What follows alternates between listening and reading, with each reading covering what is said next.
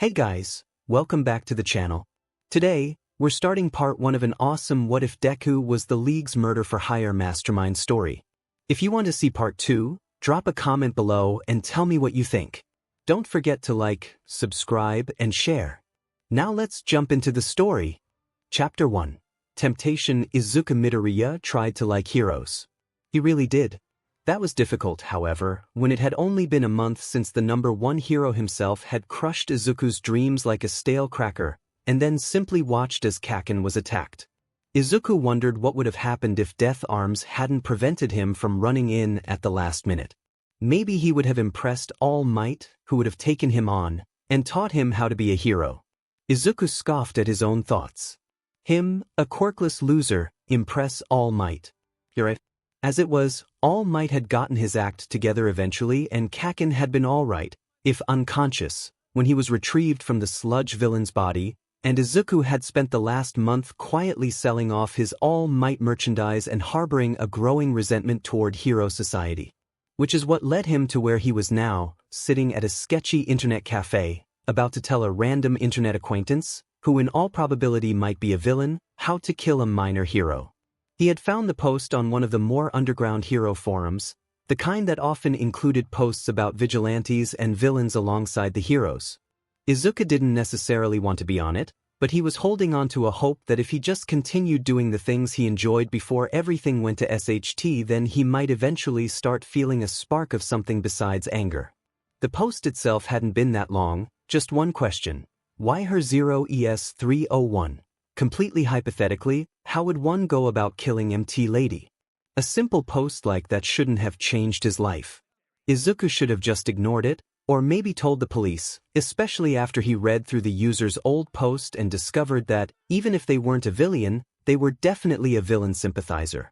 He should have not given it a second thought and turned to more reputable forums to try and dig himself out of his growing depression. Instead, he did none of that. For the next week, the question repeated in Izuku's mind like a broken record, his mind latching onto anything that could cut through his apathy. How would one go about killing MT Lady? She was a new hero, prideful, and media-hungry, which might explain why she was one of the hero world's rising stars, but Izuku knew she had weaknesses. He found himself at more and more of her fights over the next week, trying and failing to convince himself that he was there because he liked MT Lady, not because he was analyzing her weaknesses. It had only taken him 3 days to realize that his hero analysis books contained enough information on heroes' weaknesses that he could probably kill any hero he wanted to, with a little work. The thought made him sick, but it still didn't stop him from seeking out MT Lady's fights, and it definitely didn't stop his brain from obsessing over how to kill her. It would be laughably easy, Izuku realized, to use her love of the media against her. Pretend to be a reporter, lure her into a densely populated area with narrow streets to prevent her from using her quirk, ask for a selfie and stab her through the heart while her eyes were focused on the camera, then blend into the crowd before anyone realized she was dead. He tried to leave it at that. He knew how to kill her, so he really didn't need to be thinking about it anymore. After the week he'd had, he really should have expected that putting the issue out of his mind wouldn't work. Anyway, it was all hypothetical anyway, right? What was the harm in private messaging the poster and describing his plan, as well as a few backups, just in case? After all, it wasn't as if the poster was actually a villain, just a villain sympathizer. MT Lady probably wouldn't end up dead. And Izuku could make a dummy account at an internet cafe just in case, so that no one could track his IP address, and then he'd never have to use the account again, and maybe he'd actually be able to finally stop thinking about this. A little over an hour after walking into the internet cafe, Izuku signed out of the account he'd made, M4Sturm1ND404, and walked out the front door feeling oddly relieved. Izuku Midoriya tried to like heroes. It didn't work. Izuku's life went about surprisingly unchanged after his brief descent into maybe villainy. There had been several times since then when he found himself on a verge of a panic attack, wondering what he could have been thinking, sending off his notes like that. Every time he managed to calm himself down by justifying that the person he messaged probably just thought he was some creep for taking his post seriously. The poster hadn't even expected a response, he was just venting frustration, probably, so nothing was going to come of it. He wondered, in those moments, if he was a bad person for feeling sad about that fact. He knew he was. It had been 8 days since 𝐒𝐿 had messaged the poster, and he had just finished bandaging himself up from 𝐒𝐭𝐚𝐲's latest attempt to put him in his place. The beatings had become even worse since the sludge villain incident. From what 𝐒𝐿 could gather from 𝐒𝐭𝐚𝐲's rants between his explosions, he was trying to prove he wasn't some weak but victim or something like that. The end result was that 𝐒𝐿 spent most of his life nowadays alone and in pain, but how was that any different from every day since he turned 4? 𝐒𝐿 was just tugging his shirt down to hide the bandages as he left the bathroom when he heard his mother gasp and drop a pan in the next room. He ran in to find her staring open-mouthed at the TV, the news anchor standing on what was normally a busy street, the shot backlit by flashing police sirens. As of yet, police have few leads on the identity of the attacker, only saying that he might have some sort of stealth quirk considering how quickly he was able to disappear in the aftermath of 𝐿 death this afternoon. A vigil for the fallen hero will be held. Isn't that terrible? She was such a new hero too. Who would do something like this? His mother turned back into the kitchen, trying to distract herself by preparing dinner. 𝐒𝐿 simply stared at the TV in shock, not really seeing anything. The poster had been serious after all. He had actually done it. Which meant that he, 𝐒𝐿 Midoriya, a hero fanboy, was now accessory to a hero's murder. 𝐒𝐿 started to hyperventilate only to be violently knocked out of his upcoming panic attack by another thought. 𝐿 was dead. That meant that he, a quirkless Deku, had beaten a hero. An unfamiliar warm feeling welled up in his chest and he fought down a smile. He wondered if this made a bad person. He knew it did. Despite his best efforts, 𝐒𝐿 found himself at an internet cafe logging into his Mastermind account a little under 2 weeks after 𝐿's death. The TV in the corner is playing the news and even now won't stop talking about the murder. There's even talk about putting a memorial up where she was killed. Every time he hears about it, he feels a weird mixture of pride and nausea, the same feeling he felt every time he considered logging into his account. He knew that he should just let it lie, but recent events had shown how not great he was at that. Once his brain had latched onto a problem, it wouldn't rest until it was dead. Literally, in the case of 𝐿. He clicked on the little envelope at the top of the screen, seeing a notification for 4 new messages. He opened the oldest one first, the only one from the original 𝐿 poster. New message, from 𝐿0ES301. Thanks for the plan, I couldn't have done it without you. Well, I couldn't have gotten away with it at least. I know your reasons for helping are your own, mine are too, but just know that if you ever need anything, I've got your back. Well, 𝐒𝐿 thought, that's nice of him at least. He sat back and took a deep breath. No one had ever thanked him before, well, not including his mom. Goodness knows 𝐿 never did. It felt really good if 𝐒𝐿 was being honest with himself, even if it was coming from a murderer. The thought made 𝐒𝐿 nauseous again. Just how desperate was he for attention if a compliment from a villain was enough to send him over the moon? He really was as pathetic as 𝐭𝐚 was always saying, wasn't he? 𝐒𝐿 shook his head in an attempt to yank himself out of a self-pity spiral. If he let that get going, he might be there for hours, and he really didn't want to stay logged in on his villain account longer than necessary. He pointedly ignored the voice in the back of his head that said having a villain account wasn't supposed to be necessary at all. It was then that he noticed the thank you note had a postscript. I hope you don't mind that I told a few friends about your account. None of them are cops, so don't worry about any snitches. 𝐒𝐿 hurriedly clicked back to his inbox, trying not to panic. He refreshed the page twice, willing the words on the screen to change, but when had anything ever actually paid attention to what he wanted? 3 new messages. From villains.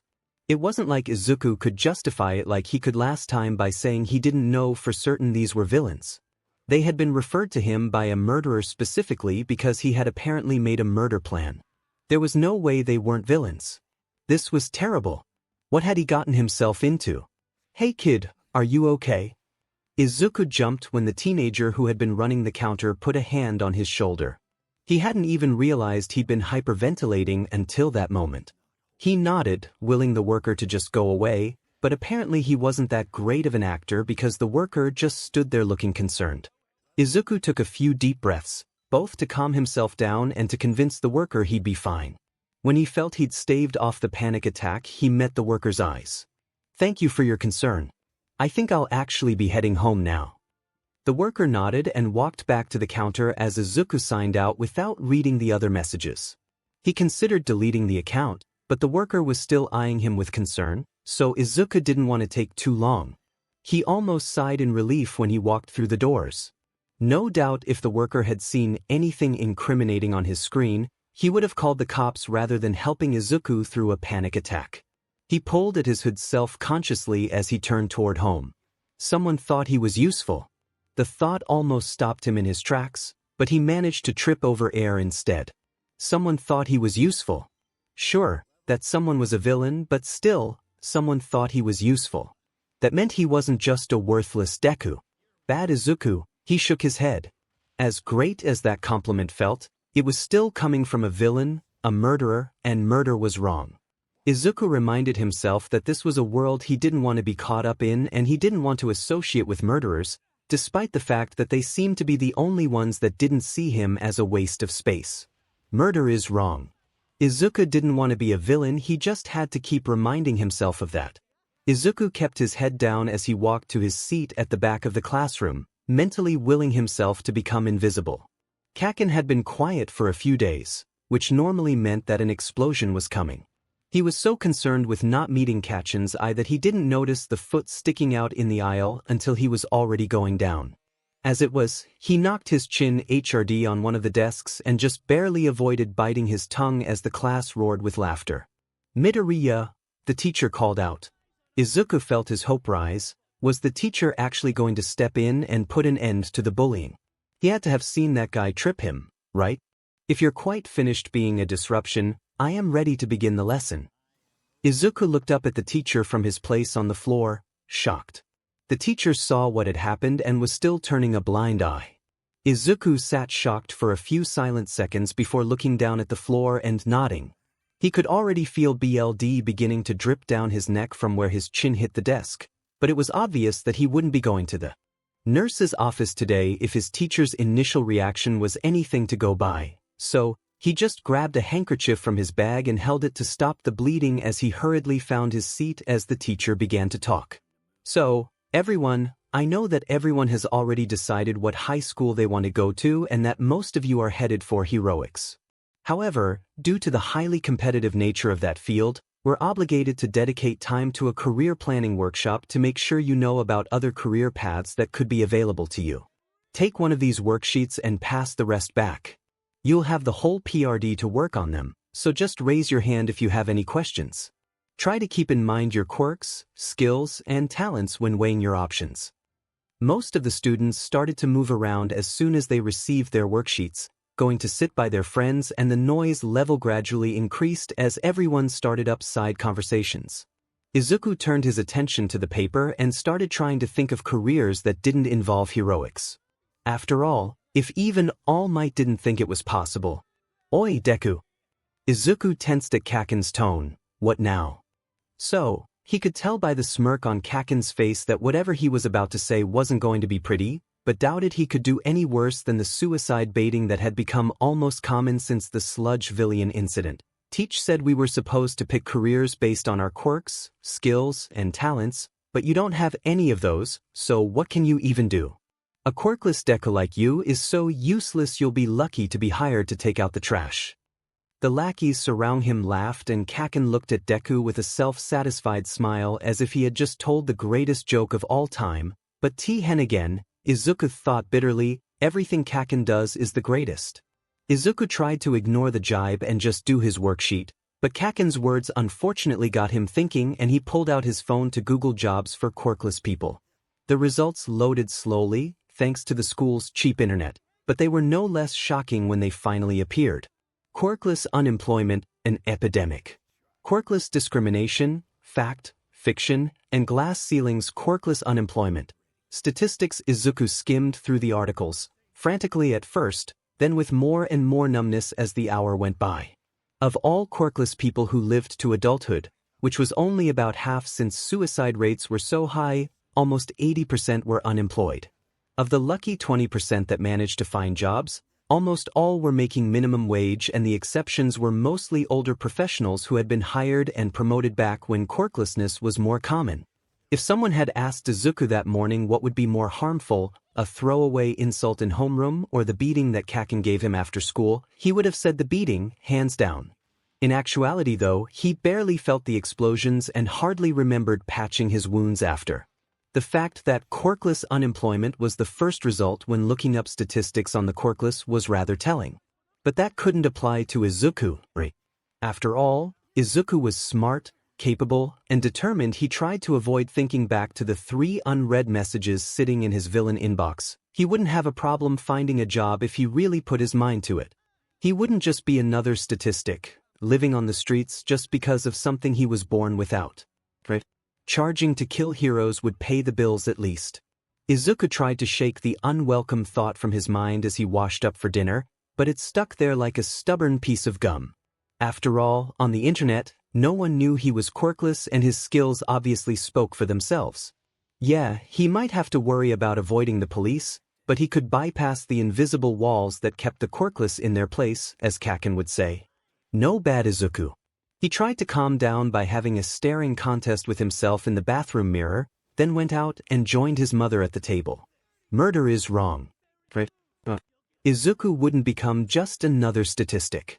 And he wouldn't let himself become a villain either, despite how tempting that might be. But what should he do? You're awfully quiet tonight, sweetie, 𝐒𝐿 startled out of his thoughts. His mother was looking at him with concern and pity in her eyes. He was so sick of pity, practically begging him to tell her what was wrong. He couldn't do that, she wouldn't understand. But what could he tell her? He smiled as an idea occurred to him. I want to try and get a job, he blurted out. Mom's eyes widened slightly at first, but then her face relaxed with relief. She'd probably thought it was something a whole lot worse if only she knew. I think that's wonderful, sweetie. What brought this on? She smiled. We had a career day at school and I thought it would be helpful to get some experience to help me decide. 𝐒𝐿 lied easily, and wow, wasn't that concerning. Just let me know if there's anything I can do to help you. His mom teared up. I'm so proud of you, 𝐒𝐿. After a few more tears, 𝐒𝐿 finally finished dinner and went to his room to start on his plan. This was his chance. If he could find a job despite being quirkless, then that would mean that the statistics were wrong and there was hope for his future. If he could get a job, then he really had no reason to turn to villainy, right? As 𝐒𝐿 researched job openings and began filling out online applications, he made a deal with himself. If he got a job, he would delete his Mastermind account, and if he didn't, well, he'd cross that bridge when he got to it. Most of the applications 𝐒𝐿 filled out were submitted online, but he found a few that wanted him to drop them off in person, so that's what he dedicated his Saturday to doing. He was feeling pretty confident in himself. He'd filled out almost 24 applications and the economy wasn't bad due to All Might's presence, so there was no way that he wouldn't be getting a job. He hadn't even been all that tempted to log into his villain account since he decided to find other employment. He smiled as he walked in the door of the McDonald's he was applying for and was promptly knocked down. What are you doing here, you useless Deku? 𝐒𝐿 looked up to see one of Bakugo's followers, the one who could stretch out his fingers. What was his name? Bakugo always just called him Fingers. He caught sight of the crinkled application in 𝐒𝐿's hand and laughed. Oh, you're applying here too. Why would they hire a quirkless idiot like you when they could have someone normal like me who actually has a quirk? Maybe because I have better grades and a better work ethic, not to mention a better record. I happen to know for a fact you've got a few marks on yours from getting into fights with kids from other schools. 𝐒𝐿 didn't say that out loud. Said, well, there's no harm in trying. Fingers just smirked. We'll see. May the best man win. He brushed past 𝐒𝐿, letting his knee hit 𝐒𝐿's head on his way out. 𝐒𝐿 scowled as he watched him leave, then took a deep breath and got up, brushing himself off. He unwrinkled his application as much as possible by rubbing it flat on the edge of one of the tables before heading toward the office to turn it in. 𝐒𝐿 hung up the phone in despair, wishing he had one of those phones he had seen in pre-Quirk-era movies just so he could violently slam it down in the receiver. It had been 2 weeks since he'd started looking for a job and so far, he'd only had one interview. Almost everywhere else had either never called him back, or simply let him know that they didn't feel he was the right fit for our company. The one interview he'd gotten was with one of the only companies that didn't ask about his quirk on the application. The interview had been going really well and the people in charge had seemed to like him, at least until they finally asked what his quirk was. The interview hadn't lasted long after that. He didn't even know why it still hurt so much that he didn't get the job. It wasn't like he hadn't been expecting it. He sighed and crossed them off the list with red pen. There were still a few companies he hadn't heard back from. Maybe it was time to hit the pavement and follow up. Show initiative. Or maybe it's time to give up. At least the villains let your skills speak for themselves. Izuku calmed his breathing and let his panic fuel his determination. If there was anything he was good at, it was not giving up. He scanned his list, skimming past all the lines crossed off in red until his eyes picked up one company. McDonald's. He'd had to drop off the application in person, so it made sense to follow up in person. He hurriedly grabbed his keys and put on his shoes, looking in the mirror on the way out the door to make sure he looked presentable. "I'm heading out, Mom." He yelled back into the house. "Okay, honey." She yelled back, "Be home for dinner. Be safe. Don't go chasing too many hero fights." He chuckled and locked the door behind him. Izuku stood shock still, mind turning as it tried to make sense of what he was seeing. Fingers stood behind the register in full uniform, the bright yellow M on his hat standing out mockingly against the black. He didn't have a trainer shadowing him, so it wasn't even his first day. He caught sight of Izuku standing by the door and smirked before turning back to the customer at the register. Izuku didn't bother going back to the office to ask about his application.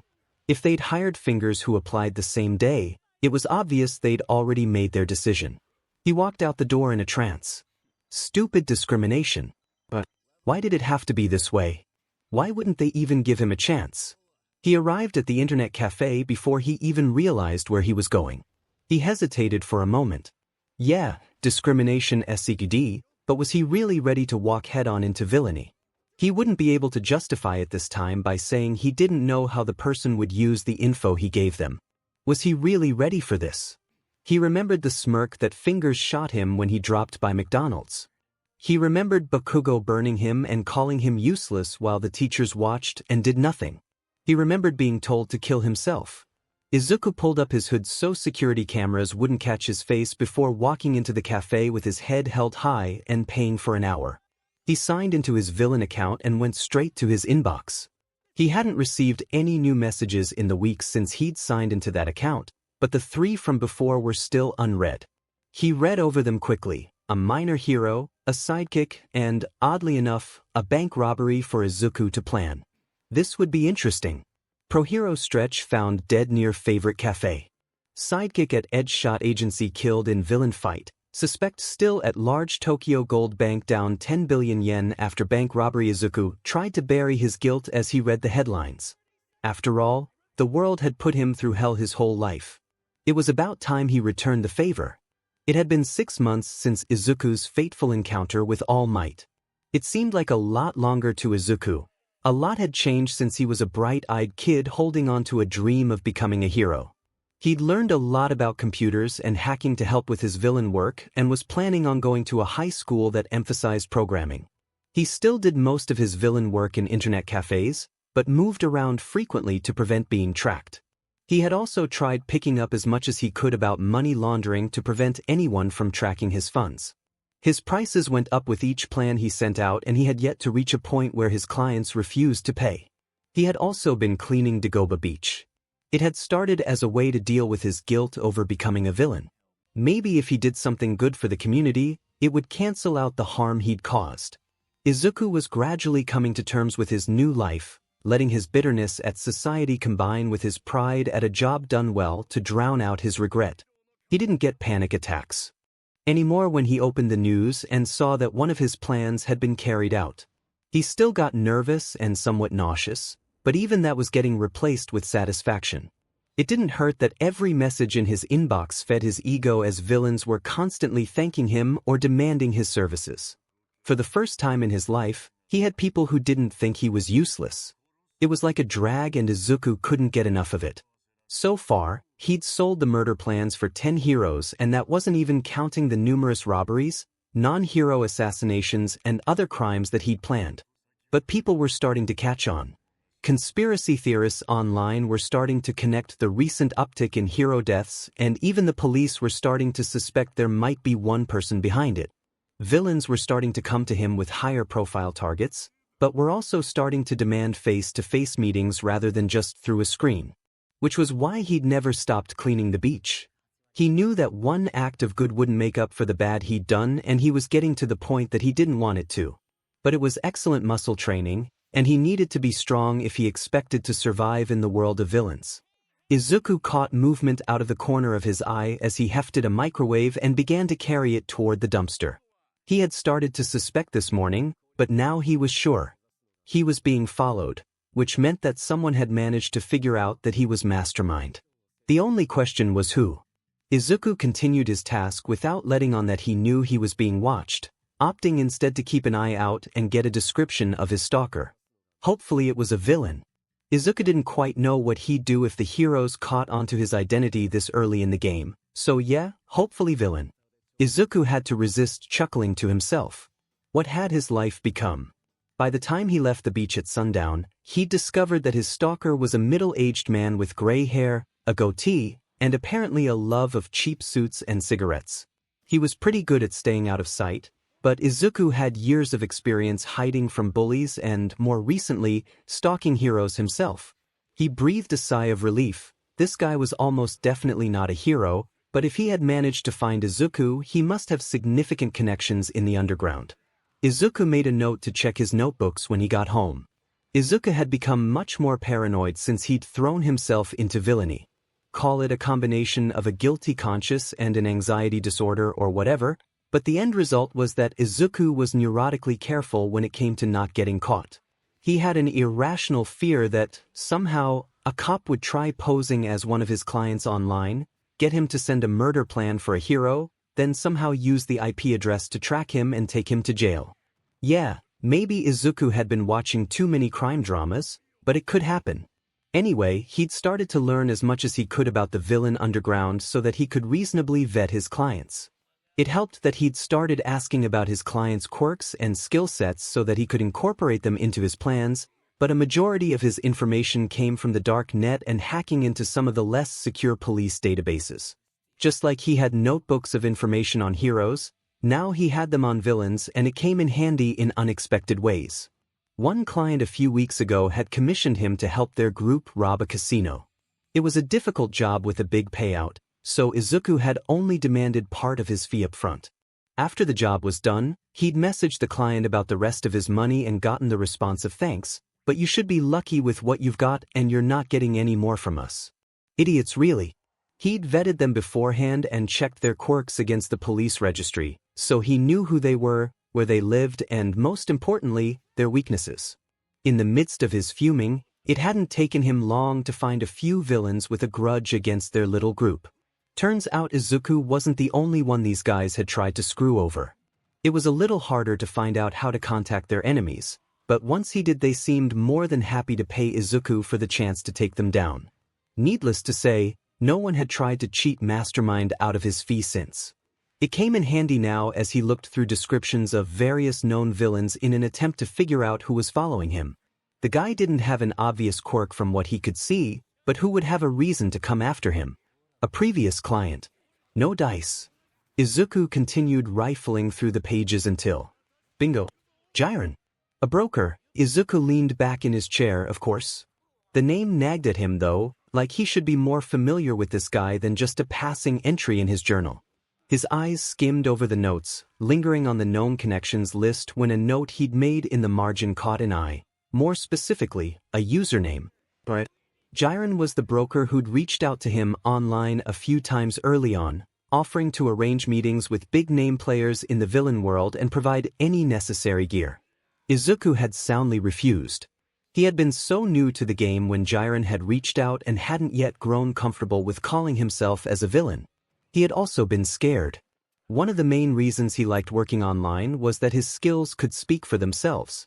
He had a sneaking suspicion that Mastermind's credibility would tank the moment word got out that he was just a quirkless teenager. Things are different now, 𝐒𝐿 mused. Yeah, I'm still a quirkless teenager, but at least I've gotten used to the fact that I'm a villain now. I've got a reputation. A big reputation, if the copycat masterminds popping up to sell inferior plans was anything to go by. A reputation I need to uphold. So far, 𝐒𝐿 had been able to take care of the copycats fairly quickly, using the same methods he used for cheating clients, but one could never be too careful. Maybe it's finally time to start showing a physical presence. And with that, 𝐒𝐿 pulled out a notebook and began to make plans. It had been a week since 𝐵𝐼REN started following him and 𝐒𝐿 was beginning to get frustrated. The guy was supposedly one of the best brokers in the underground and was obviously good enough to find him, so 1 week should be more than enough time for him to confirm his suspicions. 𝐒𝐿 knew that he didn't really look the part of a villain, because what criminal mastermind lets himself be bullied every day? But come on. It was with these thoughts that 𝐒𝐿 decided to deviate from his normal daily routine, a routine that 𝐵𝐼REN should be familiar with at this point if he was paying any attention. Hopefully his annoying stalker would come out of the woodwork if given a good enough opportunity. If not, 𝐒𝐿 might just walk right up to the guy and punch him in the face. Actually, he winced as he thought back to his inability to fight against his bullies. Probably not. 𝐒𝐿 wound his way through the city, heading in the opposite direction from Dagobah Beach. It was a part of the city that he was only familiar with through maps, meaning that there wouldn't be anyone there who would recognize him, and it was a medium better part of town, meaning that, with any luck, there wouldn't be anyone there who would recognize 𝐵𝐼REN either. A nice, neutral territory for a first meeting. The cafe 𝐒𝐿 walked into had good reviews, but he honestly didn't care about how good their coffee was. What 𝐒𝐿 cared about was that it was busy this time of day, which meant there was enough ambient noise that he and 𝐵𝐼REN would be able to talk without being overheard, and there was the added bonus that one would be suspicious over two strangers sharing a table. 𝐒𝐿 walked up to the counter and gave his order. Now all that was left was for his stalker to take the bait. It didn't take long at all for 𝐵𝐼REN to enter the cafe, at least considering how long he'd stubbornly insisted on following 𝐒𝐿. If he'd taken any longer, 𝐒𝐿 was considering messaging the guy to just come inside. The boy watched the broker wait in line out of the corner of his eye, chuckling when he noticed that 𝐵𝐼REN had even put out his ever-present cigarette. He was halfway through his coffee when 𝐵𝐼REN slid into the seat across from him. "I was wondering if you were ever going to actually talk to me." A look of shock briefly crossed the broker's face before he let out a surprised laugh. "You knew I was following you. I make a living being more observant than most people. Of course I knew." 𝐒𝐿 took another sip of his coffee. "What I don't know is why you insisted on observing for a full week before coming to talk to me. You must have had pretty good intel on who I was. Watching my daily routine wasn't going to change that." 𝐵𝐼REN chuckled and shook his head. "Well, it took me a week to be sure I had the right guy, and even now you're sitting here confirming it, and I'm still not sure." 𝐒𝐿 hummed. "Yeah, I guess my whole weak and innocent act does tend to throw people off. If it almost fooled you, then just imagine what the heroes will be thinking when they have their pride on the line." 𝐵𝐼REN smiled. "Now there's the ruthless mastermind we know and love. You've been doing pretty well for yourself online from what I've heard, but you know that you're not going to be able to hide in the shadows forever, right?" 𝐒𝐿 sighed and put down his cup. "Yeah, the copycats are already starting to get on my nerves." He reached into his bag and pulled out a folder, sliding it across the table. "That's why I need your help. You are the best at what you do, right?" 𝐵𝐼REN raised his eyebrows as he took the folder and began looking through it. There was a design for a villain costume and a list of weapons that 𝐒𝐿 thought he'd need, including a lot of knives. The broker looked over the designs silently for a few minutes, then nodded. "This should be doable, but I should warn you that this'll cost you a pretty penny, the weapons especially. You know what my rates are, 𝐵𝐼REN. I can afford it. Plus, I'll even let you introduce me to a few of the contacts you've been hounding me about."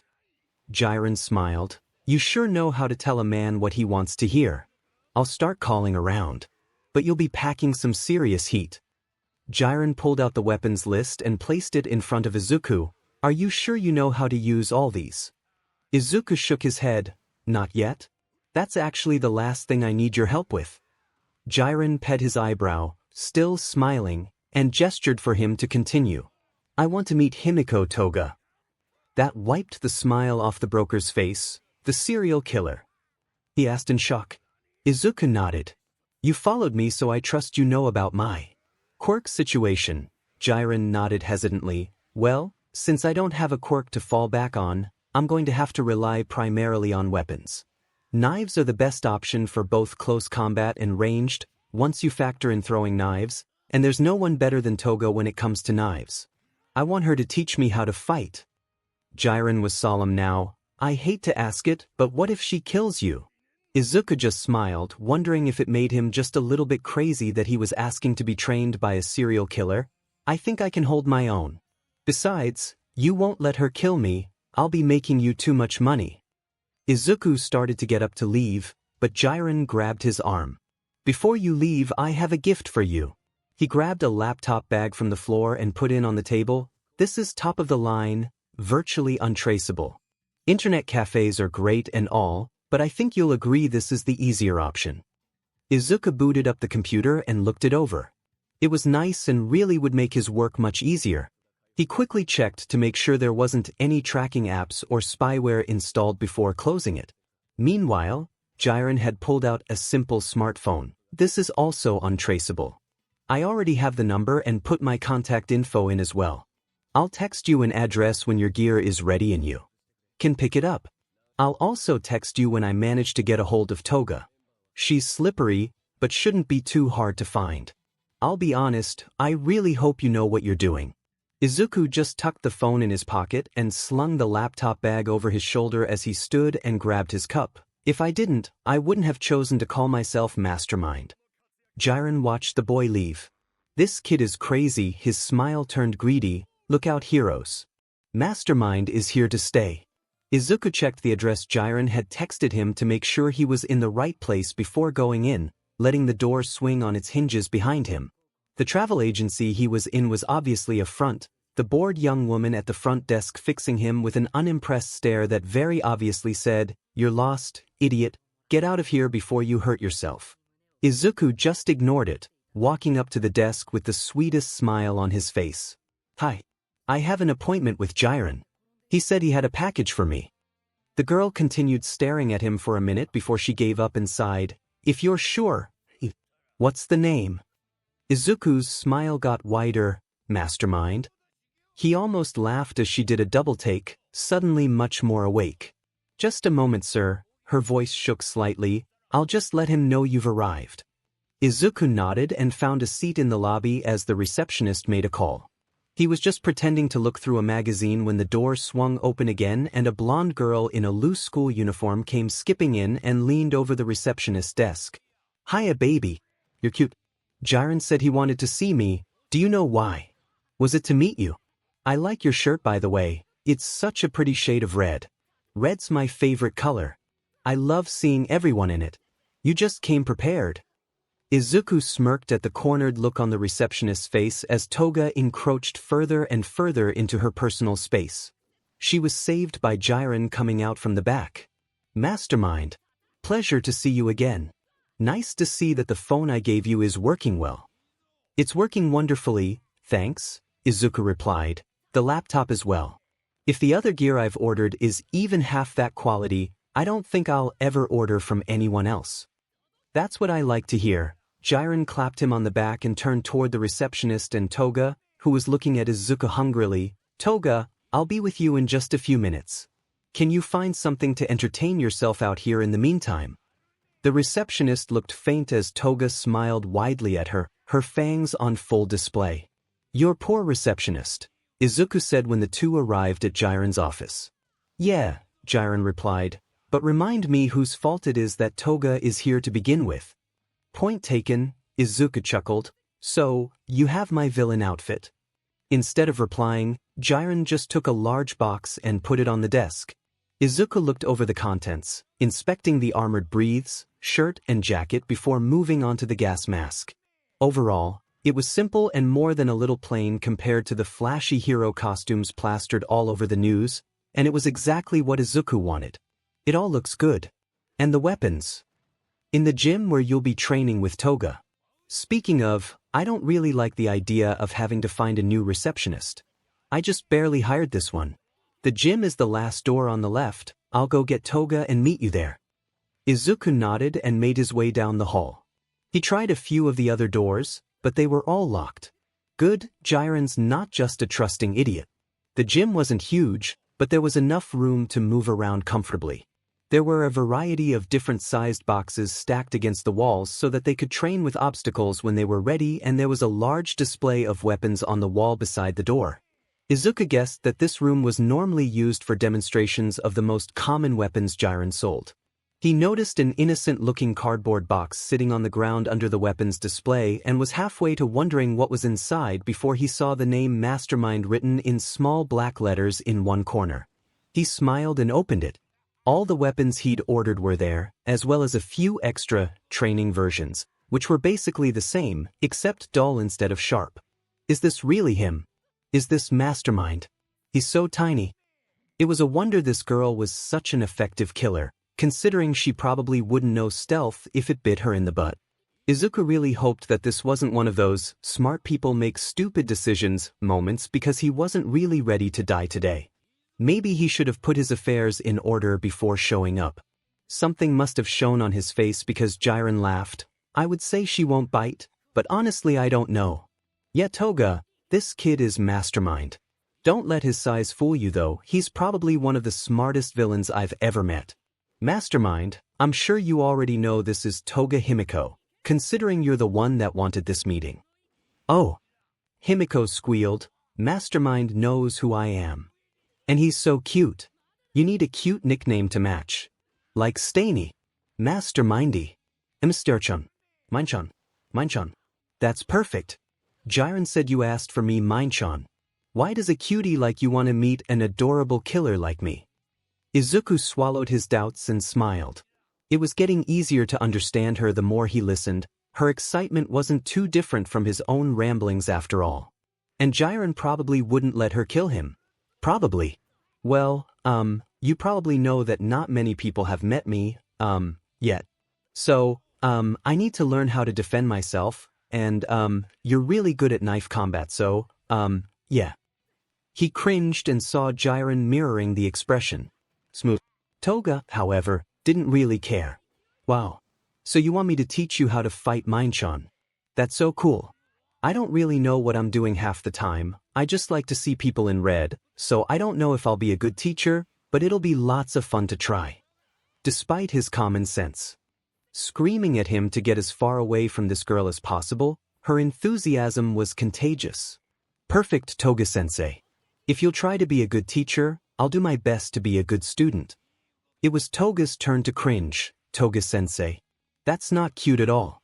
Just call me Himiko, Minchan. And then she ran at him with a knife. Izuku didn't think he had ever been more sore in his life. He was currently stretched out on the couch icing his bruises with bags of frozen peas. Thankfully, the training knives he and Toga had been using only left bruises instead of slashes. Toga wasn't too happy about that. She insisted that red was a much prettier color than purple. Izuku heard the door open, but didn't bother moving. He wasn't even sure he could at this point, but maybe he was just being dramatic. Oh. Izuku sweetie, are you okay? What happened? Hi Mom. Izuku tried to smile, but it came out as more of a pained grimace. I just spent the afternoon with a few friends. One of them is pretty good at martial arts and she was trying to teach me. She's just, really enthusiastic. His mom didn't seem any less worried, but seemed to decide to take his word for it. Did you learn a lot? What's she like? Izuku lit up. Yeah, I did. We basically spent the whole time going over some basics and getting them into my body. She said I'm a really fast learner. What else? Like I said, she's really enthusiastic and not just about fighting. Himiko just does everything with about twice as much energy as anyone else, so she's actually a lot of fun to be around. It was a little intimidating at first, but I'm getting used to her, so it's not too bad. Mom was smiling too now. I'm so happy you're making friends, Izuku. She sounds really nice. Maybe you should bring her around for dinner sometime. Yeah, no, that would not be happening. You've been so happy these past few months. I was so worried about you after Katsuki was attacked by that awful villain. You were just so quiet for months after, and then that whole thing with trying to find a job. I don't know what changed, but you seem to be thriving now. Izuku thought about it for a minute. It definitely hadn't been a smooth transition from wannabe hero to up-and-coming villain, but was he happier now? He thought of his fight with Toga and how she didn't ever ask about his quirk, just pouted that she wasn't allowed to make him bleed. He thought of Jiren and how he treated him like an equal.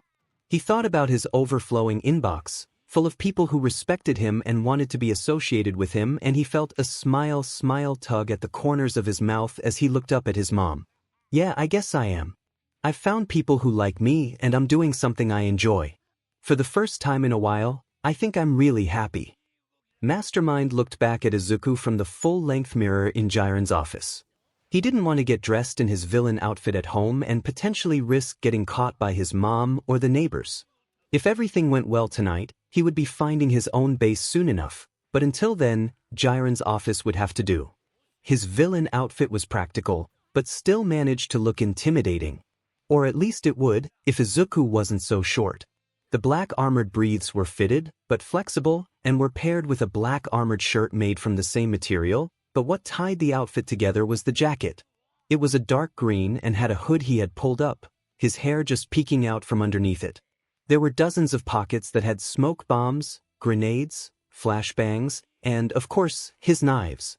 He also had knives strapped to each of his legs and a few hidden in his dark red boots for emergencies. After a few months training with Toga, he was deadly with a knife, if not quite as good as his teacher. The last thing he put on was his mask. It was a solid black and covered his entire face below the nose. It didn't look like a standard gas mask, looking instead like a simple ski mask, but Jiren assured him it would filter out any harmful gas attacks. Looking in the mirror, the effect was stunning. The knives alone would have been intimidating, but the hood partially shaded Izuku's face so that the only distinguishing feature were his bright green eyes, lit with a deadly sort of fire. He loved it.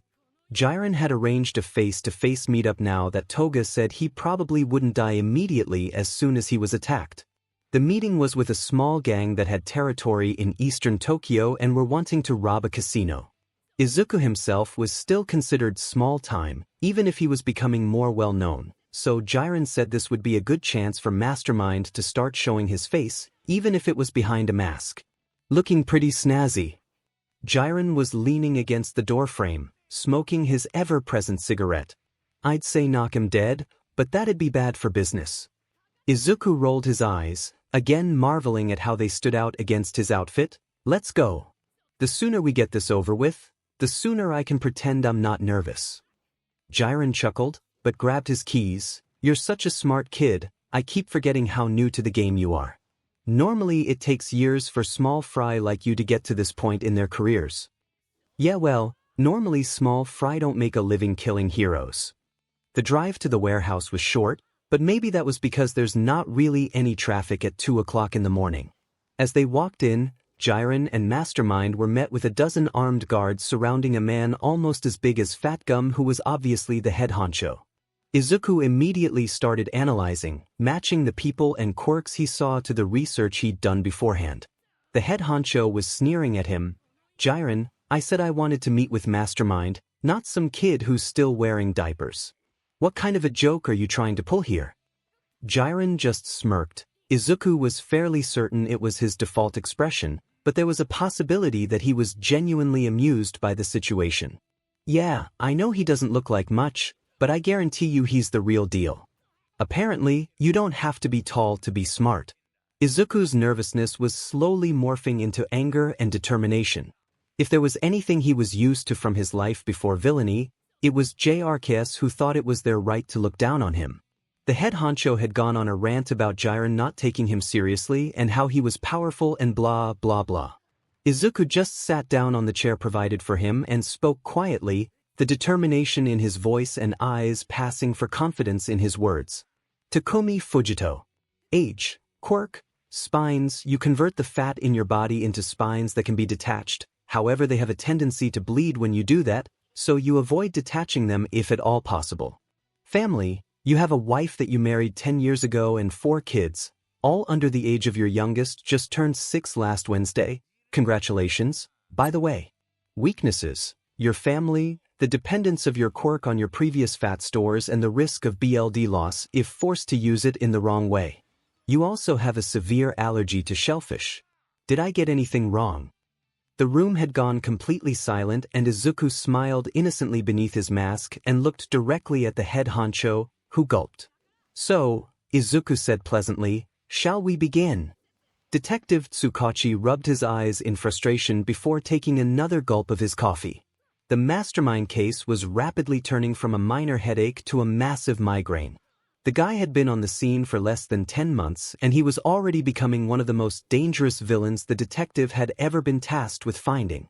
He looked at the file again, filled with whatever neatly written plans they had managed to confiscate from villains and a handful of blurry photographs pulled from security cameras at internet cafes.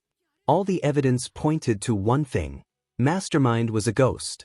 The police hadn't even known about his existence until months after his first murder, and it was the media who first caught onto the fact that all the recent hero deaths were connected.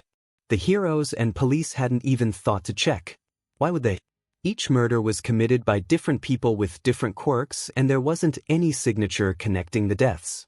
It wasn't until Netsu noticed that the villains committing the crimes weren't smart enough to pull off the kinds of heists they were doing that they began looking for a strategist rather than a serial killer. A strategist for hire. Looking at it now, it seemed obvious and simple. The murders were only possible because there was some genius pulling the strings from behind, making sure that the villains knew every possible weakness and how to exploit it. Netsu was anxious to catch Mastermind mostly because he wanted an intellectual equal to play chess with, but Tsukachi wanted to catch him because the more his influence grew, the more dangerous he became. The only comforting fact about the entire case was that Mastermind never agreed to in-person meetups, which limited his influence considerably. If the police and heroes could catch him before he got up the courage to show his face, then they might be able to nip this in the bud, but Mastermind was starting to change his MO and that made Tsukachi nervous. For a long time, Mastermind had used internet cafes to communicate with the villains who hired him, which had been the only solid lead the police could get on the guy, as thin as it was. He had been caught on camera multiple times, but always kept his hood up and seemed to know where the cameras were placed, so they still had no idea what he really looked like. Tsukachi and Sansa had gone to interview employees at the various cafes, but because they didn't know about Mastermind until several months after he became active, it had been too long for most to remember a random guy in a hoodie.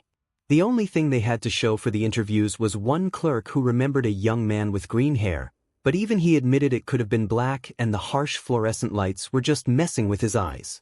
In short, they still had nothing, but were tracking any suspicious activity at dozens of internet cafes in the city.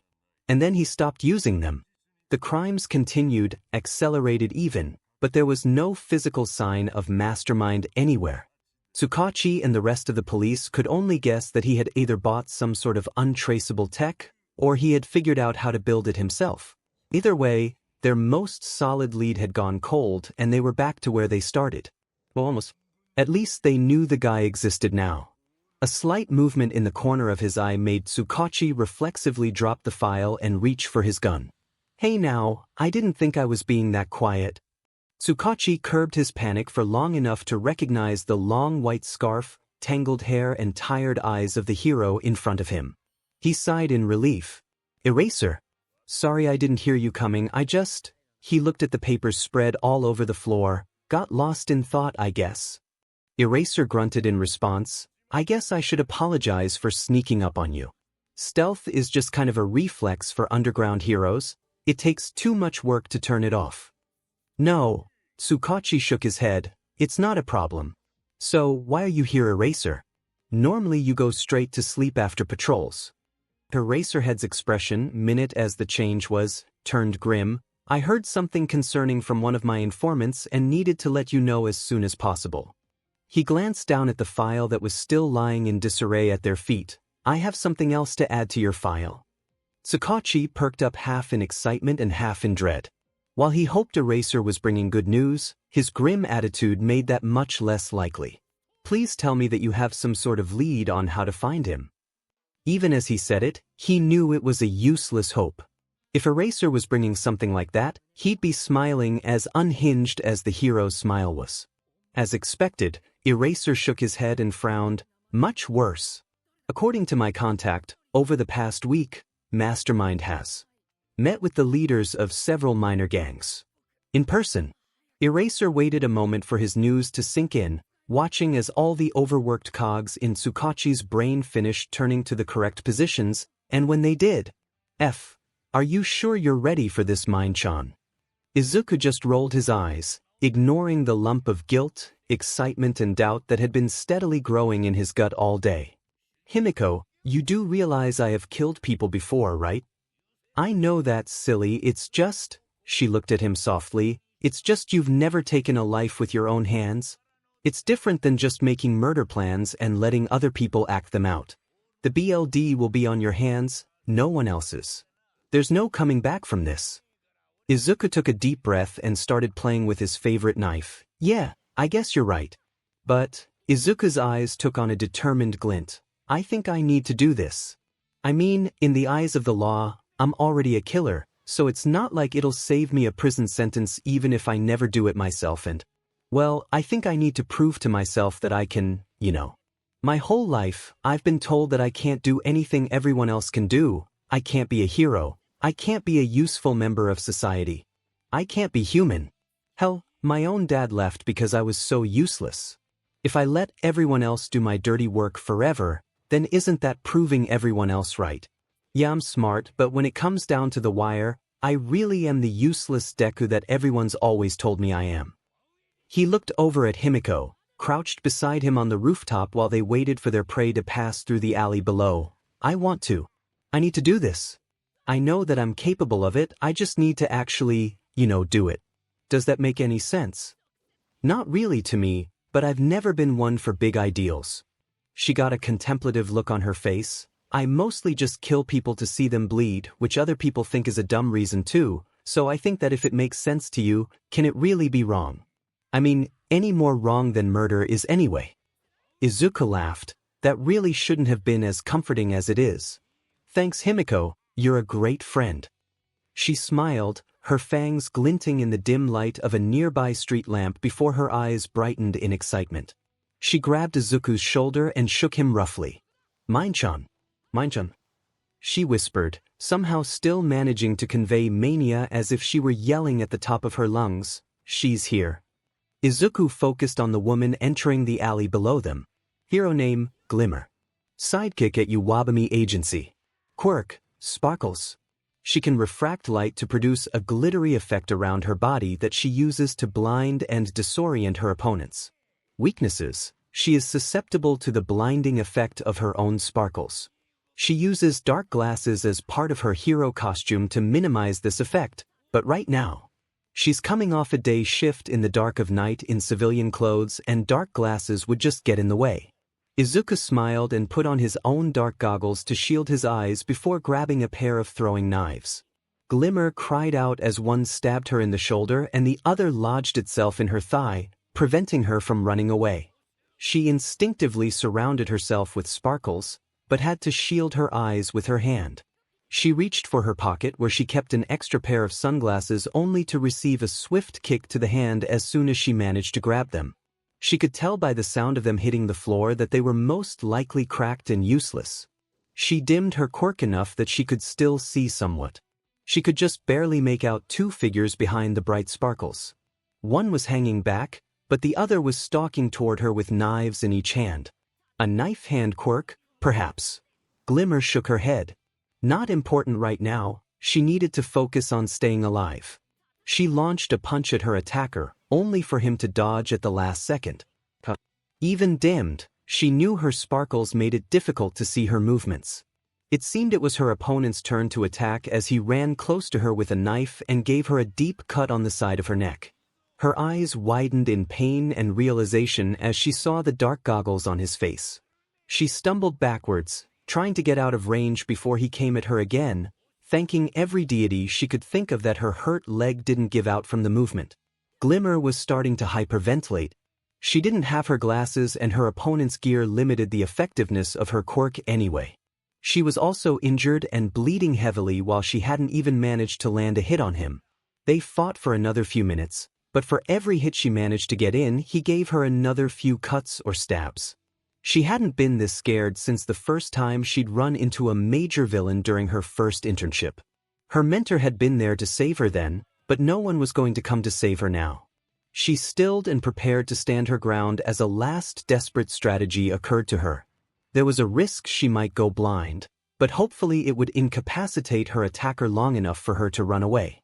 She slammed her hands over her screwed-shut eyes and sparkled brighter than she ever had in her life. She had never poured this much energy into her quirk because even with standard dark glasses, this much light could cause permanent damage. She was just about to cut her quirk and run for her life when she felt a knife slide between her ribs. If her eyes hadn't been closed, she would have been concerned about how dark her vision was going as her legs finally gave out beneath her and she succumbed to quirk exhaustion and BLD loss.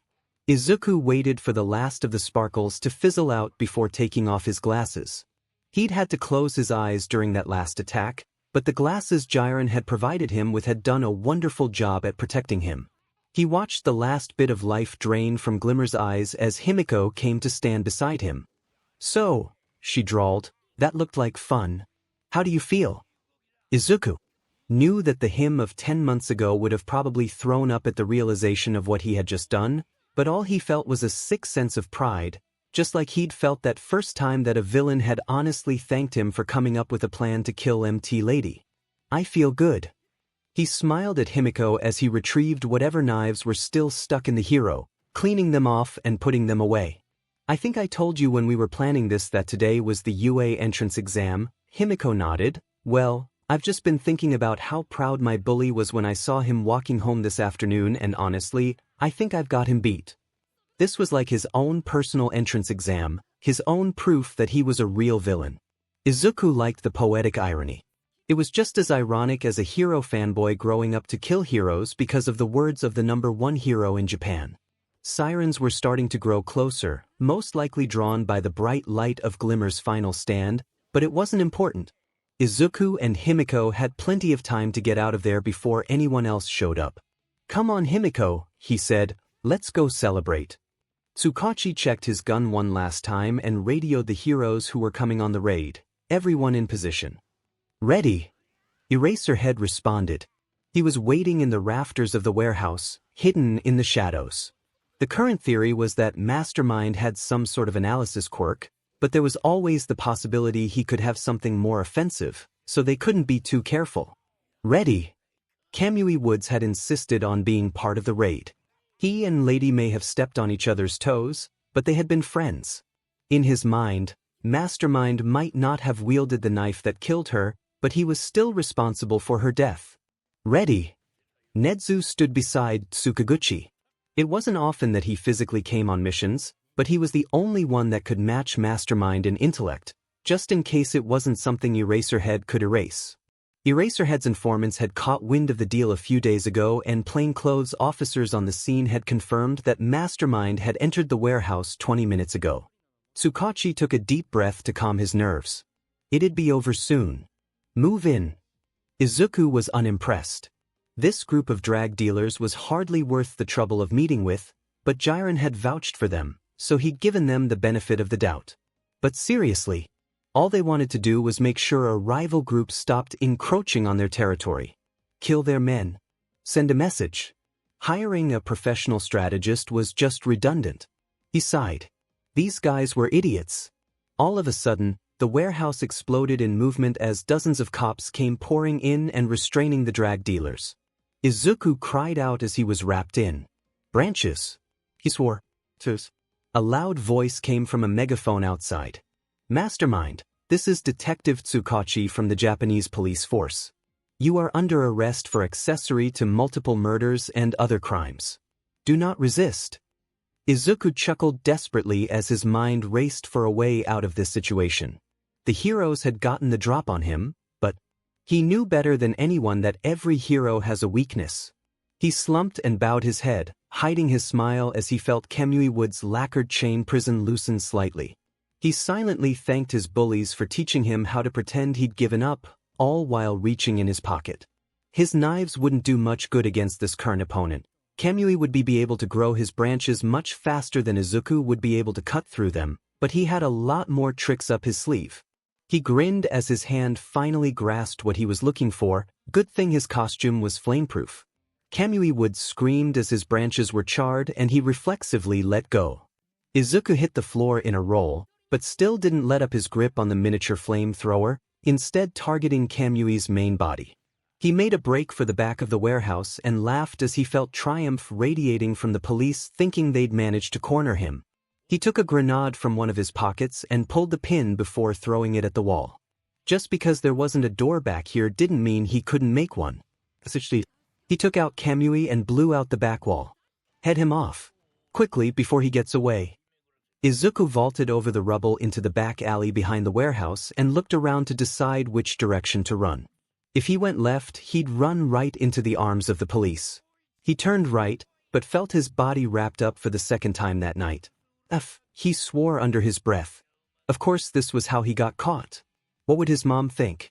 He supposed he should have expected something like this after how quickly he'd risen through the villain ranks. How did the phrase go? The faster they rise, the quicker they fall. Something like that? 𝐒𝐿𝐴 desperately looked around and saw Eraserhead staring at him, hair floating around him like some kind of devil's halo. If he hadn't been so scared, he would have laughed that they sent Eraserhead after a quirkless kid.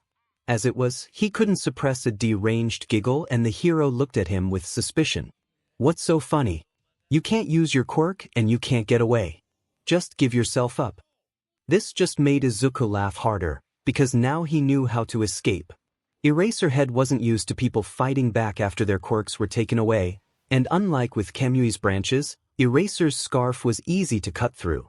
Eraserhead reared back at the manic look in the villain's eyes as he looked up and didn't see how he grasped a knife in each hand.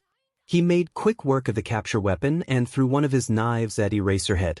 The hero managed to dodge only to be blinded by a bright flash as soon as he turned back to look at his opponent. By the time he could open his eyes again, Mastermind was nowhere to be seen. 𝐒𝐿𝐴 watched from the roof as Eraserhead looked around for him before heading into the warehouse. The heroes and cops would start canvassing the area soon. They'd probably already set up a perimeter. He crept to the other edge of the roof so he could see where the police were gathered. Most were still clearing the warehouse or loading the drag dealers into police cruisers, but some were having to hold back the crowd that was starting to form as people from a nearby shopping district rushed to see what all the commotion was about. 𝐒𝐿𝐴 smiled as an idea occurred to him and he slipped off his mask and took off his jacket, folding it to look like a bag. He quickly gathered all his knives and weapons and placed them inside his jacket. It might have looked weird in the middle of the day, but under the cover of darkness and chaos, he just looked like a kid who'd been out a little too late with friends. He shimmied down the fire escape and took out his phone, setting it to record right as he came into view not too far from the police line. "Figured. You're not supposed to be back here." An officer rushed to him and grabbed him roughly by the arm. "Sorry, officer, but I heard there were heroes and my friends dared me and..." 𝐒𝐿𝐴 lifted his phone helplessly as the officer rolled his eyes. "Don't be stupid, kid. There's a dangerous villain out tonight. The police line is there to protect you. You and your friends can get autographs at HeroCon." And with that, 𝐒𝐿𝐴 was skirted outside the police line with firm instructions to never do something like that again. 𝐒𝐿𝐴 stayed with the crowd for a few minutes, watching Nezu talk to Tsukachi, who looked more tired with every officer or hero who came to talk to him. An ambulance had been called for 𝐂𝐬𝐬𝐽 and the media had started showing up by the time 𝐒𝐿𝐴 left. No one paid a second glance to a plain-looking boy making his way away from the chaos, and he made it home without incident. He crawled through his window and drew a shuddering breath as the stress finally hit him. Tears leaked from his eyes and he wiped them away in frustration. It seemed that being a feared villain didn't make him any less of a crybaby. That had been too close. If he hadn't had his flamethrower, or if they'd sent different heroes. 𝐒𝐿𝐴 cut off that train of thought before it could paralyze him. He still needed to lock away his villain gear and shower away the dust and soot that was sticking to him from the fire and the explosion. Most importantly, he needed to find a way to make sure this never happened again. "What is this DMN world coming to?" Mistuki exclaimed. "Just last night that Mastermind gave the heroes the slip. Put a hero in the hospital too, from what I heard. It's just terrible. I wish that they'd just catch him already. It's nerve-wracking every time I turn the news on now. I'm so worried for Katsuki when he starts 𝐒𝐴. Inko fretted. "Yeah right, like some weak like Mastermind could beat me." Katsuki said, they should have sent stronger heroes to the raid. The reason that hero got hurt was because he was weak. Shut up, Brett. Don't go speaking ill of the injured like that. Izuku played with his food and tried not to react. Dinner with the Bakugos was always difficult, having to act natural with Katsuki so his friend wouldn't have any reason to kill him, but it was even harder when he was the topic of conversation. Izuku wanted more than anything to smirk and take credit for his crimes, or even kill Katsuki right here and prove that he wasn't weak, but he was smart enough to realize how stupid that would be. He just escaped a hero raid with his identity intact. He wasn't about to go giving himself away now. It still didn't make it any easier to navigate this conversation. Well, I'm just grateful that it didn't end up any worse, Masaru said quietly. Inko looked at him like he'd grown a second head. He got away and a hero was injured. How could it have gone any worse? Masaru set down his fork and looked at Inko. According to a friend of mine with the police, a huge crowd gathered shortly after the raid began and they were worried Mastermind would take hostages. We're lucky he just disappeared. Izuku's head snapped up as the cogs in his brain started turning. Hostages, he thought. Now there's an idea. Did you enjoy dinner with Katsuki's family? You're kinda tired tonight. Izuku nodded. Yeah, it was great, as always. I'm kinda tired. I think I'm just gonna go to bed early. Inko looked at him with concern. Don't you want to watch the news? Izuku just shook his head. It'd all be about the failed raid anyway. Good night, Mom. Inko looked like she wanted to protest, but pity won out. Okay, Izuku, good night. He shut his door and immediately went to his desk and opened the untraceable laptop he'd gotten from Jiren. Hostages. It was such a simple idea, but it would be extremely effective. Because the first rule of hero work was to prioritize the rescue. Anytime a hostage was in danger, the heroes would have to do whatever was necessary to keep the hostage safe, rather than catch the villain. But who to take? Izuku sighed. Kidnapping civilians and holding them somewhere just wasn't practical. As shitty as his life was outside his villainy, it still existed. He didn't just have an underground bunker somewhere to keep hostages fed and alive for an indeterminate amount of time. If only he could just threaten to kill more heroes if they caught him or something, but then he'd be caught and wouldn't be able to kill them. He paused. Mastermind had never had to be physically present to kill anyone as long as he had interested buyers. It was one of the reasons it had taken the police so long to acknowledge his existence. Izuku smiled slowly.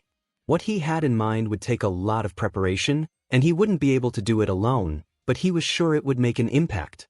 He opened up his Mastermind account and drafted a message to a hacker named La Brava that Jiren had recommended. The heroes wouldn't know what hit them. If there was anything good that had come from the failed Mastermind raid, it was that the guy hadn't shown his face for 2 weeks. Tsukachi didn't know if he should be happy the guy wasn't committing crimes, or frustrated that they couldn't find him, but the fact remained that Mastermind had gone to ground immediately after the raid and hadn't been heard from since. Netsu had warned that he might be planning something, but Tsukachi didn't know what it could be. He decided he'd just count his blessings that the media had finally stopped camping in front of the station trying to get statements. It was bad enough that the vultures had finally gotten a hold of the fact that Kamui Woods wasn't just injured, but had been viciously burned alive. He'd been lucky to survive, but there'd be a lengthy recovery process before he'd be able to return to hero work. Tsukachi's thoughts were interrupted by his phone ringing. Hello. Detective, are you watching the news? Netsu's voice sounded worried and alarm bells started ringing in Tsukachi's head. He'd heard the principal sound gleeful, sad, even frustrated, but he'd never heard him sound worried before. Turn to channel 5. Tsukachi grabbed the remote to the small TV by his desk and turned it on to find 2 terrified-looking news anchors looking into the camera. Left on the desk of the main producer of our station this morning with instructions to air it or our entire production team would be killed. We do not know yet what is on this tape, so we urge viewers to stop watching as there is the possibility that it could contain sensitive information or images that could be triggering to some viewers. The screen cut to a dark green background. A black circle with a capital M inside it was superimposed on the green, and Tsukachi found it hard to breathe. He'd seen that symbol before on some of Mastermind's latest plans. It was a sort of signature he'd added in the past few months, probably to discourage copycats. This was bad. The image faded to reveal Mastermind in a dark room, his toxic green eyes looking directly into the camera. His voice was somewhat distorted, but it still sounded young and male. Hello. For those of you who don't know me, my name is Mastermind. I'm the strategist behind the recent uptick in hero deaths. You're welcome, he said cheerfully. So, some of you may have heard already, but the heroes almost managed to catch me last week, he slow clapped. Congratulations, heroes, and I'd say better luck next time, but, he turned deadly serious, there won't be a next time. You see, this video is just a courtesy to let you know that this is now a hostage situation. If I am caught or killed, the murder plans for all top 50 heroes will be automatically released to interested buyers. 𝐒𝐭𝐞𝐲 couldn't look away. Taking the top 50 heroes hostage. Mastermind couldn't be serious. Now, I know what you're thinking, but Mastermind, heroes can defend themselves. You can't take them hostage. His eyes took on a wicked glint, but, you see, that's where you're wrong. I've proved over a dozen times that heroes aren't as invincible as you all want to believe. Just ask 𝐿ady. Or maybe Glimmer. Detective. 𝐒𝐭𝐞𝐲 raised his phone to his ear again from where it had fallen on his desk. I'm here. Please tell me this is a bluff. 𝐁𝐸 pleaded. Tell me that he doesn't actually plan on doing this. 𝐒𝐭𝐞𝐲 swallowed. My quirk hasn't registered any lies. 𝐁𝐸 swore, another first for the principal. Now, Mastermind continued, in case you think that this is a bluff, I'm going to give you proof. I'll wait until this video airs, then I'll release the murder plans for pro hero Washington. He's in the top 10, a pretty competent hero by all accounts. So go ahead, try to protect him. I'm frankly excited to see you try.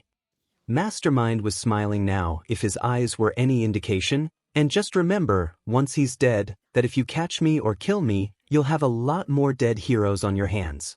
You might be able to save some of the top 50, but there's no way you'll be able to save them all. Mastermind waved to the camera, good luck. The screen cut back to the news anchors, who began to discuss the footage, but 𝐒𝐭𝐞𝐲 could hardly hear them. Mastermind had just gone from a dangerous up-and-coming to an S-ranked villain instantly. And they couldn't do a thing about it. I'm sorry, Wash, it'll just be for a few days until we can determine Mastermind's threat level. It's okay, Detective, Wash held up his hands placatingly. I understand the need for extra security. Mastermind had Japan on edge even before he announced his plan to take pro heroes hostage. I just hope everything works out and we can catch him soon. 𝐒𝐭𝐞𝐲 sighed and shook his head. You and me both. They were currently in a safe house, which meant that Wash had to take a few days off hero duty, but it wasn't the end of the world. At least this would prove to Japan that the police and heroes were able to protect the top 50 and render Mastermind's hostage situation harmless. It would all be worth it in the end. Start the stream. A voice called out and Wash and 𝐒𝐭𝐞𝐲 immediately went on high alert. There wasn't supposed to be anyone but them here right now. The other officers weren't scheduled to arrive for another 20 minutes. 𝐒𝐭𝐞𝐲 took out his gun and looked at Wash, who nodded his head and took a place behind the detective. They flinched as an explosion sounded and the door to the safe house flew open. 4 thugs ran in with gas masks, the one at the back holding a phone out in front of him. 𝐒𝐭𝐞𝐲 fired as Wash shot a stream of water at the villains. All of a sudden, Wash spasmed and fell to the floor. Washington! 𝐒𝐭𝐞𝐲 cried out. Huh? Water's an awesome conductor, isn't it, hero? The lead thug said. 𝐒𝐭𝐞𝐲 aimed for him, only to realize that one of their quirks created a bulletproof shield and all his bullets were falling ineffectually on the floor. He grabbed a lamp, the nearest thing he could use as a weapon, and stood in front of the unconscious hero, preparing to make a last stand. One of the thugs rushed him and 𝐒𝐭𝐞𝐲 knocked him aside easily, but the next grabbed his lamp and forced him to grapple.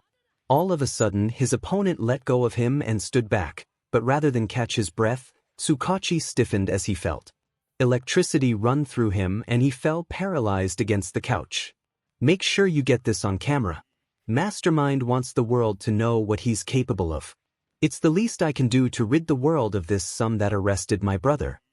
The thug with the camera nodded and 𝐒𝐭𝐞𝐲 watched helplessly as the lead villain took out a gun of his own and shot Wash twice in chest. He paused a moment, then put another bullet in the hero's head. You can never be too sure, he laughed. Roaches like that are tough to kill. Come on boys, let's go. Backup arrived as Tsukachi was finally able to start moving again. He watched as paramedics rushed to wash first, only to shake their heads and come to help him instead. Are you okay, sir? Can you move? Tsukachi nodded and flinched. The paramedics continued asking him questions and he answered numbly. 𝐻𝐻𝐿 arrived as they were leading him to the ambulance with a shock blanket around his shoulders. He must have looked pretty bad because the principal immediately looked at him with concern. Are you okay, detective? Tsukachi shrugged. My entire body hurts like hell, but the paramedics say I'll be okay. 𝐻𝐻𝐿 got a strange look in his eye. No, I mean emotionally. Tsukachi rubbed his eyes in frustration and was surprised when his hand came away wet. When had he started crying? The leader had an electric-type quirk. When Wash got hit with it, I thought he was just unconscious, but it just paralyzed whoever got hit with it. I was awake the whole time. Oh God, I had to just watch while they killed him and I couldn't do anything about it. He looked at 𝐻𝐻𝐿 helplessly. What are we gonna do?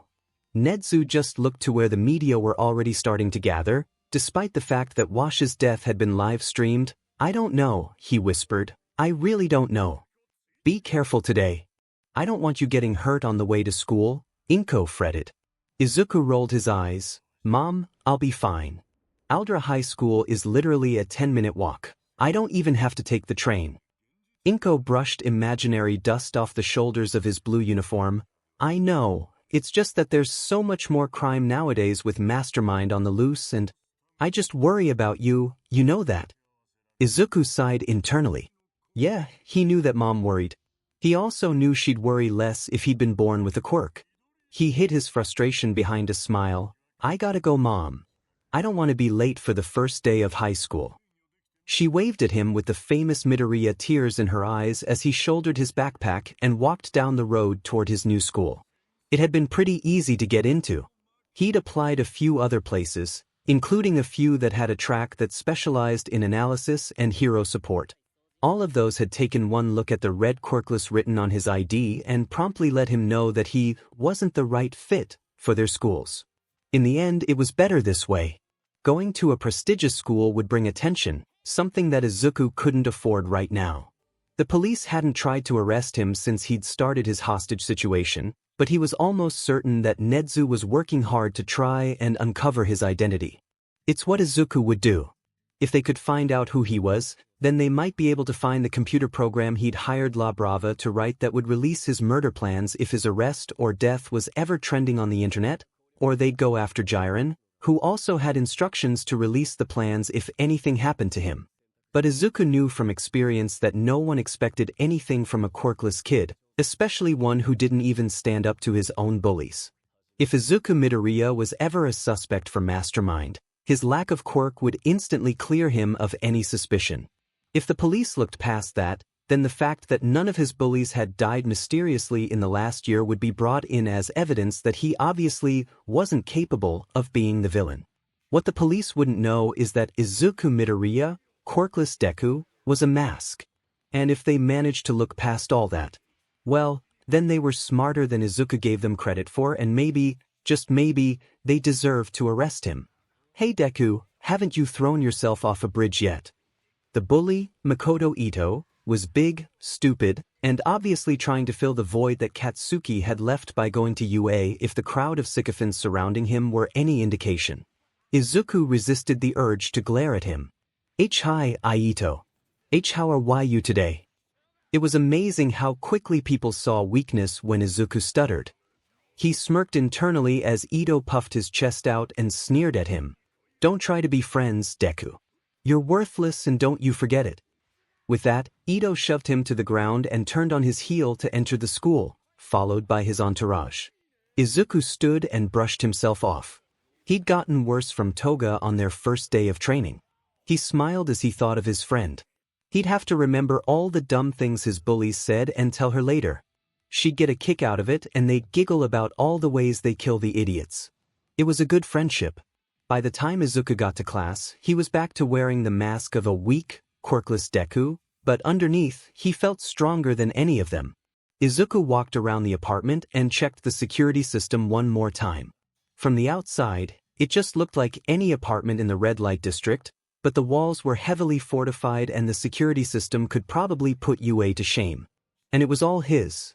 𝐒𝐿 sighed. He could finally stop smuggling his villain outfit out of the house and changing in Jiren's office. Nice digs, kid. Jiren leaned up against the doorway in the kitchen. Thanks for finding this place for me, Jiren.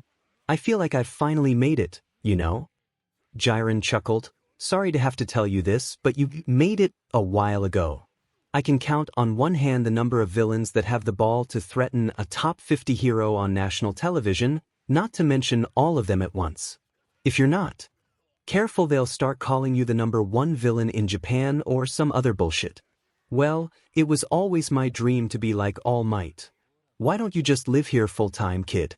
You don't have to keep living with your mother and doing the whole song and dance routine at school like you're not one of the most powerful villains in Japan right now. 𝐒𝐿 pulled a soda out the fridge. Disappearing would call too much attention to me right now. Missing posters, the police looking for me in 2 identities. There would be too many chances for them connect the two, and it would just be too much work when it's easier to just avoid the whole problem. Plus, I'm not ready to leave mom yet.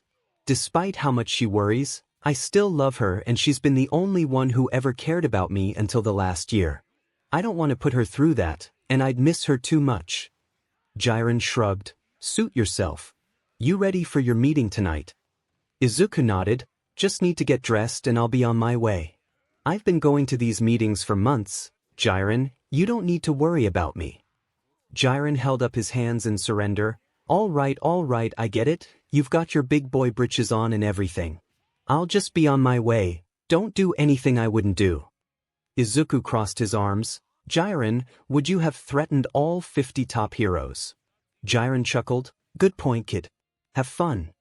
He waved and walked out the front door. 𝐒𝐿 went to the closet and pulled out his villain costume. Time to get back to work. 𝐒𝐿 walked into the Blue Dog's base with his head held high. The gang leader was already waiting for him. Mastermind, pleasure to finally meet you. My name is Tanaka. Please, take a seat. 𝐒𝐿 sat in the chair offered. So, what can I do for you? Tanaka ran his hand through his hair and smiled condescendingly, and 𝐒𝐿 tensed slightly. Something seemed off, but 𝐒𝐿 didn't know if there was something legitimately wrong, or if he was just among villains. We want to rob the 𝐭𝐚 bank. We're looking for a big haul. 𝐒𝐿 nodded. Should be doable. What are your quirks? One of the thugs snarled. What do you need to know our quirks for? 𝐒𝐿 rolled his eyes. Because it's normally advisable to use your quirks when robbing a bank. If you'd like a completely quirkless plan, I can do that, but most people don't go for that option, oddly enough. Once he decided the thug had been sufficiently cowed, he turned back to Tanaka, who was still giving him that same smile that set 𝐒𝐿's teeth on edge. That's just Takahashi for ya. He's got a gas manipulation quirk, allows him to control any gas, including the air in people's lungs. Tanaka jerked his thumb toward another thug standing in the corner of the room. Can see in the dark, and he pointed toward a woman leaning against the wall playing with a knife. Can throw any knife with 100% accuracy. I have a strength enhancement quirk and can lift 3 times my own body weight. The heavier I am, the more I can lift. 𝐒𝐿 nodded. This matched up pretty well with the information he'd been able to gather before arriving. At least they weren't trying to lie to him. So why did it feel so off? All right, all that's left is the matter of my fee. Tanaka's smile turned wicked and he pulled out a gun and leveled it at 𝐒�'s head. How's this for a fee, pipsqueak? You give us the plan and we'll let you walk out of here alive. 𝐒� looked around the room to find that the other 2 men had their guns trained on him and the woman with the knife-throwing quirk had 2 knives in each hand. He sighed. This explains why he'd been feeling off the whole meeting. He really should start listening to his gut more often. As he scanned the room, 𝐒� weighed his options. He could just fight his way out. He'd escaped pro-heroes before. But then again, the pro-heroes weren't trying to kill him. He eyed the woman with the knives. With her quirk, he'd be walking out of here with at least 1 stab wound. Not the end of the world, but something he'd prefer to avoid if possible. Stabs were harder to hide than bruises and burns after all, and he'd rather not make his mom more worried. On the other hand, he could just give them the plans, but he didn't want word getting out that you could just threaten Mastermind rather than paying. It was bad for business. Izuku thought for another moment before deciding. It sounds like you have yourself a deal. Tanaka put away his gun and smiled. I knew you'd come around, Pipsqueak. Now how about you give us those plans? As Izuku wrote, he smiled wickedly beneath his mask. Yes, he'd let them have their plans, but a fat lot of good money would do them with what they had coming. Fun fact, everyone has enemies willing to pay to bring them down. Detective Tsukachi. There's been an interesting development on the 𝐒𝐭𝐚𝐲 bank case. Tsukachi gestured for the officer to continue. They're dead, sir. The detective did a double take. I'm sorry, what did you say? The perpetrators of the robbery are all dead. The officer said, one was found strangled in his home alongside his family. Another seemingly died in a bar fight, although I doubt it's a coincidence. Another was found in a back alley, stabbed through the throat. The leader's body was left in front of the Channel 9 news station. He appeared to have been starved and tortured to death. All the murders were done by different people at different times. The only thing linking them was that they were all members of the Blue Dogs gang that robbed 𝐒𝐭𝐚𝐲 Bank last week. Tsukachi looked at the officer, and you think Mastermind is behind it? The officer shrugged. It was pretty obvious he was behind the robbery. But why would he eliminate paying customers? Seems like a pretty bad business choice to me. I brought in a guy that had known dealings with the gang. Do you want to talk to him? Tsukachi nodded absently and grabbed the files on Mastermind and the 𝐒𝐭𝐚𝐲 bank robbery. He walked into the interrogation room, set the files on the table, and sat down opposite the twitchy young man waiting for him. All right, let's just get straight to the point. What can you tell me about the elimination of the Blue Dogs gang? The man rubbed his fingers together and looked around the room like he was expecting threats to pop out of the walls at any moment. It was their own fault. True, Tsukachi tilted his head. What do you mean by that? They screwed over the wrong person. You mean Mastermind? Tsukachi asked. The man nodded. Tanaka wasn't ever the type to play fair. If he could screw you over to get $1, he'd do every time. Word is he tried that on Mastermind. Held a gun to his head to get the plans for free, he rushed out. He should have just paid. You don't mess with Mastermind. True, you think he killed them to send a message. To his surprise, the man shook his head. Mastermind didn't kill, True, Tanaka had enemies, they all did.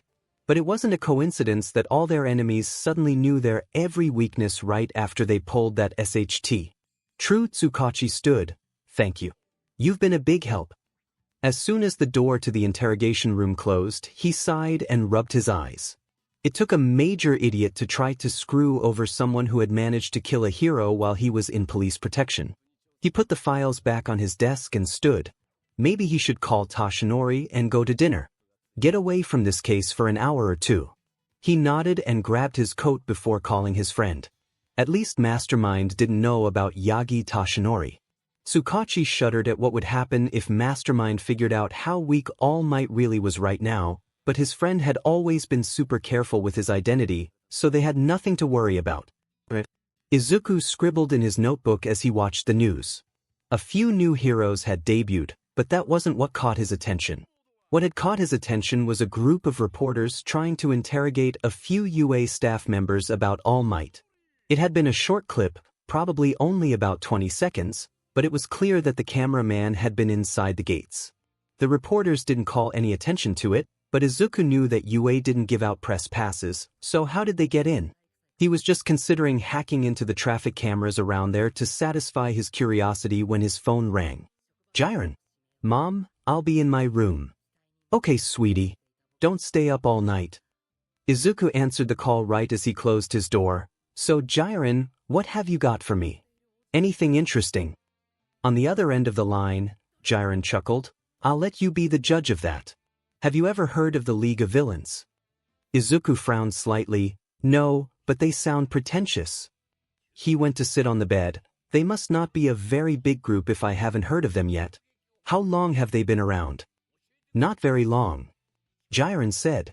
From what I understand, there are only 2 or 3 real members, but they're backed by the boogeyman of the underground, so I wouldn't underestimate them. They're planning something big and going through a massive recruitment. I'm fine on my own, thanks. Izuku drawled, why would I tie myself down to an organization? A chuckle came from the other end of the line. Calm down, kid, you just be a consultant. He paused. So, will you meet with them? I don't know, Izuku responded. Have they even done anything yet? Or am I supposed to just rely on some boogeyman's reputation? Jiren paused for a long moment and Izuku could almost see him taking a long drag of his cigarette like he always did when he was thinking. Well, Shigaraki told me they broke into you earlier today. I don't know, the news didn't cover a break-in. A slow grin spread across Izuku's face, because the media took advantage of them destroying the gate and most likely provided the perfect distraction for whatever the League wanted to do. The media didn't report it as a break-in because they'd be the ones blamed for it, so it'll go pretty much under the radar. Brilliant. So I can tell Shigaraki to expect you tonight. Izuku couldn't wipe the smile off his face. If they want me to plan something as bold as breaking into you, definitely. Izuku was surprised when he arrived at the address that Jiren had texted him, only to find it was a bar. He shrugged. Guess I get to check been to a bar off my bucket list. He was even more pleasantly surprised when he went inside to find it clean and tastefully decorated, a nice change from the derelict warehouses and docks he was used to meeting clients in. A bartender maid of mist polished a glass behind the counter and Izuku's eyes narrowed in on the metal braces he wore around his neck. Interesting, he must have a physical body that needs to be protected. A scraggly-looking young man, probably only a few years older than Izuku, was sitting on one of the bar stools, playing with a handheld game console, although Izuku wondered how he saw the screen with a severed hand clutching his face. At least he wouldn't have to deal with these villains discounting his planning skills on account of his age if one of their people was a teenager too. Izuku sauntered up to the counter. Which of you is Shigaraki? There was no answer for a long moment before the teenager paused his game and set it down on the counter. Had to reach a save point. I'm Shigaraki. Jiren said you'd be interested in joining our party. Izuku tilted his head. That remains to be seen. I'm more of a solo player, to tell you the truth, but I understand teaming up to defeat big bosses. The hand on Shigaraki's face moved slightly and Izuku guessed the man was smiling. Kurojiri, I like this one. And yes, Mastermind, we're gonna be taking down the biggest boss of them all. All Might. Izuku's eyes widened. That's a pretty lofty quest for a relatively unknown party such as yourselves. The look in Shigaraki's eyes was deranged, but we can do it. Tell him about the Nomu. Izuku turned back to the mist bartender, expecting an explanation, but was met with only silence. Instead, a statusy voice came from the tiny TV set resting in the corner. As you wish, Shigaraki. And may I simply say that it is a pleasure to see. You hear, Mastermind? I've heard many things about you. Izuku eyed the TV suspiciously. All good, I hope.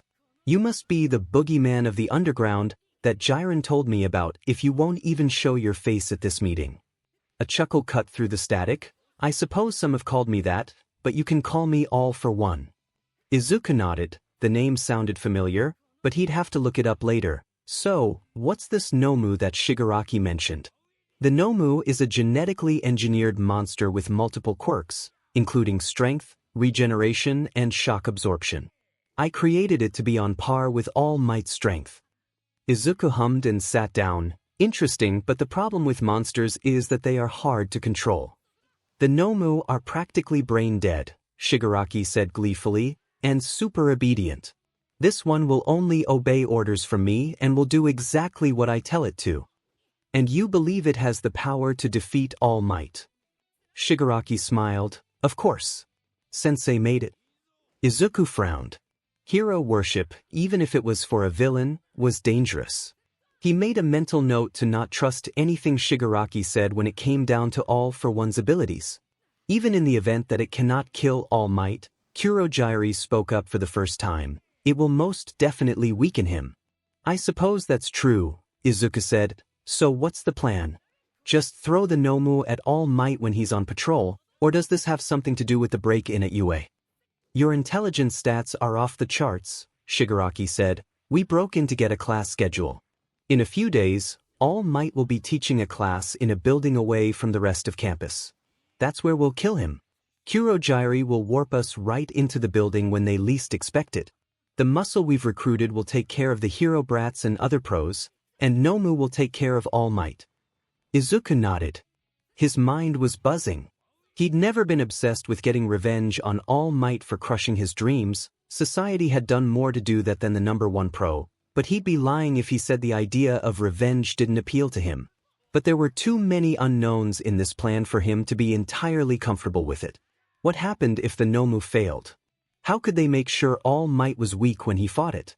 What happened if All Might used all his time in the morning and never showed up to class? He began to sort out his thoughts, letting his brain come up with plans for every eventuality. After a few minutes of this, Izuku finally realized the others were staring at him, most likely waiting for his answer. All right, sounds like a plan. However, I'd like to make a few changes if that's all right with you. Shigaraki looked to 𝐭𝐻𝐲, who nodded. Shigaraki gestured for Izuku to continue.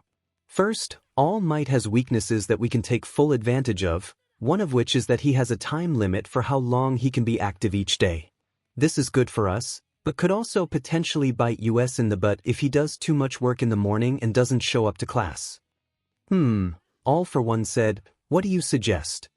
Well, Izuku pulled out his notebook. Both us have significant pull in the underground. Between the two of us, I'm sure we can manipulate the city so that All Might has to interfere in about 2 hours worth of crimes, but no more than that. Last I heard, All Might's limit was around 3 hours, so if we keep him occupied for 2 of them, he'll be as weak as we can get him while still ensuring he shows up to class. From there, we'll need to split up the hero students and get them away from the entrance. It's important that none of them escape to get help from other heroes. We'll also need some way to jam communications so no one can call for help. That's already taken care of, 𝐭𝐻𝐲 said calmly. One of the villains we recruited has an electric-type quirk perfect for jamming signals. Izuku wrote down what they had so far. Do you know the students' quirks? It'll be better if we know what to look for. Shigaraki shook his head. They're just brats, they can't do much damage. Izuku wasn't so sure. If all the students were as strong as Katsuki, they could do a lot of damage indeed. He looked at Shigaraki coldly. People would probably say the same about you and me. Age isn't a measure of competence. He bit his pencil. Unfortunately, the staff is probably already on guard after today's break-in, and hacking into the records now would tip our hand. It's not ideal, but we'll just have to split them up as soon as we arrive. The four spent the next few hours debating different plans and making sure that everything would go smoothly. By the time that Izuku went back home, he was almost too excited to sleep. He looked at his bare walls and the still visible outlines of where posters had been and smiled brightly. Watch out, All Might, Mastermind is coming. Bakugo tried to keep to himself on the bus ride, but that stupid shitty hair extra just wouldn't leave him alone. He and his equally loud and upbeat friends surrounded Bakugo, who was seriously 2 seconds from exploding. Not that Bakugo himself wasn't loud, he knew he was, but he was an angry type of loud not. Whatever these extras were. They weren't anything like the extras that had followed him around in middle school. Those ones only spoke if it was to agree with him or praise his quirk, where these guys talked about everything under the sun and just wouldn't shut up. They even had the ball to laugh at him and call his personality a garbage heap. Seriously. All Might and Aizawa-sensei sat in the front of the bus, ignoring the class's antics. Aizawa looked almost as annoyed as Bakugo was, probably because All Might wouldn't shut up either. Or maybe that's just what Aizawa always looked like. It was hard to tell. He followed the teachers into the facility and rolled his eyes when the stupid space hero started their spiel. Sounds like they really wanted the acronym of this place to be the same as Universal Studios Japan. And yeah, he knew quirks could kill, that's why he wanted his name to be King. Explosion murder. Just let him blow some stuff up already. All of a sudden, a purple dot appeared in the center courtyard and 13th's voice trailed off as the students started muttering. Is this part of the training? No. Aizawa said as people started pouring out of the strange purple mist. Those are villains. The students fell silent as they watched the crowd grow larger. A guy with a hand on his face seemed to be the leader, but he wasn't the one the students' eyes were drawn to. The students took in a collective breath as they saw a short figure in a green hooded jacket, bright eyes visible as they scanned the students. I thought Mastermind never participated in his crimes, Ozu said faintly. What's different this time? Aizawa was already running down to meet the villains, trying to keep Mastermind and the hand villain in his sights. Unfortunately, this meant that he didn't notice when the mist villain left his field of vision. Hello students, the mist villain stood in front of the door. We would normally take the time to introduce ourselves, but Mastermind assures us time is of the essence. Bakugo ran forward and saw Shitty Hair doing the same, but before they could reach the guy, the ground beneath their feet had disappeared and they were somewhere else entirely, surrounded by villains on every side. Bakugo grinned. Finally, a good excuse to go all out. Izuku grinned as all the students were spread throughout the facility. Perfect. All Might would need to track them down before he would be able to help any of them escape, but he'd have to get past the Nomu first. He stalked toward them, flexing his muscles and looking intimidating as his smile turned into a grimace. You fiends, what have you done with them? Ha! Don't worry, All Might, Shigaraki cackled. We're not here for them, we're here for you. Nomu, get him. The Nomu surged forward and All Might leveled a punch at his gut. Izuku took a sick sort of satisfaction in the look of shock that he saw on All Might's face before Nomu returned his punch, and he went flying across the courtyard. Ah! Both pros looked toward the front entrance as a cry rang out from the entrance and 13 crumpled under the force of their own quirk. There wasn't time for them to dwell on it, however, because the Nomu charged and the horde of villains swarmed Eraserhead. Izuku stood back and watched as both pros fought. It really was quite impressive. He heard panicked screaming and glanced over to the shipwreck zone in time to see a girl jumping ashore with 2 purple-haired boys in her arms, one of which was the source of the screams. How heroic! Many of the villains were sitting dazed in the water, apparently in some sort of a trance, most likely the other purple-haired boy's quirk. It couldn't be the girl's, considering she was moving like a frog. He'd have to be careful of that boy. Kurogyari had rejoined the fight in the main plaza as All Might suplexed Nomu, opening a portal and allowing Nomu to grab All Might from below. All Might grimaced as Nomu's claws dug into the old wound at his side and he started pulling All Might through the portal, but was interrupted when a massive wave of ice froze him in place, allowing the hero to escape. Izuku whipped around to look at the source, finding a boy with red and white hair glaring at him. He pulled out a pair of combat knives and ran toward the student, only to be blocked by Eraserhead, who had finally finished dispatching the crowd of villains he'd faced. Izuku dodged the capture weapon and slashed at the pro, who jumped back just in time. Eraserhead had his quirk focused on Mastermind, but it didn't slow him down at all. The two were evenly matched when it came to combat. Eraser had more experience, but Mastermind had knives and wasn't afraid to kill. Die! Izuku flinched as Bakugo yelled, but his old bully and another red-haired student headed straight for Kurogyari instead. Izuku turned back to Eraserhead. Kurogyari could fight for himself. Bakugo let loose an explosion as the two neared the mist villain, but instead of hitting him like they'd obviously planned, their attacks went straight through him. That was close. You students are too problematic. And with that he warped all 3 students away again. Even if the students had managed to defeat all the villains in the areas they were warped to, it would still take them time to get back to the plaza. A tearing sound echoed as the Nomu tore himself from the ice and regenerated his lost limbs. Did you think shock absorption was Nomu's only quirk? Shigaraki's grating voice taunted as his smile turned deranged underneath his hand mask. He was designed to withstand you at 100% of your power, All Might. All Might clutched his side and stood tall, spitting out a mouthful of bil. Shock absorption, not nullification. All Might rushed toward Nomu and let loose a flurry of blows that the Nomu returned with vigor. That means there's a limit to what you can take. You've already told me how to beat him. If he's designed to withstand 100% of my power, I'll just have to go beyond that. Izuku smirked, but Eraser tried to take advantage of his distraction and attack despite the high winds from the fight. Not so fast, Eraserhead. Shigaraki ran up behind the pro and grabbed his elbow right before he had to blink. Eraserhead's elbow began to disintegrate and he cried out in pain. Izuku ran forward and Eraser reared his head back as a blade narrowly missed his eyes. leaving a long jagged cut on his right cheekbone. Shigaraki threw him toward the floor and Izuku kicked him in the head, knocking him unconscious. Plus. Ultra! All Might cried. The Nomu went flying through the ceiling of the USJ and All Might turned to face Shigaraki.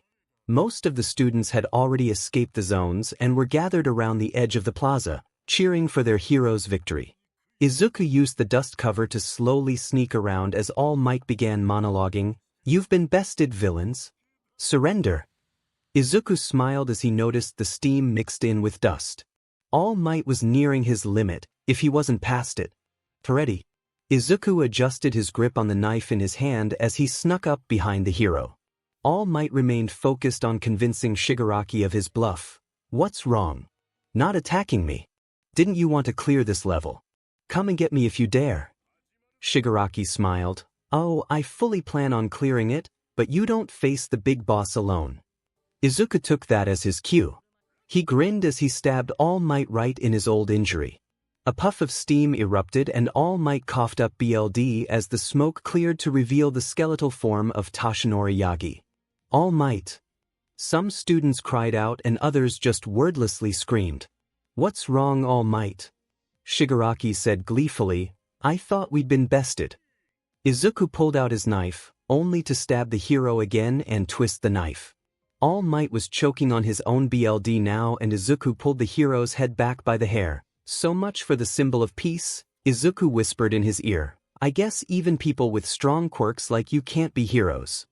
All Might struggled weakly for a moment before slowly going limp as he lost too much blood. Izuku put away his knife and tossed the hero's lifeless form to the ground before checking his pulse. He smirked as he stood and stepped over the body. "Congratulations, Shigaraki. You did it." The students cried and screamed, unable to move as Shigaraki laughed. Suddenly a voice raised over the rest of the students, "You BSS. Who do you think you are?" Shigaraki was about to reply when Izuku held up a hand to make him stop. He turned to the tall purple-haired student, who was staring at him defiantly. "What? Not gonna say anything." Izuku scanned the faces of the other students, seeing traces of hope among the terror and grief. He thought back to the dazed villains from the shipwreck zone and turned back to the student, who obviously wanted him to respond. He simply smiled at the student and turned to Shigaraki. "Come on, Shigaraki, let's gather your forces and go home. We've done what we came here to do." Kurogiri spread out his mists to retrieve the villains as Shigaraki got the last word. "Remember the League of Villains, heroes, you'll be facing us again soon enough." He and Izuku disappeared through the warp gate, leaving the students alone. The doors to the USJ opened slowly and Nezu walked in with several other teachers. "Is everything all right? We heard an explosion." The teachers took in the tear-marked faces of the students, 13 lying near the door with a lacerated back, Eraserhead by the fountain bleeding heavily from a head wound, and, finally, All Might's skeletal form lying in a pool of his own blood. They were too late. Thousands showed up for the funeral of the symbol of peace. Tsukachi stood stoically next to Sir Night-Eye as Gran Torino stood at the podium to give the eulogy. "I've known All Might since before he was the symbol of peace. Back then, he was just a kid with a dream. We thought he was crazy, thinking that he could decrease crime just by being visible, by being a symbol, but I guess he was just crazy enough to pull it off. All Might dedicated his life to protecting people, and now he's dedicated his death too. The villains were after him, make no mistake, but All Might did his darndest to make sure that none of those kids were hurt and he succeeded. This is his legacy, that wherever All Might was, people were safe. He made the world safer just by being there and by being himself. He'll be missed, that's for sure, and the world won't be the same without him, but if I know anything about All Might, I know that he wouldn't want us to lose hope. He'd want us to keep going, keep fighting, and keep protecting those in need. Thank you, All Might, and goodbye." Gran Torino went to stand back by Tsukachi, wiping his eyes surreptitiously. The three walked over to the casket along with several other heroes, taking up their places as pallbearers. They had managed to keep the existence of All Might's skeletal form out of the media, so the casket was much larger than it probably needed to be. Tsukachi had caught a glimpse before they closed it. Toshinori had looked so small, dwarfed by his own casket, by his own legacy. He thought people were supposed to look peaceful in death, but all 𝐒𝐭𝐴 could think of was the agony and despair that his friend had felt in his final moments as Mastermind slid a dagger between his ribs. Mastermind, who 𝐒𝐭𝐴 was supposed to have caught. If he had just been a little faster on that first raid, or realized that the villain existed sooner, or managed to track him down before he started showing his face, then maybe, just maybe, his friend would still be beside him, laughing until he coughed up BLD, rather than lying in a box that really was too big for him. They lowered him into the ground and 𝐒𝐭𝐴 couldn't take it anymore. He tried not to run, but walked quickly away from the graveside, not stopping until he reached the relative privacy of the bathroom. He burst into tears and didn't even try to hold them back as he thought of his friend, not All Might, not the symbol of peace, but his friend murdered in cold BLD because he couldn't do his job as a FING cop and catch the guy. He buried his head in his hands and collapsed onto the dirty cement floor, not even caring that he'll have to dry clean his suit after this. He'd been sobbing for a few minutes when he felt arms around him and looked up. He could barely see 𝐵𝐵𝐵𝐵 through his tears, but the old pro was kneeling beside him, whispering to him to breathe and that everything was going to be all right. It's not your fault, 𝐒𝐭𝐴. There wasn't anything you could have done to prevent it. I could have. 𝐒𝐭𝐴 sobbed. I could have caught him. I could have ignored the stupid hostage situation and put the BSTRD in Tartarus so he couldn't FING hurt anyone else. I could have. Stop that. 𝐵𝐵𝐵𝐵 hit him on the head with his cane. If you'd ignored the hostage situation, there'd be a lot more people dead and there was still a chance 𝐻𝐻𝐼 would be dead. Mastermind knew his weaknesses. He knew about his injury. He knew about his time limit. No matter what anyone did, Mastermind was always going to kill 𝐻𝐻𝐼 eventually. And the guilt for that rests solely on the BSTRD that held the knife, not on me or you or anyone else. Do you hear me? But, no. 𝐵𝐵𝐵𝐵's right. The two looked up to see that Sir Night-Eye had joined them. If we were to assign blame on your criteria, I would be just as guilty as you. I was the one who told him to go to UA and find a successor. If I hadn't have pushed him like that, he would never have been there and those villains would never have come. But if we lose ourselves in blame, we will be paralyzed with doubt and fear and then we will never be able to catch the man who killed our friend. And I won't let that happen. The other two looked at him in shock, surprised by the furiosity of his declaration. Sir Night-Eye had tears streaming silently down his face now and his hands were clenched at his sides. Suddenly, 𝐵𝐵𝐵𝐵 reached forward and pulled Night-Eye down onto the floor, wrapping his arms around him. It'll be all right even if he's not here. It has to be all right. The three didn't know how long they stayed there, sobbing on the floor and holding on to each other for dear life, but by the time they left, the crowds had already dispersed, the news crews were gone, and the gravediggers were already filling the hole with dirt. They each went their separate ways and 𝐵𝐵𝐵𝐵 waved to the others as they left before turning to face the grave one last time. We'll catch the guy that did this 𝐻𝐻𝐼. He whispered. We have to. So, I need to be completely honest with you. Nedzu sat solemnly at the head of the table. The staff of UA had gathered together for a meeting on how to move forward after All Might's death. 13 was wrapped in bandages and Aizawa still had a thick piece of gauze taped under his eye, both physical reminders of what had happened. At least the media wasn't blaming them for All Might's death. If anything, they were being praised for how well they protected the students against a horde of unbeatable villains. The League of Villains only came to UA because All Might was here. Nedzu continued. He was the ultimate goal and his presence put the students in danger, and for that I am truly sorry. Why did you think it was a good idea for him to teach here anyway? He didn't even have teaching credentials and, Aizawa huffed angrily, those villains put our students through hell. They had to learn too early that not every villain can be beat. They had to watch the symbol of peace die. That's not something we can erase from their minds, it's something that will stay with them forever. And it only happened because All Might was here. At the time, I believed the students could learn something from him. He was also unwilling to step down as the symbol of peace, so a teaching job gave him an excuse to step out of the spotlight for a time and respect his time limit. But the main reason I invited him to teach at UA was because of his quirk. 𝐻𝐬 looked around the table at the confused faces of his staff and took a deep breath before continuing. All Might's quirk was unique in many senses of the word. It was called One for All and had an aspect that allowed it to be physically transferred to another person. 𝐻𝐬 ignored the shocked looks and whispers. He came to UA to find a suitable successor for his quirk. I thought I could point him to some of our students that have been doing well and he could groom them to become the next symbol of peace. So, Midnight spoke up, are you telling us that one of our students has All Might's quirk now? 𝐻𝐬 looked up at her. No. That's just the thing. He had spent the year so far looking at several students, but had not yet made a decision at the time of his death. I normally wouldn't have dreamed of telling you this secret, but it doesn't matter anymore. All Might was not able to pass it on and his quirk died when he did. So why are you telling us? Aizawa asked. If he didn't pass it on, it's a moot point and we don't need to know. 𝐻𝐬 sighed. I wish it were that simple. You see, One for All has a brother quirk, of sorts, called All for One. The villain with this quirk can steal the quirks of others, which he has used to give himself a supernaturally long lifespan.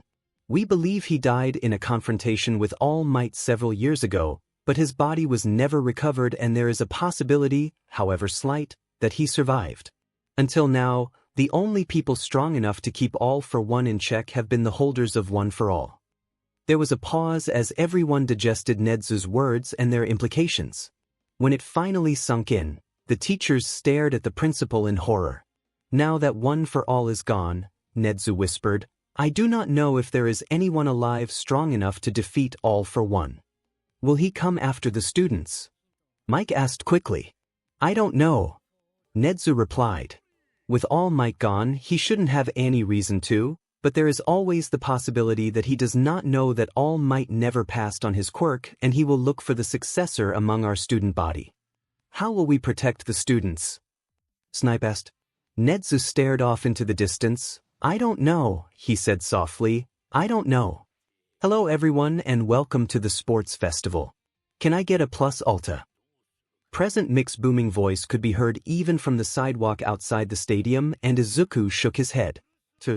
Honestly, Izuku didn't know why they were still holding the festival this year after All Might had been killed on school grounds, but the principal had held a press conference a few days after the funeral announcing that it would continue as planned.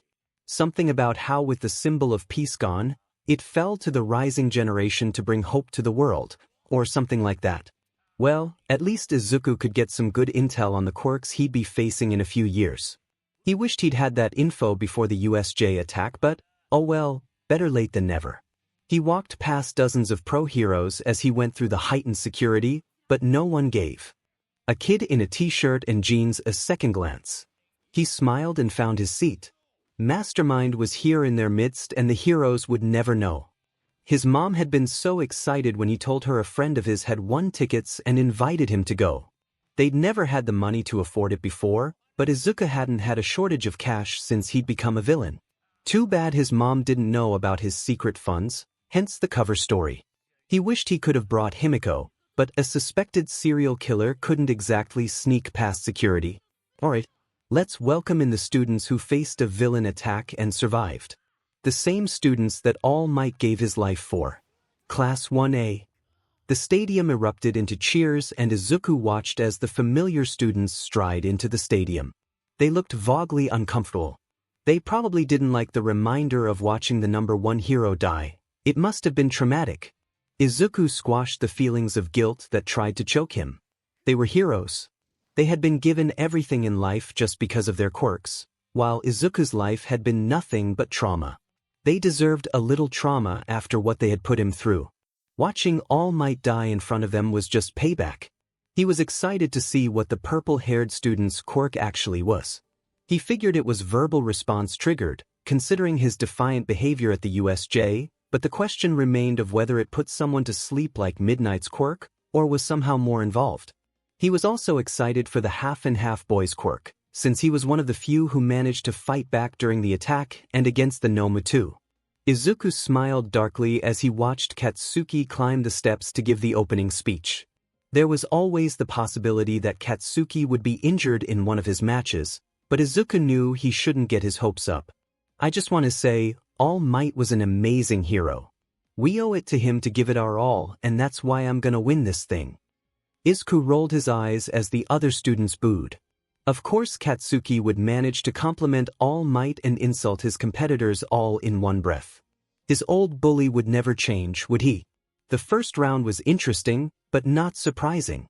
It was a surprise to learn that the half-and-half boy was Todoroki Shudo, the son of Endeavor. He managed to freeze most of the competition and narrowly beat out Katsuki as winner of the round. Izuku leaned forward as he watched Todoroki glare blankly at the crowd as Katsuki lost it. His coloring was very distinct and he only ever created ice from his right side, so could he do it from his left? Izuku pulled out a notebook and began to write down his thoughts. It wouldn't surprise him at all if Todoroki had some kind of hybrid quirk, unfair, but not unheard of. Maybe he could create ice from the right side of his body, the white-haired side, and fire from his left. If that was the case, then why hadn't he shown off his fire side yet?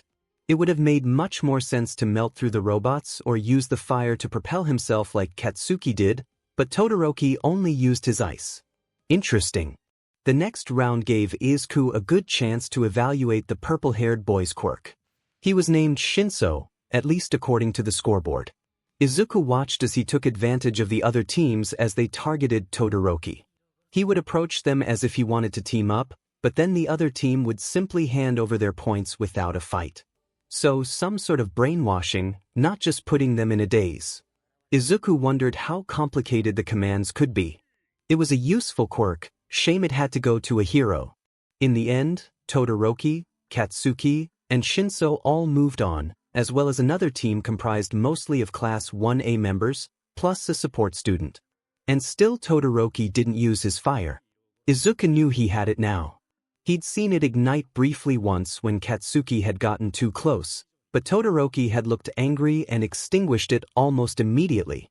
His mastery of his ice was amazing, but Izuku couldn't help but wonder how powerful he could be if he stopped ignoring his left side. He put his notebook away, stretched, and headed for the student areas. He never had been very good at ignoring his curiosity, had he? Sneaking past the guards was almost too easy, even if they were pro-heroes, and Izuku walked confidently as he searched for Todoroki. If he was caught, he could just say he was looking for Kaken, and that they were old friends. Sneaking backstage to see him and wish him luck was something the old Izuku would have done, no question. You're a disgrace, Shudo. Izuku ducked behind a wall as he heard Endeavor's voice. There wouldn't even be a question of your position if you would just use the fire I gave you. I will never use your fire. Todoroki's voice was tight with anger. I will make it to the top, but I will do it without your quirk. Seriously, Shudo. I indulged you when you were younger, but it's time you give up this childish tantrum. Even from his place around the corner, Izuku could see his breath as the temperature dropped. It's time for you to go, father. The tournament will be starting soon. Izuku flattened himself against the wall as Endeavor stalked past him, radiating heat. The hero didn't even glance his way, just disappeared down the hall. Izuku waited a moment before turning the corner. It might not be the best timing, but he didn't want to lose his chance to talk to Todoroki. Shudo's eyes widened slightly as a short boy with green hair, obviously a civilian, came into view. This area was supposed to be off-limits for spectators. Endeavor had gotten past security by virtue of being the new #1 hero, but this was just a normal kid, so how did he get back here? Was he a threat? Shudo relaxed slightly when the kid gave him a brilliant smile. Anyone who could smile like that couldn't be dangerous. Hello, Todoroki. The boy asked nervously. Shudo nodded and the boy smiled. You're doing really well so far. Your skills are amazing. I especially loved how you beat out Katsuki in the last 2 rounds. Shudo raised one eyebrow. Katsuki? The boy's expression soured slightly. Interesting. Katsuki Bakugo. We've known each other since we were kids. He smiled again. Sorry, I forgot to introduce myself. I'm Izuku Midoriya. Shudo nodded. Why are you back here? Midoriya rubbed the back of his neck. I actually have a question for you. You're obviously pretty powerful with just your ice, but you have a fire quirk as well, right? Why don't you use it? Shudo scowled and turned away. My father put you up to this, didn't he? Midoriya grabbed his arm. He was stronger than he looked. No. I was just curious and I wanted to know because I thought it was interesting, not that I'm going to try to force you to use your fire. I was just wondering. And he trailed off and stood there awkwardly. Shuto didn't know if it was just one thing, but for some reason he felt like he could trust Midoriya. Maybe it was his face when he talked about Bakugo, but for some reason Shuto thought that if anyone could understand what he was going through, it was this boy he'd barely met. He sighed and leaned against the wall. Have you ever heard of quirk marriages? Midoriya's eyes widened in realization. No. Shuto nodded sadly. My father always wanted to be number one. I guess he is now, but he wanted it to be because of his power, not because All Might got himself killed. He had enough money and power as the number 2 hero to buy off my mother's family and force her into a marriage. He got her PRGNT multiple times trying to create a child with a quirk strong enough to beat All Might. He raised me to be his masterpiece, not his son. Midoriya was listening with wide eyes and Shuto took a deep breath. It felt liberating to finally talk about this. In every memory I have of my mother, she's always crying. She called my left side unbearable, right before she poured boiling water on my face. I never blamed her though, it was all my father's fault for forcing her to that point. Midoriya was staring at him strangely. You must hate your father, then. Shuto thought for a moment. Midoriya had said it like a statement, rather than a question, but he wanted to answer it anyway. Did he hate his father? He thought about the rage he buried under a layer of ice, about the fear he felt when he thought about using his fire. Is that what hate felt like? Yes. He said firmly. I think I really do hate him. Midoriya nodded. I think that's good then. I understand why you don't want to use your fire, but just so you know, it's your quirk, not his, and you can always use it to do things your father would hate. Good luck, Todoroki. Crush Katsuki for me. And with that, Midoriya waved and left Todoroki to make his way back to his classmates. Where'd you go, you half and half yesterday? Bakugo yelled. I looked everywhere for you and couldn't find you. Shuto felt consumed by the hatred he had just realized he felt, and it left him numb as he thought about Midoriya's words. I ran into an old friend of yours. Friend? Ashido laughed. Bakugo had friends before you. Shut up, Pinky. Bakugo yelled. Who was it? Izuku Midoriya. He's interesting. Bakugo sneered. Death. He's worthless and he's not my friend. I'd never sink low enough to be that idiot's friend. Shuto nodded absently. I liked him. He then tuned out any response Bakugo had and the laughter of their other classmates. He had a lot to think about. Mastermind. Izuku looked around and saw a pair of red eyes staring at him from the darkness. Well, I should hope I'm recognizable by now, he said cockily. I am pretty high profile. You're the one who killed All Might. Izuku smiled behind his mask and threw his arms out to his sides, with pride. What can I do for you? You can die. All of a sudden 3 knives shot at him from the darkness. He managed to dodge the first 2, but the third grazed his cheekbone before clattering to the ground. His brain kicked into overdrive as he turned to look at his attacker. His eyes widened when he saw Stain, the hero killer. He knew that Stain had been known to kill villains, but that was back in his vigilante days. Now he mostly targeted heroes. Well, except for him, apparently. Izuku quickly picked up the knife that had dropped and wiped off the BLD as best he could. He didn't know how the hero killer's quirk worked exactly, just that it involved BLD and paralysis, but the odds were that there was some sort of BLD ingestion requirement for activation like most BLD-related quirks. He pulled his mask up a little higher to cover the cut on his cheek. So, are you gonna tell me what I did to get on your hit list? Izuku asked. Stain was known to be long-winded, so hopefully he'd monologue for long enough for Izuku to figure out a way to either kill Stain or run away. You killed All Might. All of a sudden, Stain was right next to him, grazing his arm and liking the blade before Izuku could stop him. Izuku fell to the floor as his body gave out on him, and he tried to calm his breathing. Stain's quirk had a time limit, Izuku knew that much. He swallowed and hoped his intel was correct about how much Stain liked monologuing. You kill heroes too, we're not so different, you and I. All Might was the one true hero among the sum. He was the only one worthy of the title hero. The heroes I killed were selfish beings pretending to do what was good for society when in reality they are only furthering their own ends. They needed to be weeded out for the good of society. The heroes I killed sent a message to the ones that remain that they need to improve or else fall victim to my blade.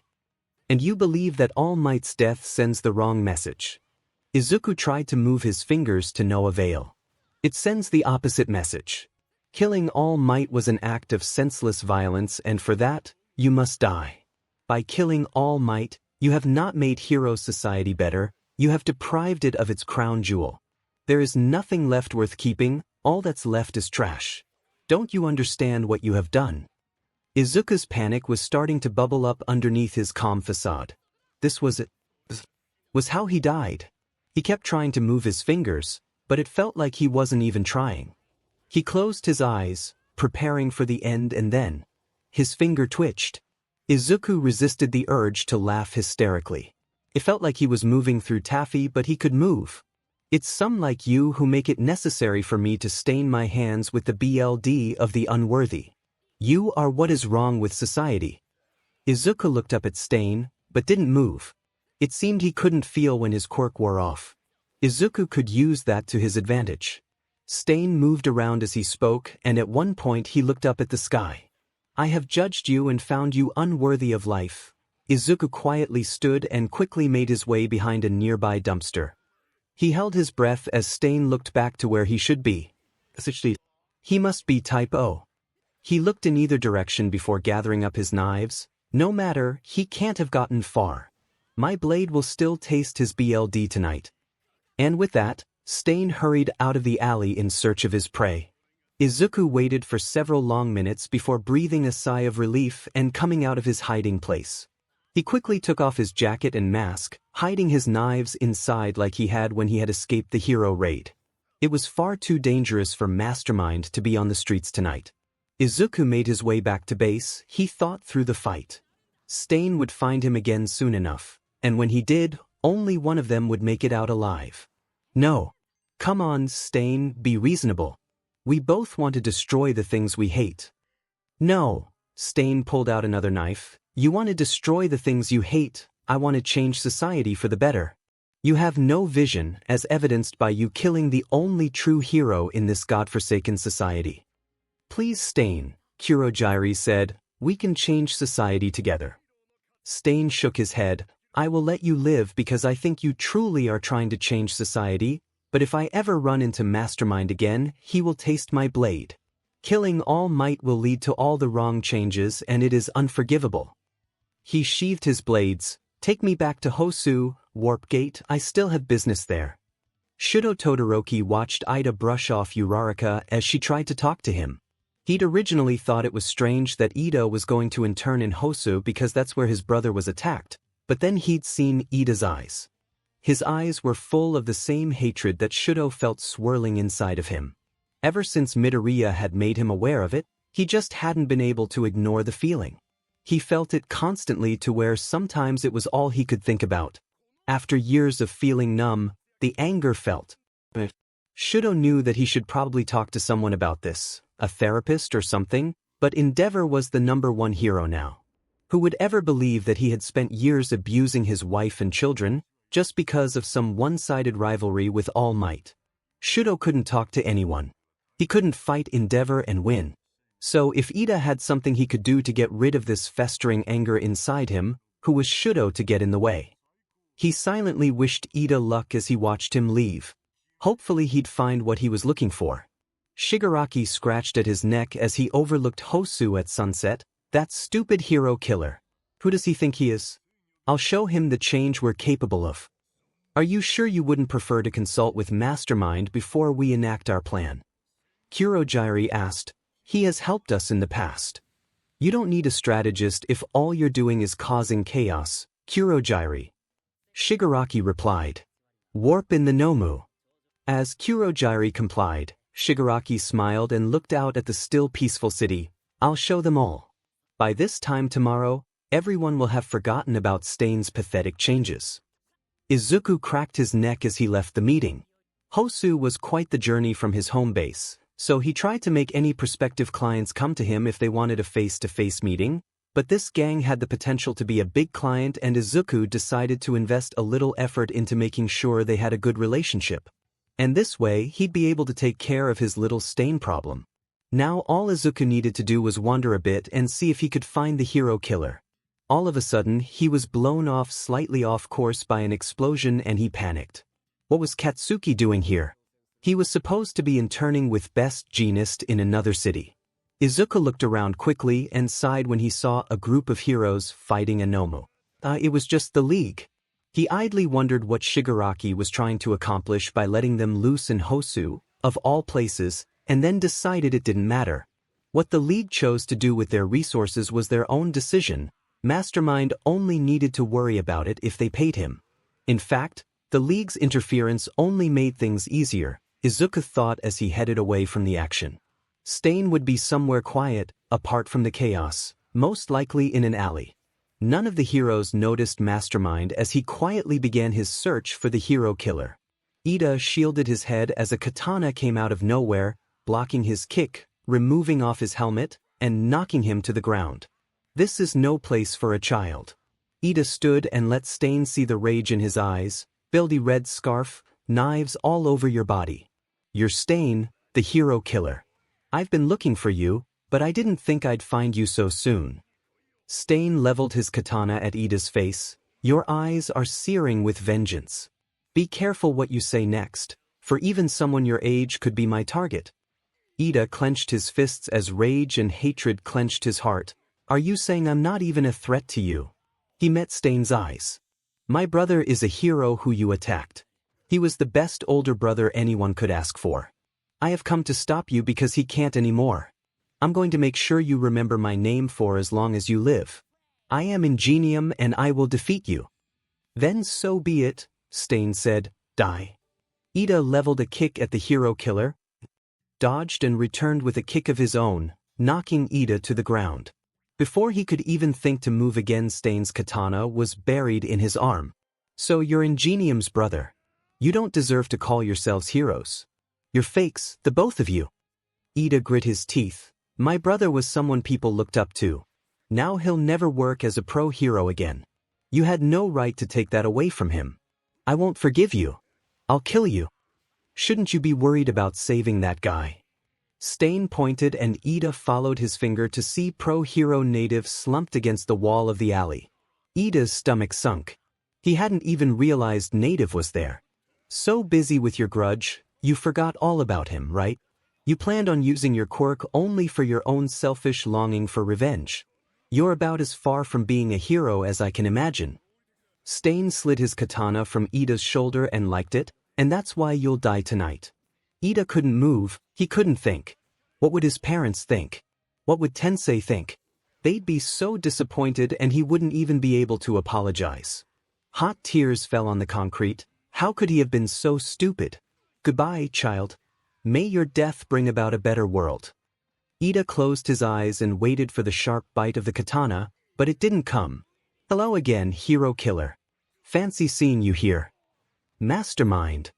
Stain pointed his katana at the newcomer.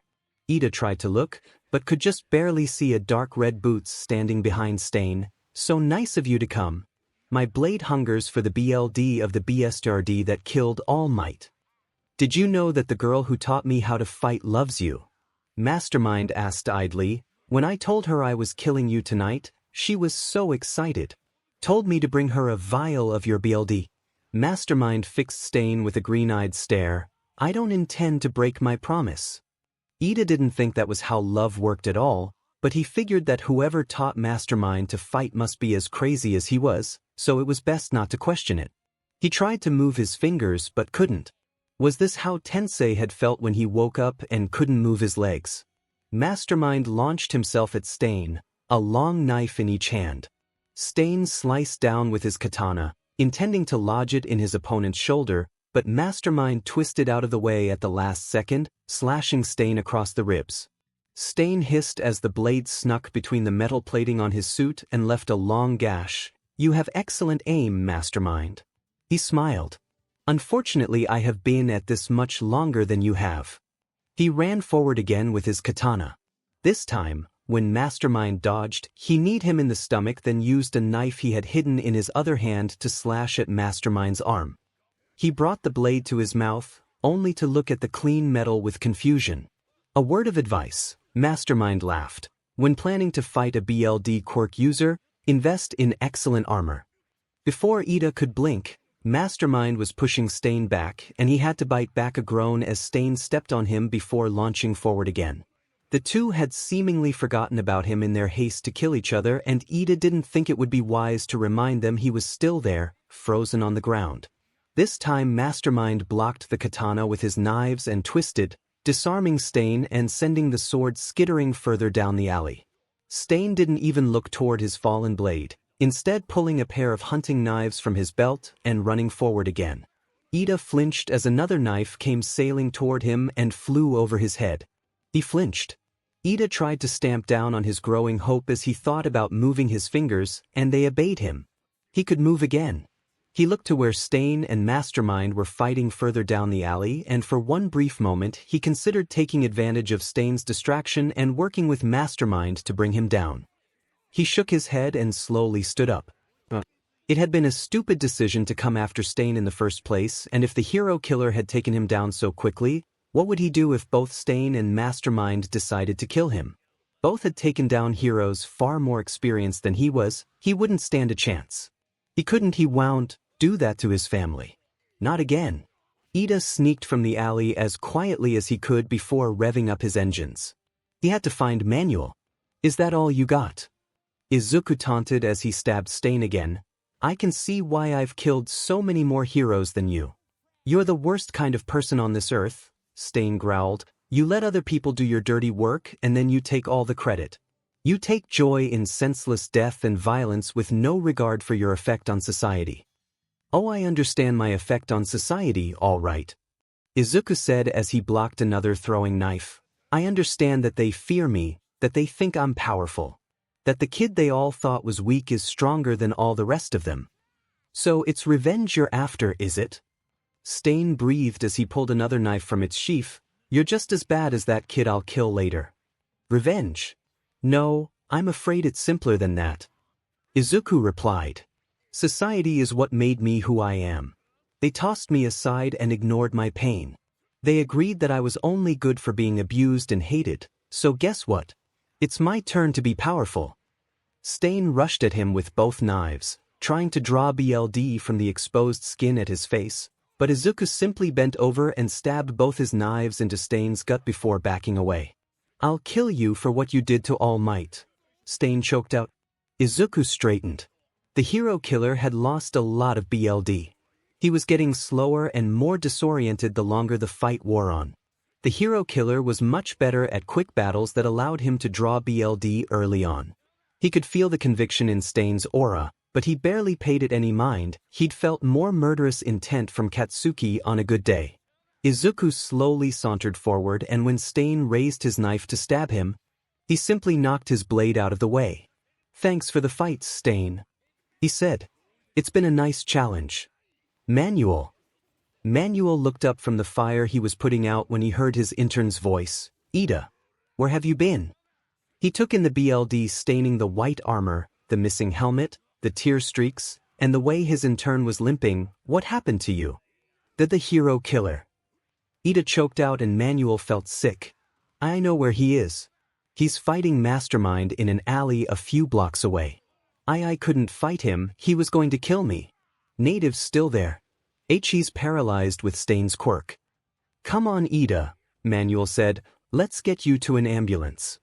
No, 𝐸𝐸 cried. You have to catch the hero killer. You have to save Native. Did you say the hero killer? Manuel and 𝐸𝐸 flinched as Endeavor came up behind them. 𝐸𝐸 nodded. I know where he is.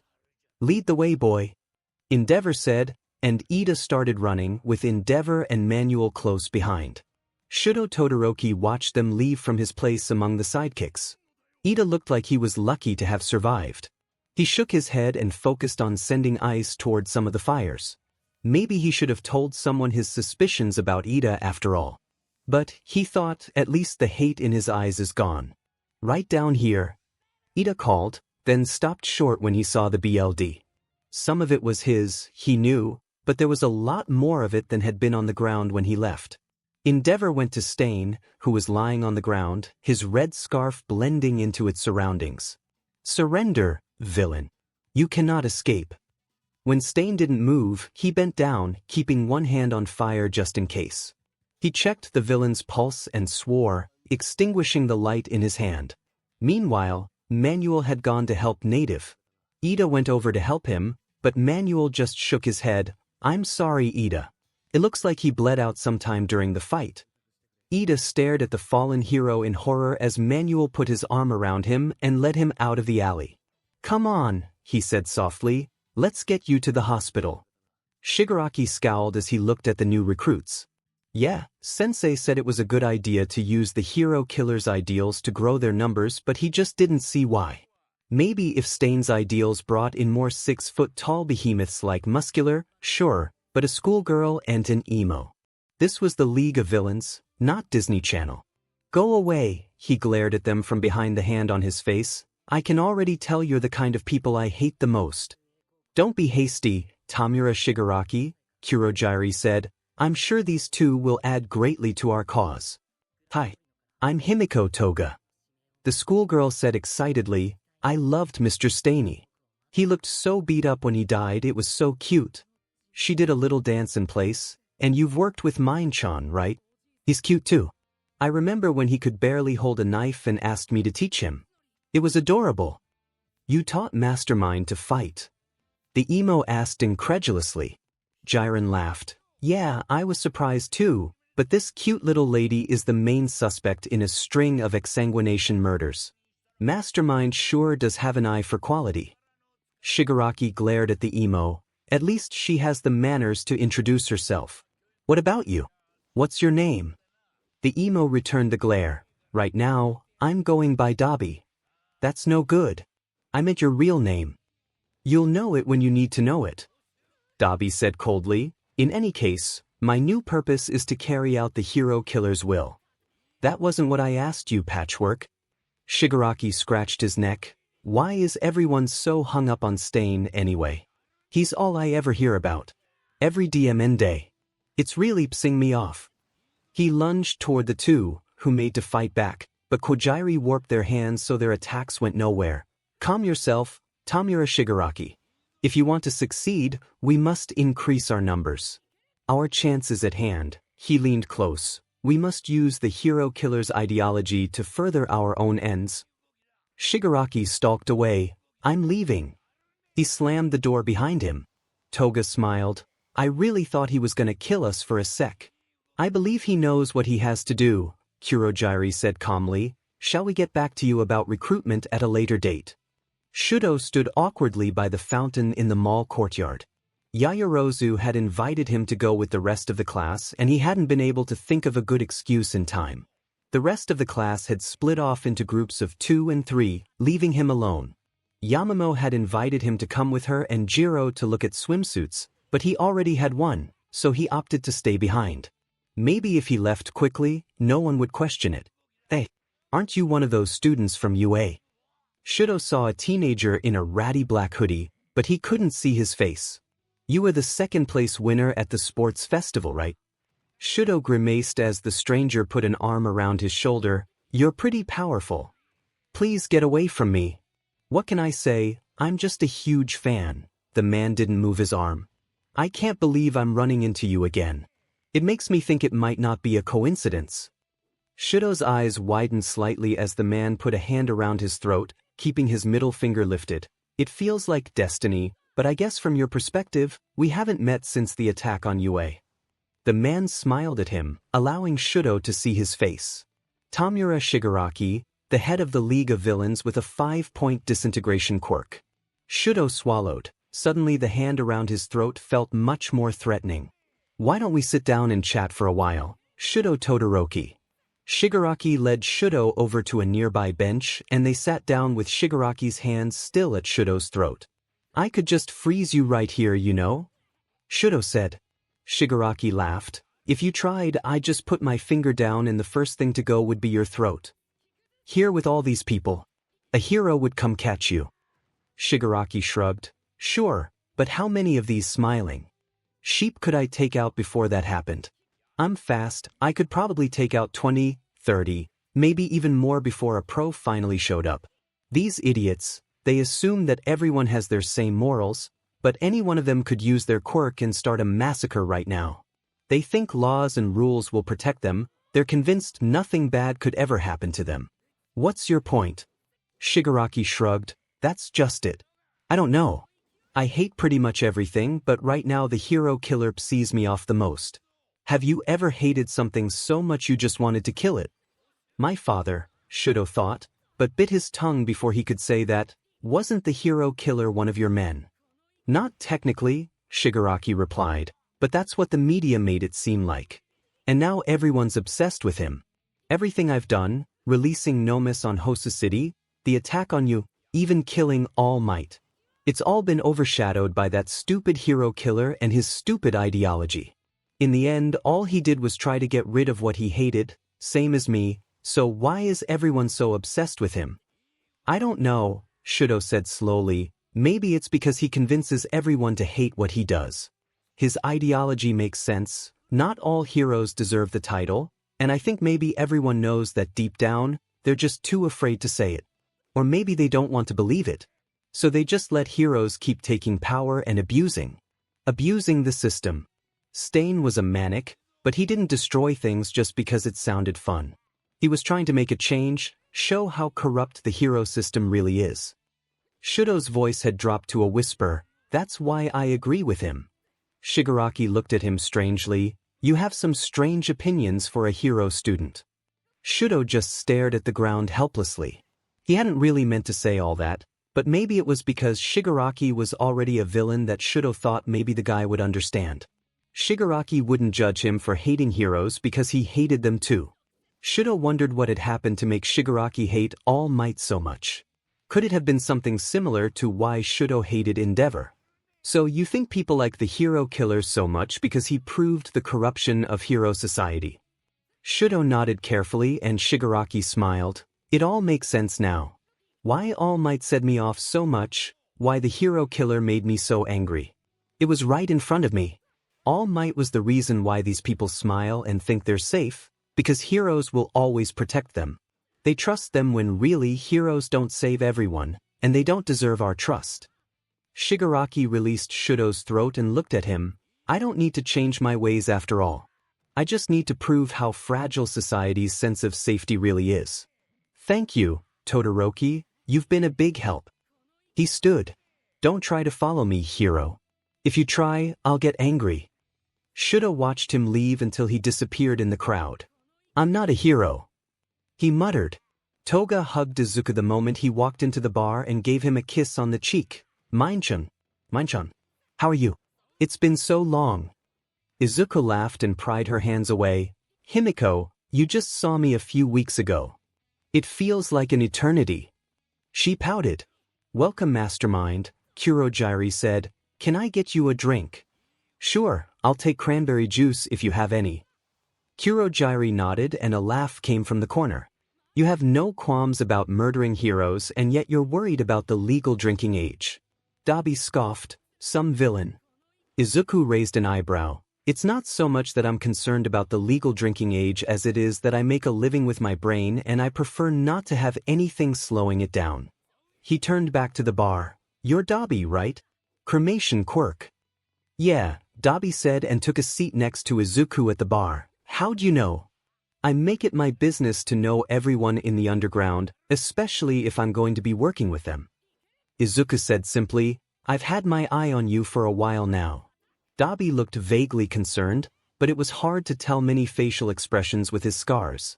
Kurogyari set a glass of cranberry juice down on the bar and Izuku pulled down his mask, letting it pool around his neck. Whoa, Mastermind, Dabi said, aren't you concerned about people seeing your face? Izuku smiled, I'm concerned about heroes seeing my face. As odd as it sounds, my identity is not completely unknown in the underground. Jiren and Himiko know who I am, for example, and quite a few people have seen my face.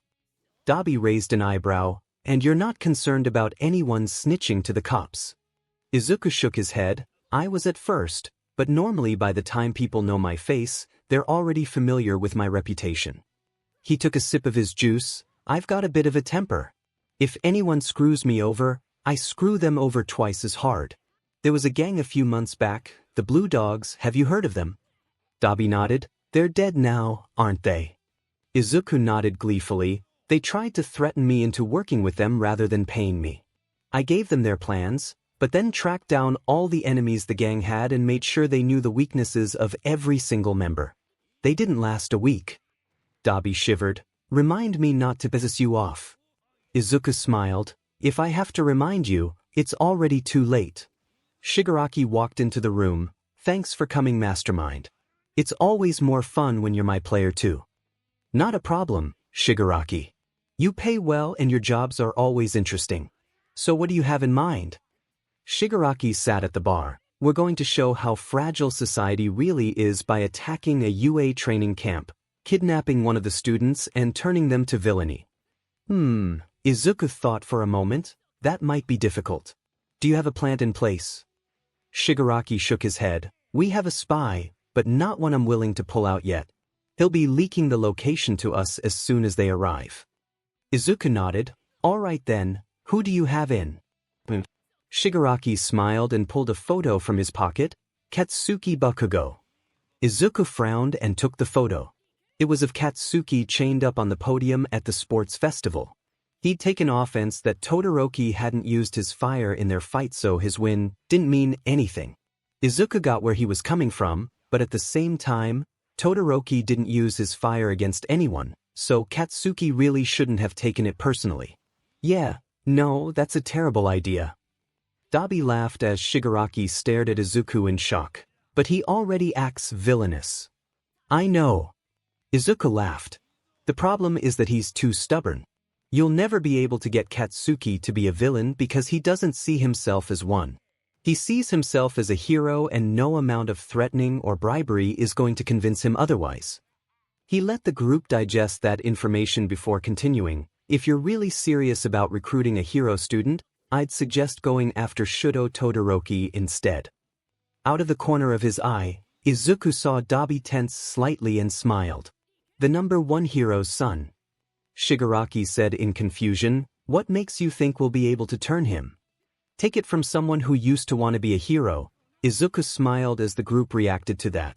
People don't turn to villainy without a reason, and Todoroki has one of the best reasons I've ever seen. He was abused by a hero for years and no one ever saved him. Who would ever believe the number one hero was guilty of child abuse? Izuku lifted his glass to take a drink. And besides, we have his brother to help us convince him. The others looked confused as Dabi stared at him in shock. How did you know? A strong fire quirk, bright teal eyes, a hatred of all heroes, but especially Endeavor. Izuku shrugged. It wasn't that hard to put together. I told you I'd had my eye on you for a while. He looked Dabi in the eyes. So what do you say to ya, Todoroki? Are you ready to see your brother? The UA trader rolled his eyes at his classmates' antics as the bus rolled to a stop. He quickly sent a text sharing his location with Shigaraki. This would show those Class A assholes. Why did Shudo have to be paired with Bakugo of all people for the test of courage? It wasn't that he hated him, it's just that Bakugo was just so loud. They were almost to the halfway point when they saw smoke in the distance. Hey Icy Hot, I thought you never used your fire. I don't. Shudo said. I didn't like that. Well then who did? Because we're the only ones here with fire quirks and it sure as hell wasn't me. Shudo looked around as he prepared to use his ice. Be quiet. Don't tell me what to do, Icy Hot. Be quiet. There might be villains.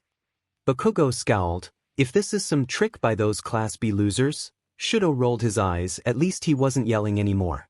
The boys both crinkled their noses as a smell like rotten eggs started wafting through the forest along with a pink mist. What the? Shudo put his hand over his nose as he began to feel lightheaded. This smoke is poisonous. We have to get out of here.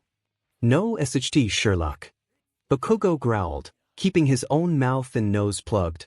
They ran away from the smoke, coming across a Class B student who had passed out on the trail. Shudo hesitated a moment before putting the boy on his back. Heroes never saved him, but maybe he could save this classmate. They continued on, slower than before due to the extra weight. Because he was no longer covering his face, 𝐻𝐻𝐿 got lightheaded much quicker than he had before, and it was only the practice he had working through the pain of his father's training that kept him going. That was probably why it took him longer than it should have to see the black figure kneeling on the path in front of them. "Who's that?"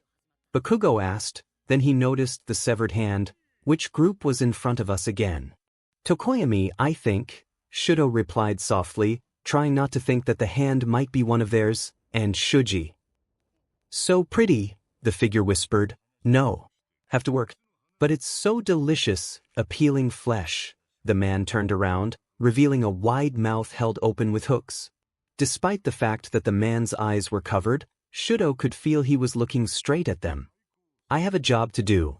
Aizawa watched in horror as his capture weapon went through the villain. As the flame villain melted into goo, he smirked, "I wonder if you can save your students." "Mr. Aizawa." Eraser looked to see Ida running out of the woods ask fast as he could, panic on his face. "Show me your bill." A giant villain barreled after him, muscle fibers bulging.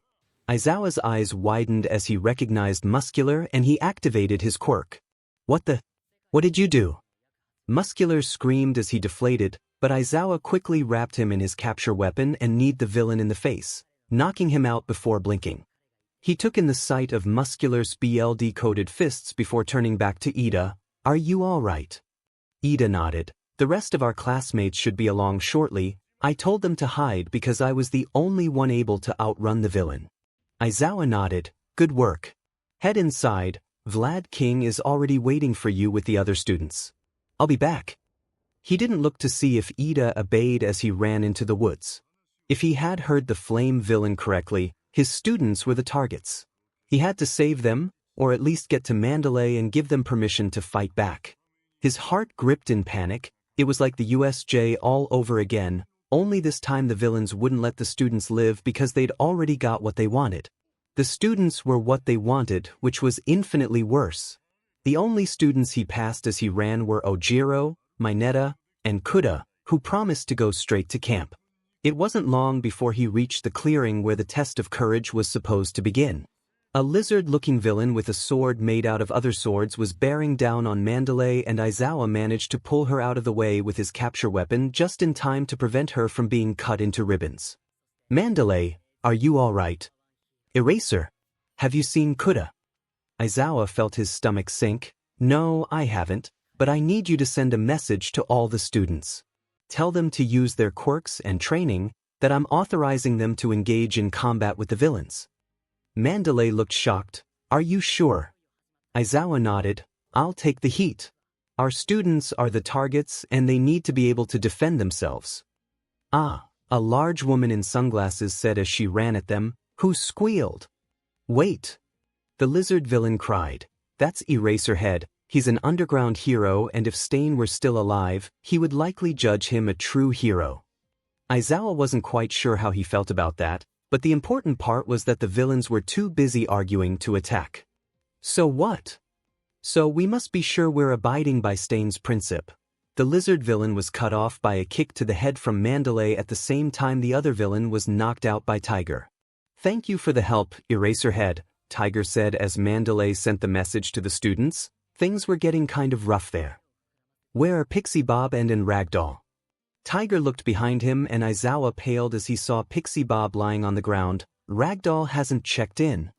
Aizawa took a deep breath. He couldn't worry about that right now. "Get her back to camp. I need to go look for the rest of the students." Tiger nodded as Aizawa ran further into the woods. 𝐻𝐻𝐿 put up another ice wall to stop the blades, careful to avoid the Class B boy he'd laid on the ground. "Don't just rush into this fight, Bakugo." "Whatever, Icy Hot. We've been given permission to fight, so that's what I'm gonna do." 𝐻𝐻𝐿 swore as Moonish dodged his ice wall again and took off into the trees. "This guy's quirk is too good at navigating this terrain. This freak looks like a scrawny little sidekick to me."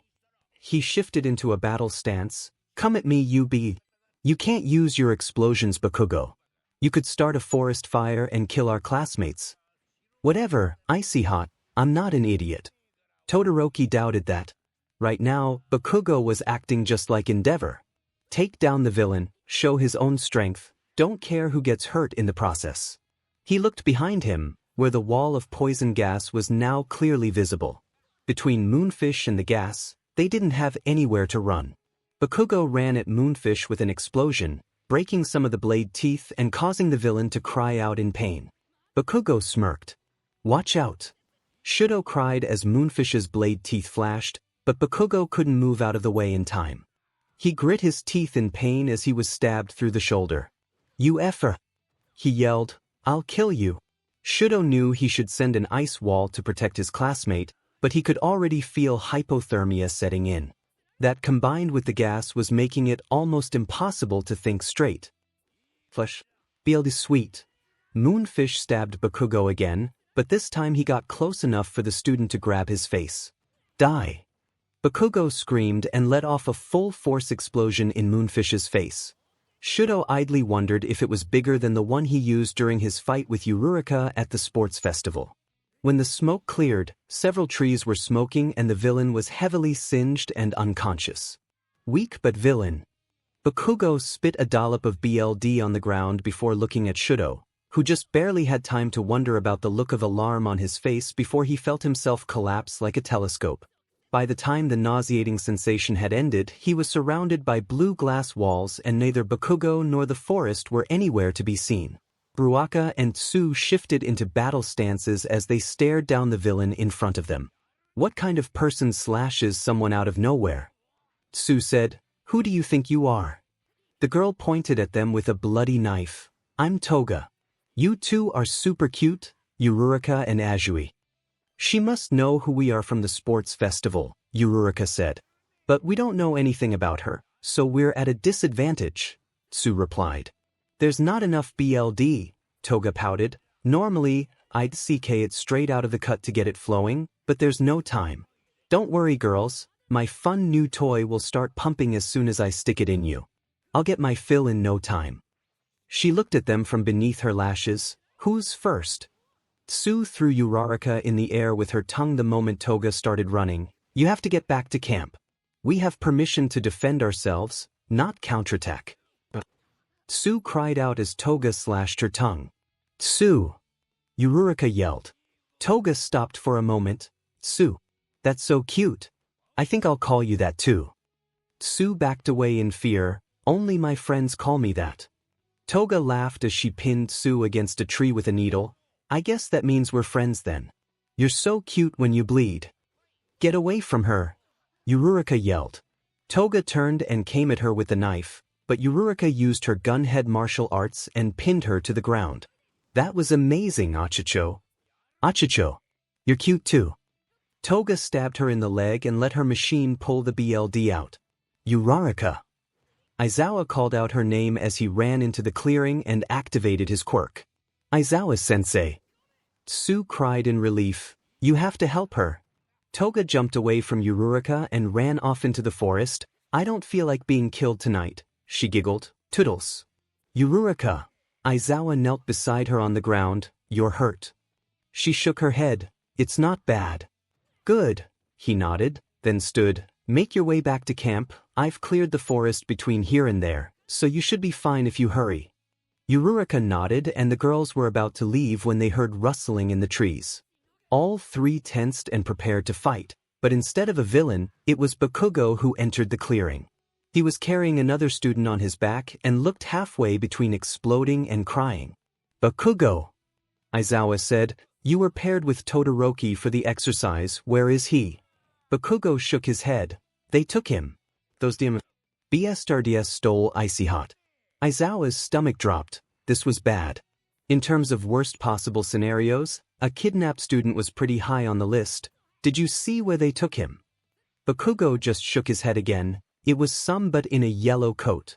He collapsed Icy Hot into a Fing marble and took off through the treetops. "I tried to follow them, but..." He grimaced. "I overused my quirk fighting the one who was trying to kill us and the beat was too fast for me to follow on foot." All of a sudden he screamed and kicked at the base of a tree. "I just feel so Fing helpless." Aizawa put a hand on his shoulder. "Bakugo, you and the girls get this student back to safety." There's not much else you can do out here anyway if you're suffering from quirk exhaustion. I'll find Todoroki. Bakugo looked like he wanted to argue, but instead he just scoffed. Fine. They were headed east when I lost track of them. Aizawa nodded and ran east. It was a long shot, but if there was any possibility Todoroki was still here, he had to try and save him. Now we just gotta wait for the others to regroup here. This place was supposed to be hard to find because of the wall of flames and poisonous gas, Dabi sighed, but it looks like the gas is gone. Aizawa hid in the trees, following the flame villain from earlier and a guy named Twice who kept arguing with himself. At one point he'd seen Aoyama cowering behind some bushes, but Aizawa had just put a finger to his lips and gestured for him to leave. Aizawa wanted nothing more than to take both villains down right now, but he held himself back. Bakugo had said the one who stole Todoroki had a yellow coat, and the forest was large enough that Aizawa would never be able to find him on his own. His only hope was to follow Dabi and Twice to the meet-up point and retake Todoroki from the villain who had him. Dabi and Twice stopped walking as Toga emerged from the trees. "Hey, crazy, did you get the BLD? How many different kinds?" Dabi asked. "One person." "Just one." Twice whined, "Good job. Weren't you supposed to get 3? "That's just the way it went down. I thought those brats were gonna kill me and then a pro showed up." "Whatever, it's fine." Twice said, "Shouldn't you be full of shame?" "Both of you shut up." Dabi ordered, "You're too loud. Welcome, Mr. Compress. You get the kid." Aizawa moved the moment a yellow-coated figure jumped down from the trees, tripping him with the capture weapon and activating his quirk. A ripping sound filled the clearing and suddenly Mr. Compress's coat was in tatters and Todoroki was kneeling on the ground looking disoriented. "Todoroki!" Aizawa ran toward him and saw his eyes widen before a massive wall of blue flame blocked his field of vision. "It's been 5 minutes since the signal," a voice declared, "Let's go." Aizawa activated his quirk and tried to see anyone, but the flames were too bright and Dabi made sure to stay hidden behind them so Aizawa couldn't see him. When the flames finally disappeared, Aizawa readied his capture weapon for the fight and looked around for the villains. But all he saw was an empty forest. Shudo woke up dazed and disoriented. By the time he was aware enough to look around the room, he'd been tied to a chair with quirk-suppressant cuffs. A man with painful-looking scars sat in a chair across from him, but from what Shudo could see, they were the only two in the room. "Hey Shudo," the man said softly, "it's good to see you." Shudo frowned slightly. He didn't understand why a villain, even one who just kidnapped him, was happy to see him. "Who are you?" The man smiled slightly. "I go by Dabi, but I think you can guess that's not my real name." He leaned forward. "We actually knew each other once, back before I got these scars." "Am I just supposed to know who you are?" Dabi shrugged. "It's not like you knew a whole lot of people back then. That flaming BSD kept you isolated so no one could distract you from your training." That made Shudo pause. He'd never heard anyone else talk about Endeavor that way, with the same intense hatred he himself felt. Against his better judgment, he found himself actually liking the villain that had kidnapped him. But how did he know about Shudo's isolation? "My hair was red then, too, kinda like yours." Dabi continued, producing a brilliant blue flame and watching it flicker with brilliant teal eyes. Shudo racked his brain, trying to think of who this guy could be. Red hair, like his left side. Strong flame quirk, like his left side. Teal eyes like... Shudo's eyes widened. "Tuya." The man smiled. "Hey there, little brother." Aizawa rested his head in his hands as he sat in the interrogation room waiting for Tsukachi.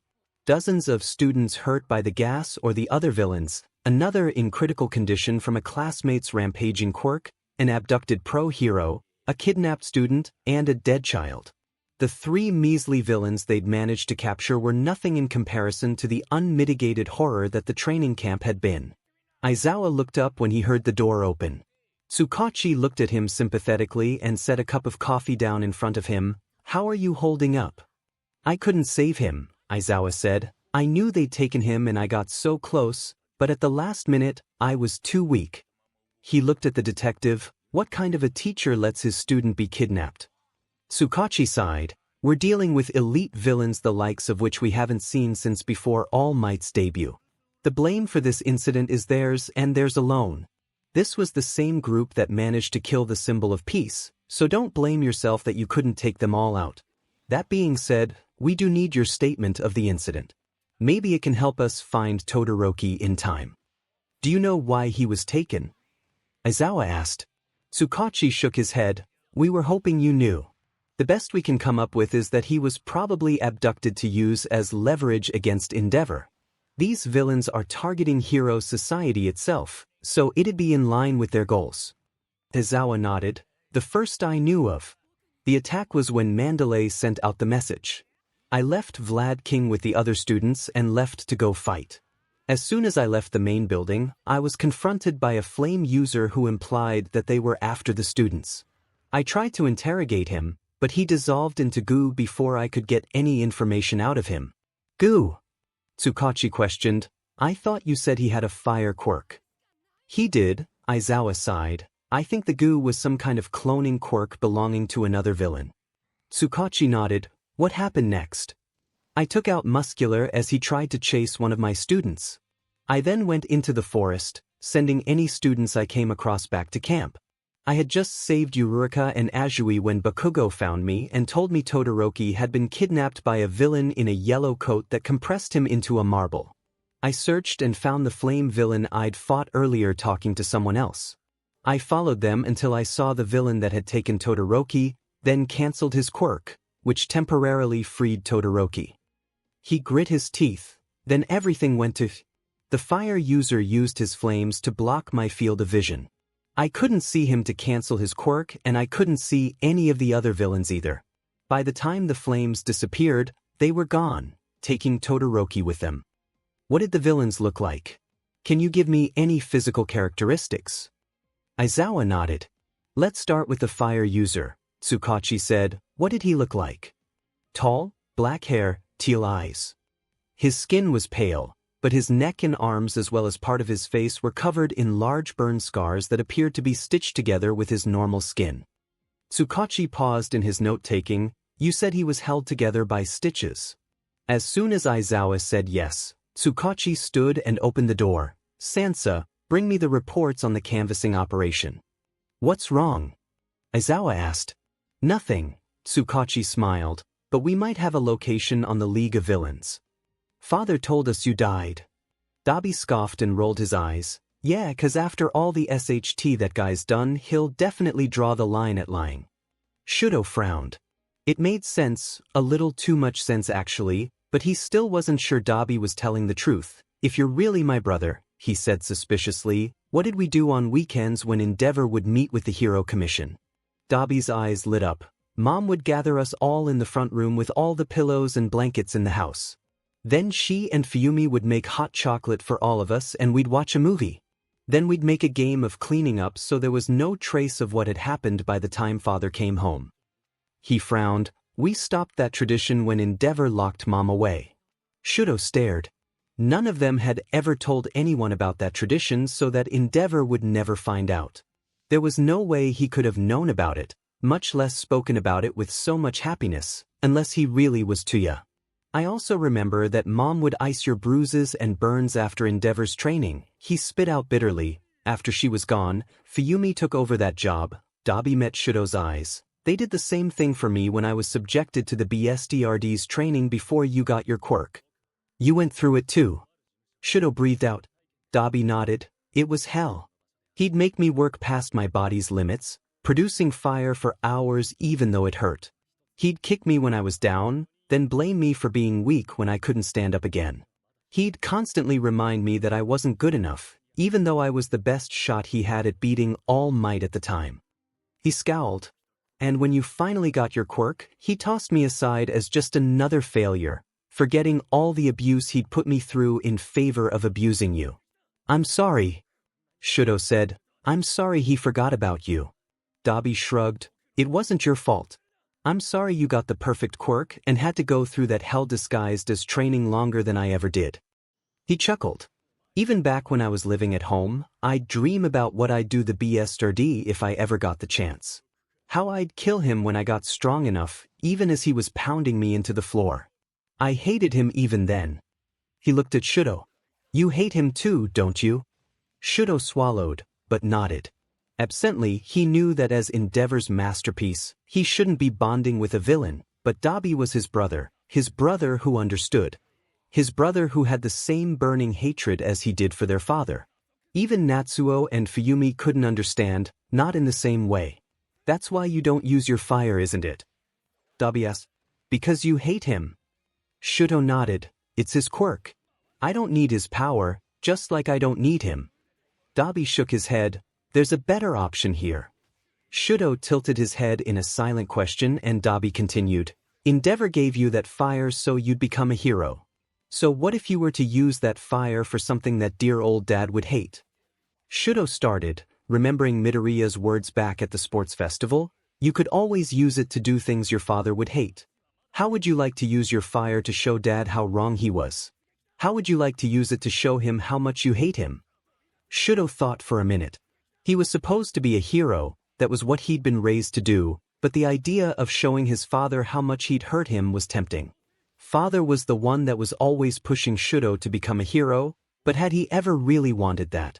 Maybe he had once, back when he was a little kid, back before his mother had been forced away from him, but that small longing had been burned and kicked out of 𝐻𝐸𝐻 by a decade of abuse. The only reason he was even at UA was because of what his father wanted. But what did 𝐻𝐸𝐻 want? He clenched his fists as the hate burning in his heart grew even hotter.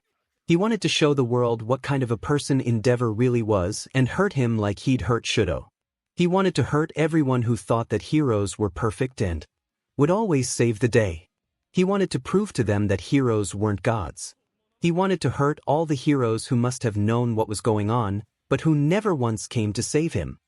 He looked at his brother with fire in his eyes. So 𝐻𝐸𝐻, Dabi asked, how would you like to be a villain? Okay, I hate to be the one to say it, but I'm just gonna come right out and ask, Yamada said. Is there a possibility Todoroki was taken because the League thought he had won for all? Nedza shook his head. They shouldn't have.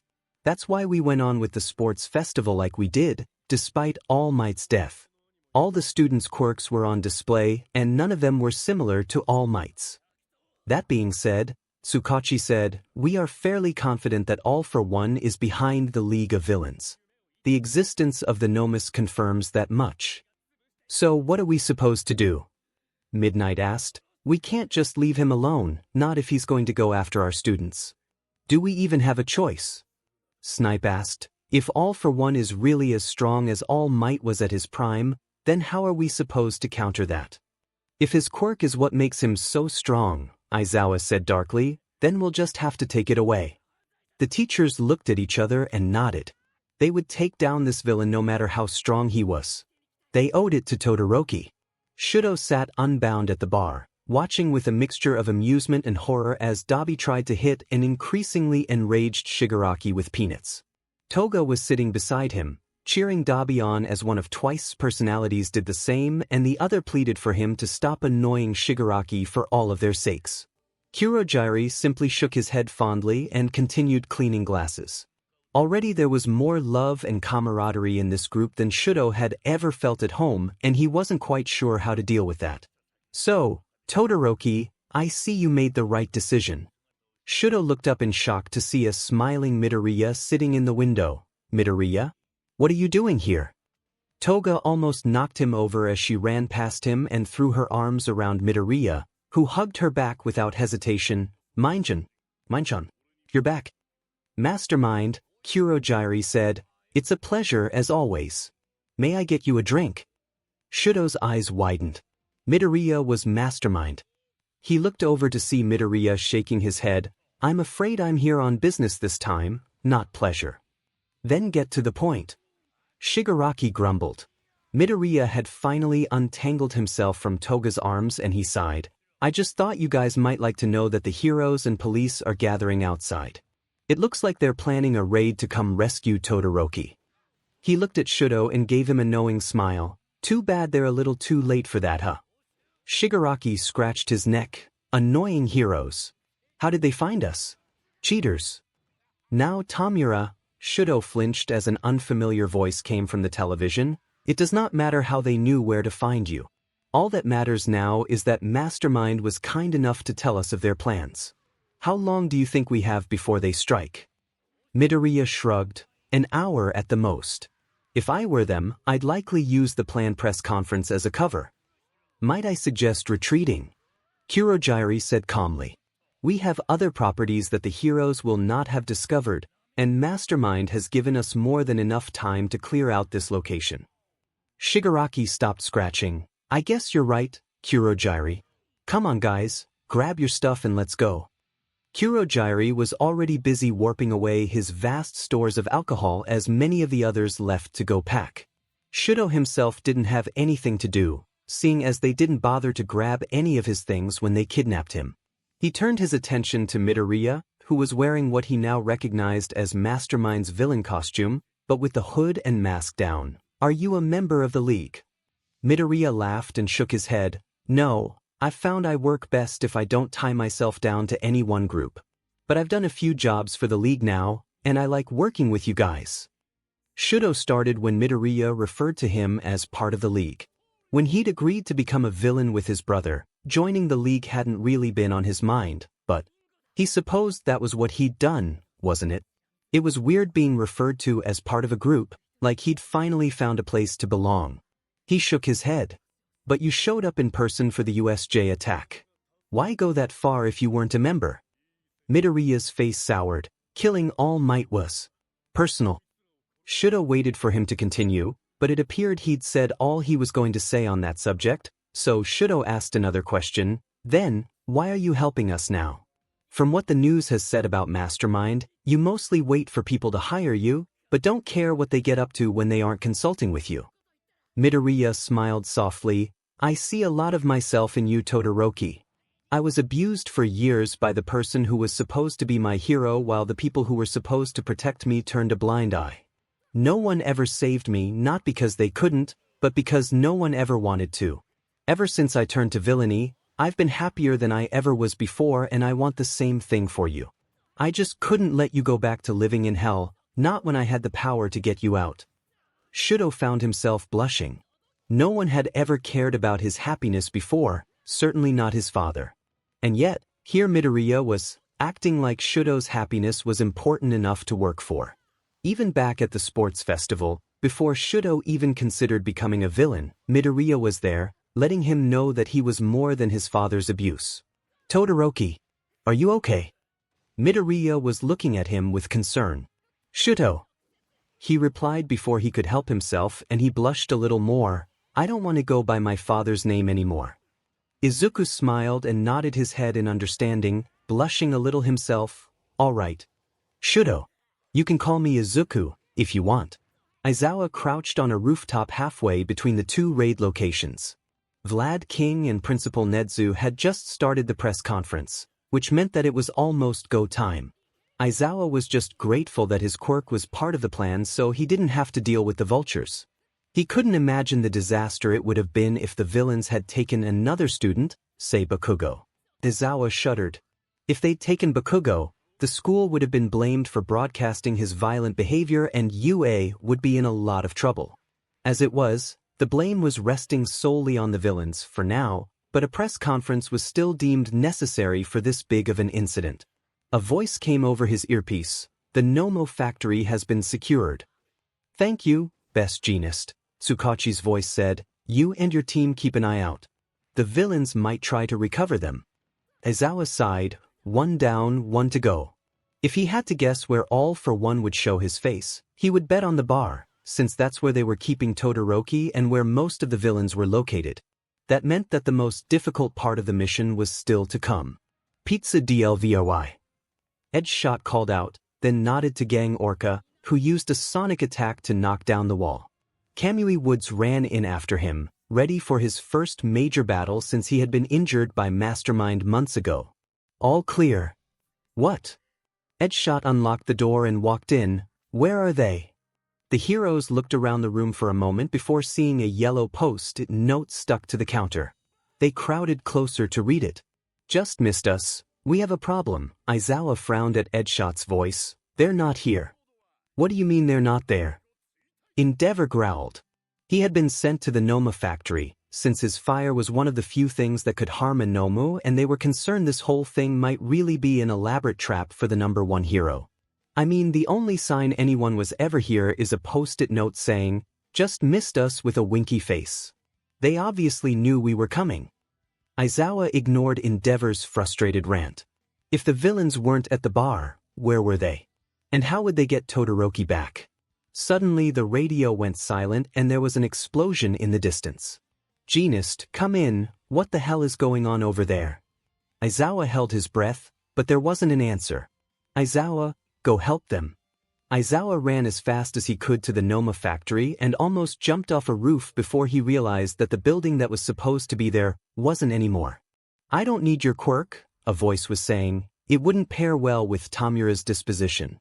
A grunt, and Aizawa looked down to see Best Genist's eyes glaze over as a man in a black mask punched a hole through his gut. Endeavor was just starting to stand back up with rage in his eyes, while Tiger had been knocked unconscious by the blow.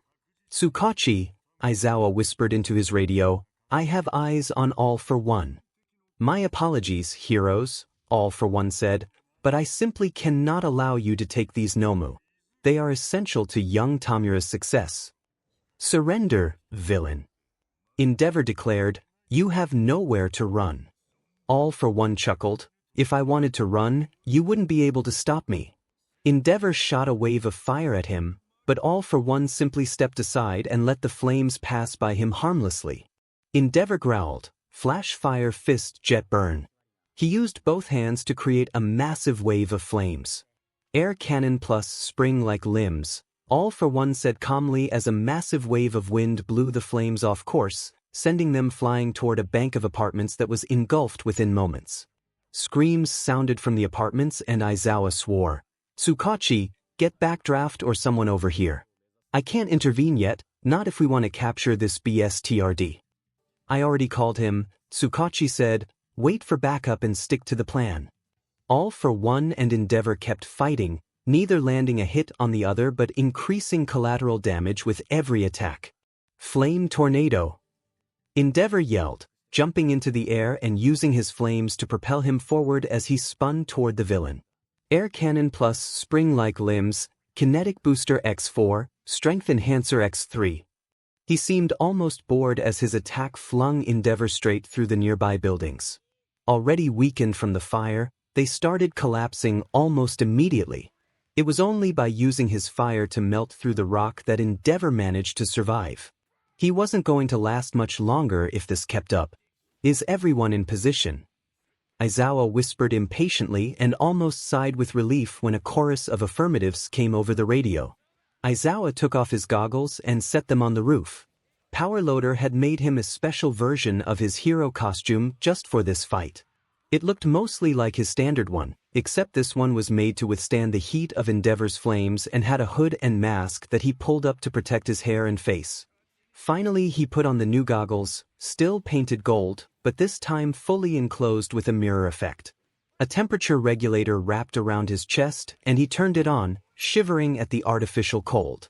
After he finished adjusting his new suit, Aizawa took a deep breath and jumped off the building, landing in a roll. All for One and Endeavor were still exchanging blows as Aizawa crept closer.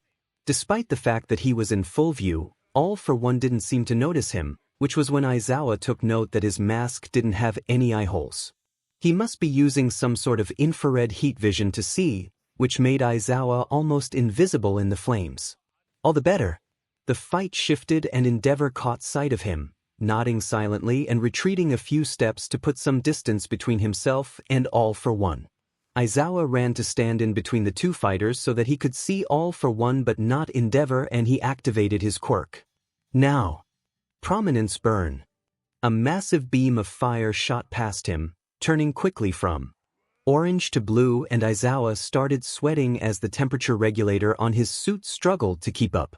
He held his quirk for as long as he could, but he had to blink eventually. Midnight. He yelled above the noise of the flames and Endeavor stopped his attack. Midnight quickly ran out from behind a building and cranked her quirk up to full force, completely shrouding the area in purple mist. Aizawa heard Endeavor fall to the ground behind him and saw All for One collapse in front of him, heavily burned, but not dead. As the gas took hold and the police surrounded the area, Aizawa finally closed his eyes. "So let me get this straight," Izuku said tersely, "you want me to join your little Yakuza, rather than have me in a consulting role as was the agreement when I showed up here." Overhaul simply looked unimpressed. "You've done a few impressive things in your short career," he said, scratching at his wrist, "but with the recent defeat of All for One, villains will be looking for a leader to fill that vacuum of power. Your actions strike fear into people's hearts, but you have no vision.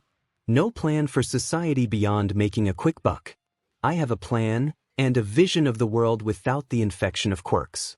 A vision you no doubt agree with, being quirkless yourself, if the rumors are true." He clenched his fist. "Put yourself under me, and I'll show you how well I can use you." "I think you deliberately misunderstand me, Overhaul." Izuku grit his teeth. "I have no intention to join any group, nor do I particularly care what happens to society, as you put it. I'm not even trying to be the leader of the underground. I am more than happy to let you or Shigaraki or whoever the hell else has the longing for the throne take it. What I value is having the freedom and power to do what I want when I want to, and that sometimes means working with rival groups, so joining any organization would be counterproductive to my goals." He leaned forward, "And as for the issue of quirks, don't presume that you know what I want. Quirks are tools, nothing more, nothing less.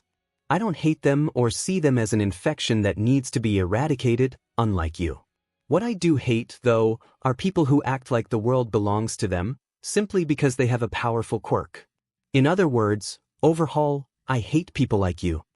Izuku stood up and walked toward the door, fingering his throwing knives and getting out of the range of Overhaul's quirk. "So, no. I will not be joining your Yakuza, and this meeting is over." Chronostatus tried to follow Mastermind as he left without being dismissed, but Overhaul simply held up a hand. "Don't worry, Chrono.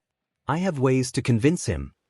He glared at the door where Mastermind had disappeared. "Find out everything you can about Mastermind. He will be my disciple soon enough." Inko walked home carrying a bag of groceries in each hand. Normally, she wouldn't go to the store so late, but they were out of milk and she'd had a late shift at work, so here she was, walking back to the apartment an hour after dark. Hopefully Izuku would be home by the time she got there. He had been spending a lot more time out with his friends lately, which made her really happy, even though she hadn't met any of them yet. Lately he'd even been texting a boy named Shudo almost constantly, something Inko had never seen him do before, not even with Katsuki. Maybe she should ask what Shudo's favorite food was and have Izuku invite him to dinner. Maybe Himiko or Tamura would even join them. It would be nice to finally have faces to put to the names. All she knew about them so far was that Shudo was sweet, Himiko was high energy, and Tamura was a little too into video games. Maybe she should ask Izuku when their birthdays were. They could shop for the perfect gifts together, maybe even make a day of it. It would be the perfect excuse to hang out of her son now that he was finally thriving and out the weird depression that had taken hold of him for a few months almost a year ago. Inko couldn't help but be proud of her son and how he was finally living his best life because he gave up on that impossible dream. She had always done her best to discourage him from being a hero because it just wasn't a realistic dream for someone quirkless, and she didn't want him to be disappointed. Above all, Inko just wanted Izuku to be safe, and that included him not trying to face down villains who were so much more powerful than he could ever hope to be. Inko didn't know what she would do if Izuku ever got hurt. After Hisashi's work transferred him shortly after Izuku's 4th birthday and his quirkless diagnosis, her baby was all she had. It was important that he stayed safe. She knew that it had hurt him when he finally came to terms with the fact that his dream was impossible, but he got past it, and now look. Izuku had friends now, and he was so much happier than he had ever been while he was still trying to be a hero. And now that Izuku was finally happy, that meant that Inko could be too. Suddenly, Inko felt a rough hand on her collar and she cried out as she was yanked backward into an alley. She tried to run but was suddenly hit by a wave of dizziness and nausea, and it was all she could do to stay on her feet. "Give me your money." "Okay," she cried, dropping her groceries and taking out her wallet. What with both the darkness and the dizziness, she couldn't see her attackers clearly, but it looked like they all had bird mutation-type quirks. No wonder they turned to mugging, It had always been difficult for obvious mutation types to find good jobs. "All right," a bored-sounding voice said, "let's finish this up." 𝐿𝐭 flinched back as a hand reached for her, but the hand grabbed her anyway and suddenly she was engulfed in red-hot pain. 𝐿𝐭 didn't know how long she was in pain, but then it was over. She briefly realized she'd collapsed at some point and could hear her attacker's footsteps retreating. Once they were gone and she'd recovered a little, she felt around for her purse and grabbed her cell phone, which was miraculously still there. "Hello, police." "Mom." Izuku cried out as he saw his mom sitting on the back of an ambulance talking to a police officer as a paramedic looked at her. "Mom, what happened?" "I'm fine, Izuku." 𝐿𝐭 said. "The paramedics say I'm better than normal. Even my old root canal somehow fixed itself up." Izuku paused. "What happened?" he asked lowly. "Midoriya. I'm Officer Sansa. Your mother appears to have been mugged," an officer with a cat head said, although we're not sure what their motivations were. "All her cards and cash are still in her wallet. We think they might simply enjoy causing pain, since one of their quirks seems to be causing an immense amount of pain without permanent damage." Izuku was practically vibrating with rage at this point. "What did they do to you, Mom?" 𝐿𝐭 shook her head. "One of them just touched me and everything kind of exploded in pain for a minute or two until everything was fine again and they left." "I'm fine, Izuku." Izuku did not think that this situation was fine by any stretch of the imagination. He didn't care how long it took. He thought as he started to run his hands through his mother's hair to comfort her, he would track down the thugs that hurt her and make them pay. "Midoriya-san," Officer Sansa asked, "can you give us any physical descriptions of your attackers?" Izuku perked up as 𝐿𝐭 shook her head. "It was dark and one of them had a quirk that made me really dizzy. The only thing I noticed was that they all had bird mutation quirks, so I assume they're related." Izuku stilled. Bird mutation types, or just bird masks? A dizziness quirk, or a drunkenness quirk? A quirk that caused immense pain, or a quirk that was able to disassemble and reassemble matter to the point that even a decades-old root canal was suddenly gone to the point that it seemed that it had never been there? Izuku wrapped his arms around his mom as she finally broke down and started to cry. "This wasn't a mugging, this was a threat. Be careful, I know what's important to you and I'm not afraid to kill to get what I want." Izuku's eyes took on an intimidating fire. Overhaul had just made a huge mistake. It had been a month since 𝐿𝐭's mugging, as the police had called it, and Izuku was finally ready. The day after his mom was attacked, Izuku had pretended to go back to Overhaul with his tail between his legs, but he was really playing the long game, making sure his mother was safe until he was ready to destroy the Yakuza himself. Being part of the Yakuza was interesting for lack of a better word. For all that Overhaul bragged about, using him to his fullest potential, Izuku had basically been doing glorified busy work every time he was at the compound. He was seen as a new member, and so was at the bottom of the pecking order, a fact that irritated him to no end. He wasn't even allowed to be involved in real work of the Yakuza. All he knew was Overhaul's glorified rhetoric about a quirkless world. It was getting really annoying. Sshudo had offered to come along and help him get his revenge, but Izuku had respectfully declined. Overhaul had threatened his mother, the only person who had even given a DMN about him before he became a villain, so leaving the job to anyone else would have been supremely unsatisfying, even if that someone was close friend like Sshudo. Izuku pulled his mask up over his mouth and jumped down onto street level, staying in the shadows as he sneaked up on the guards. A few slit throats and a stolen keycard later, he was wandering the silent halls of the upper compound. He knew there were only a few guards on this level, with most of the Yakuza living and working in the labyrinth below, so it didn't take Izuku long to track down the dozen or so low-ranking members on duty that night and take them out. A simple throwing knife through the eye or a slit throat was a quick enough death for most of them. Izuku wasn't about to waste time and energy playing when any of them could easily raise the alarm. Besides, these small fry were nothing more than collateral damage in his complete annihilation of Overhaul and an effective message to anyone else who might get it into their heads that it was a good idea to go after his mother. Izuku had bigger plans for the night. It took him a few minutes to find the secret entrance to the rest of the compound since he'd never been allowed to find it unaccompanied, but it only slowed him down a little. He kept to the blind spots in the halls, silently killing everyone he came across until he found the barracks. He almost felt bad as he viciously slashed each one of the sleeping men's throats, but the feeling didn't last long. Yeah, none of them had made the call to attack his mother, but they had all made it known in the past month exactly how they felt about weak, quirkless people like him. And they were following an idiotic psychopath, so there was that. 𝐒𝐬𝐽 followed his same pattern as he gradually cleared the compound, picking the lock on every door and killing everyone inside. He hadn't been surprised to find a variety of labs tucked away, but was surprised at how little raw material they had stored.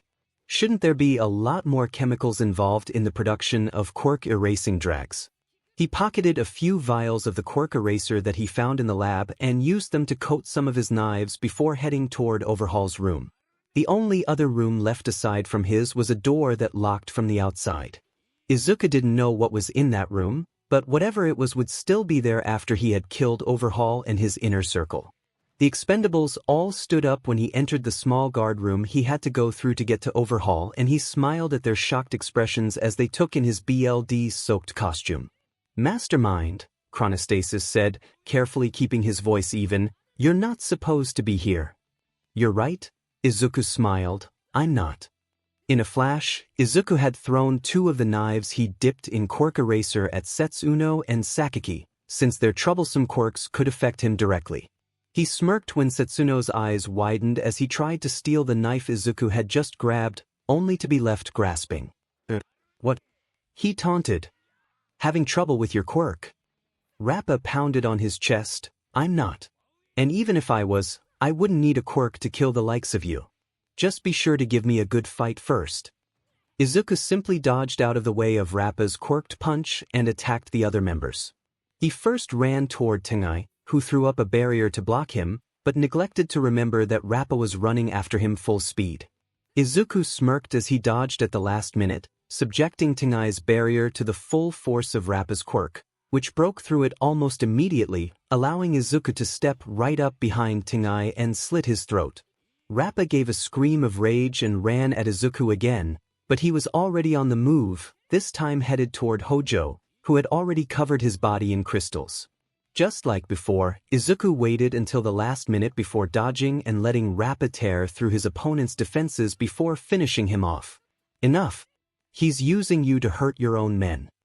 𝐿 yelled and extended the hour hand of his hair to hit Rappa, immobilizing him. 𝐒𝐽𝐽 didn't waste the opportunity and Rappa was dead before anyone had the chance to blink. Tabe immediately ran at him, mouth open wide, but 𝐒𝐽𝐽 simply shoved a knife down his throat before he had the chance to bite down. 4 down, 4 to go, 5 if 𝐒𝐽𝐽 was counting chronostasis. Katsukami ran to try to touch 𝐒𝐽𝐽 and sap his energy, but 𝐒𝐽𝐽 didn't let him get in close, dodging while slashing with one of his longer knives and following it up with a throwing knife to the back of the head. "Who will you be going for next?" Nemoto asked. "It doesn't matter much at this point." 𝐒𝐽𝐽 answered honestly. He didn't have much of a choice after all. Your quirk doesn't help you in combat and both Setsuno and Sakaki are functionally quirkless right now. I'll beat you all easily. All three rushed him at once, trying to overwhelm him with numbers, but 𝐒𝐽𝐽 had analyzed all of their fighting styles extensively over the last month and had much more experience fighting quirkless than they did. Chronostasis also couldn't hit him without the risk of hitting one of his teammates, a mistake he wasn't about to make again, so the fight didn't last long. When they were all dead or bleeding out, 𝐒𝐽𝐽 finally turned to Chronostasis, who was staring at him in shock.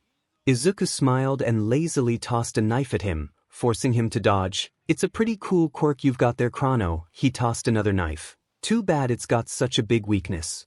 𝐒𝐽𝐽 forced Chronostasis to keep moving, which prevented him from using his quirkle, all while 𝐒𝐽𝐽 gradually moved closer. After a few minutes, Chronostasis was breathing and finally stood still, apparently deciding that the benefits of using his quirk outweighed the potential danger. It was the wrong decision. 𝐒𝐽𝐽 slashed his throat before Chronostasis had even had the chance to extend his hair. 𝐒𝐽𝐽 straightened as he heard the door to Overhaul's room open behind him. What is the meaning of this? Overhaul looked on his dead underlings, crinkling his nose in disgust. The meaning of this, 𝐒𝐽𝐽 said, carefully coating a knife in the stolen quirk eraser behind his back, is that you threatened the wrong person. Overhaul sighed and removed his gloves. It will be a shame to have to kill someone so uncontaminated, but oh well. He ran at Izuku, who watched him get closer without dodging. At the last moment, he ducked underneath Overhaul's outstretched arm and sunk the knife into his gut. Overhaul let out a grunt, but simply slapped Izuku on the back. Nothing happened. Nice quirk eraser you've developed, isn't it? Izuku taunted as Overhaul's eyes widened. Too bad you haven't practiced being perfect. Wasn't that the word you used to describe people like me? Unlike his men's, Overhaul's death was not quick. Izuku took pleasure in slowly taking the man apart like he'd taken apart his mother. When he was finally done, Izuku gathered up all the knives he'd used during the fight and headed down the hall to the mysterious locked room. Whatever was inside must have been important if it was so close to Overhaul's own residence, and maybe prone to escape if it had to locked inside the room. After picking the lock, Izuku quickly grabbed a knife and shifted into a battle stance.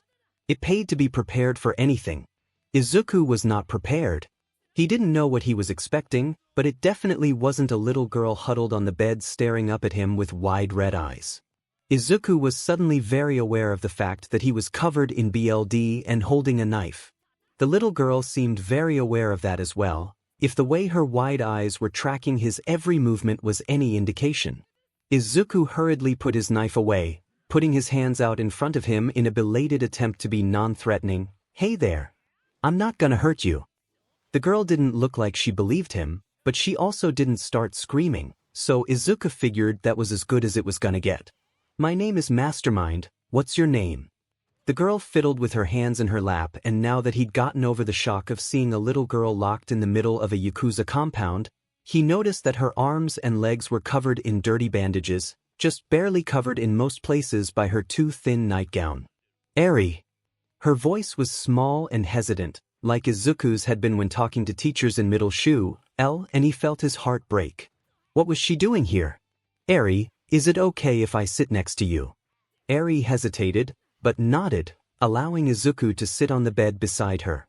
He pointedly ignored the fact that he was staining the sheets red as he looked her in the eyes. What are you doing here, Eri?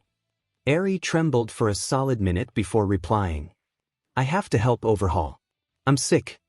Izuku tried to ignore his anger. He didn't need Eri getting any more scared than she already was. What do you mean, Eri?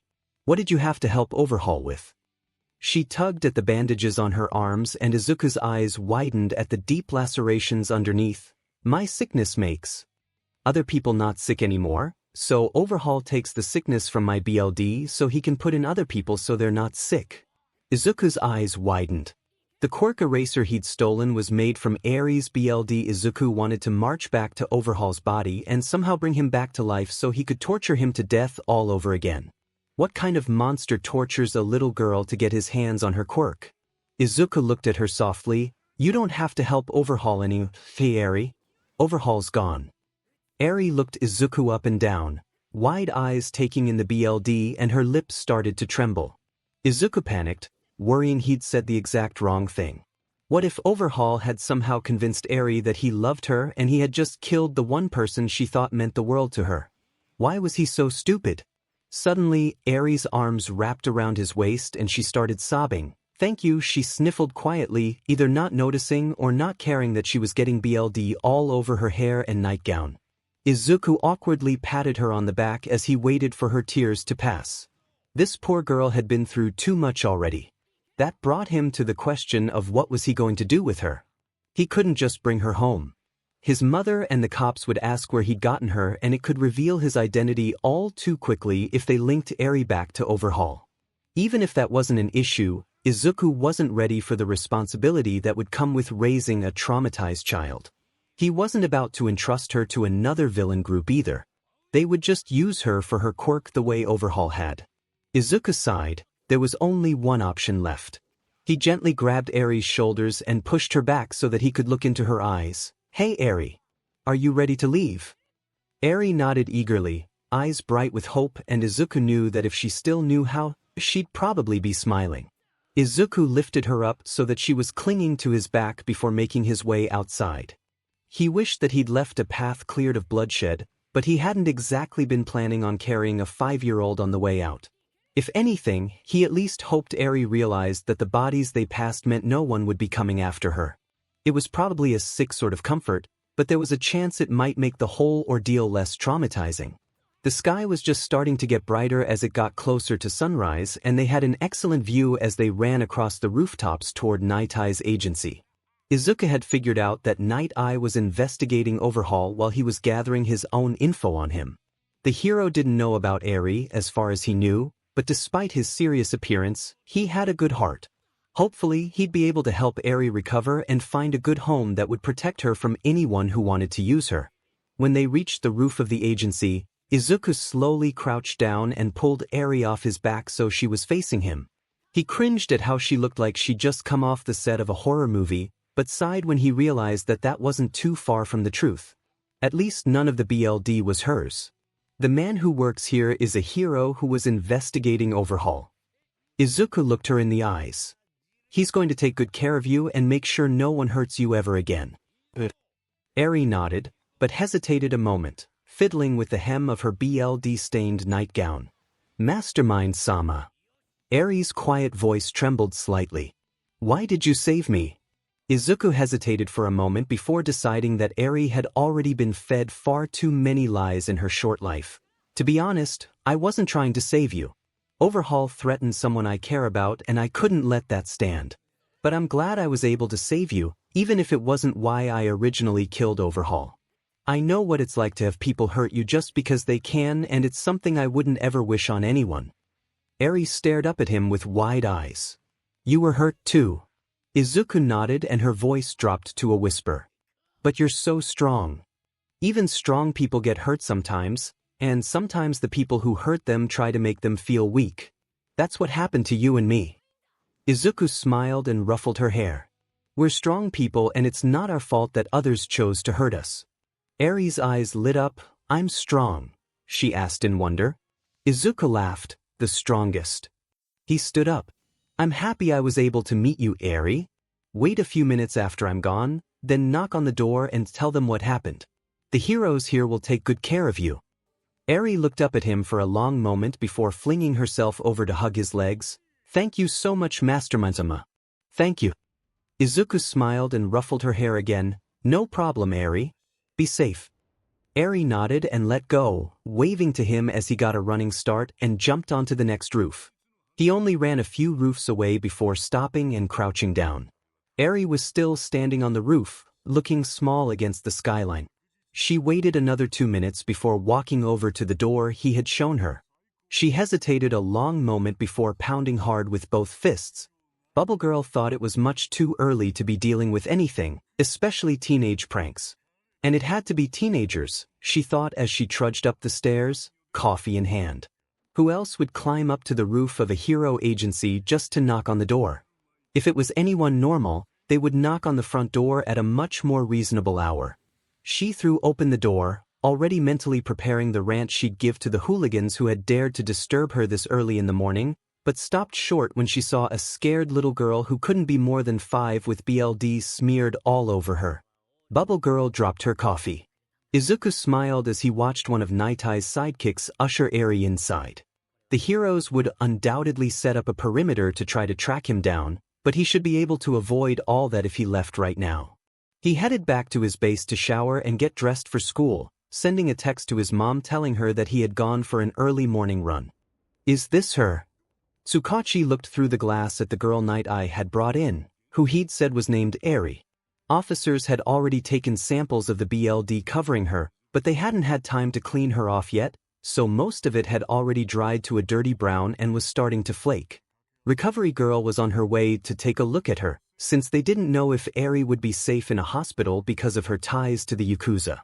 As soon as Eri had mentioned that Overhaul and all of his men were killed by Mastermind, Night Eye had sent his sidekicks and a whole team of police officers to investigate the base, only to find a bloodbath. There hadn't been a single person left alive, with the exception of Eri, and Overhaul himself had obviously been tortured to death, Mastermind's signature M carved into his body over 100 times. The police were still in the process of taking pictures of the scene before they could remove the bodies, and they had already had to set up a perimeter to keep out the media, who had flocked to the compound as if they'd smelled the BLD Tsukachi side and walked into the interrogation room, Night Eye and Nezu right behind him. He hated that they had to interrogate this little girl who had obviously been through too much in the last 24 hours, but anything they could find on Mastermind put them one step closer to discovering his identity, which was essential to resolving the high-stakes hostage situation he had set up.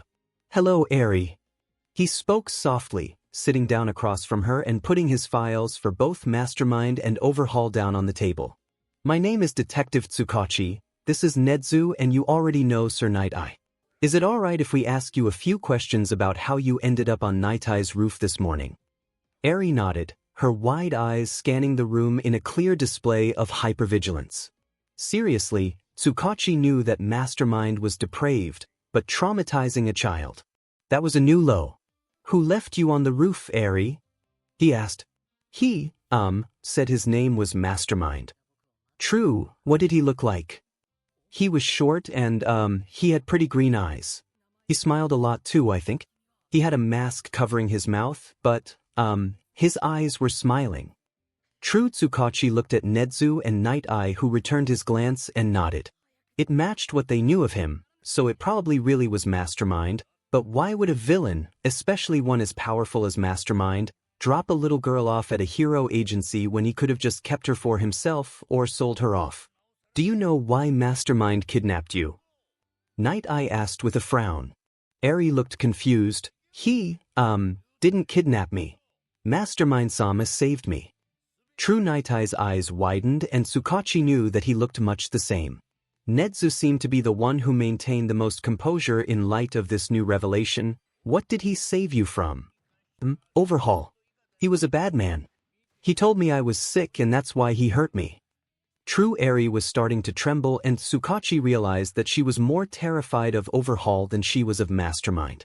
The child was obviously traumatized, but the question now was who was responsible for that.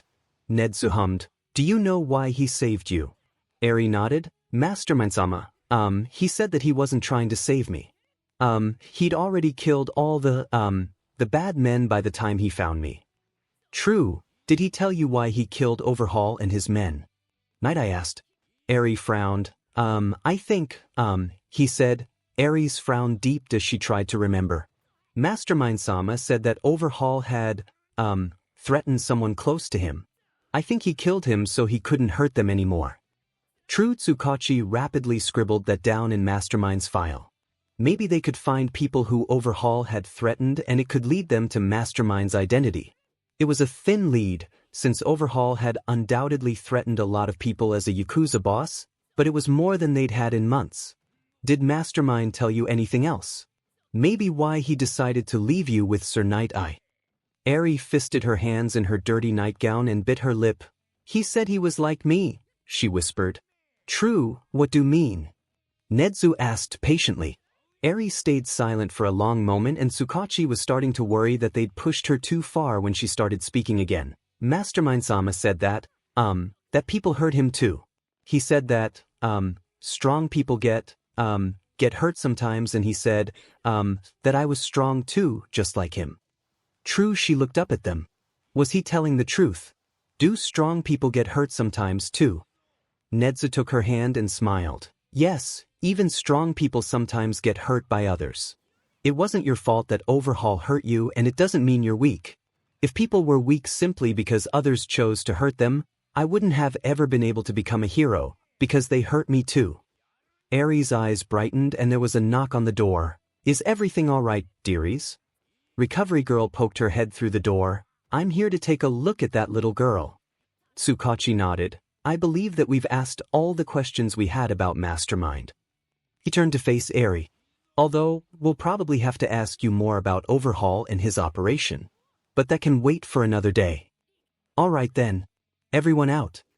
Recovery Girl said sternly as Eri started to shake, and she rapped Tsukachi on the head with her cane. "I need to check on the patient, and you all are going to make her claustrophobic." They quickly complied, leaving Recovery Girl to comfort Eri and examine any injuries she might have. As soon as they were outside, They stopped and looked at each other. Mastermind was most likely a victim of abuse as a child. 𝐻𝐻𝐿 said. If not at the hands of his parents, then likely at the hands of teachers or peers. This abuse might explain why he goes after heroes, since it is likely he wished heroes would save him, but they never did. Tsukachi nodded. I'll run a list of domestic violence survivors with green eyes. That'll at least give us a start, since it's most likely the violence happened in the home, and then we can expand the search if that doesn't turn up any leads. Make sure you cross-reference that list with anyone with connections to the Yakuza. Night Eye said. Mastermind only got involved with this because Overhaul threatened someone, which means he does have people he cares about. Whether they know his identity is still up in the air. 𝐻𝐻𝐿 clapped his hands together. Perfect. I do believe we are closer to catching this monster now than ever before. Tsukachi tried to rub the budding headache out of his forehead. This case was terrible. Nothing for months, and then their best leads come from an unlucky little girl. He needed a break. Hey 𝐻𝐻𝐿, how is your search for Todoroki coming? 𝐻𝐻𝐿 frowned and shook his head. Not well. The League has practically disappeared since we took down All for One, and there are no leads on any of the members. I hate thinking of one of my best students being held captive for this long. He shivered slightly. But the alternative is worse. At this point we are having to confront the possibility that Todoroki may be dead. With Shigaraki's disintegration quirk to dispose of the body, we would never even know. Tsukachi sighed. Do you have any leads on why he was taken? Has Endeavor received any ransom demands? 𝐻𝐻𝐿 shook his head.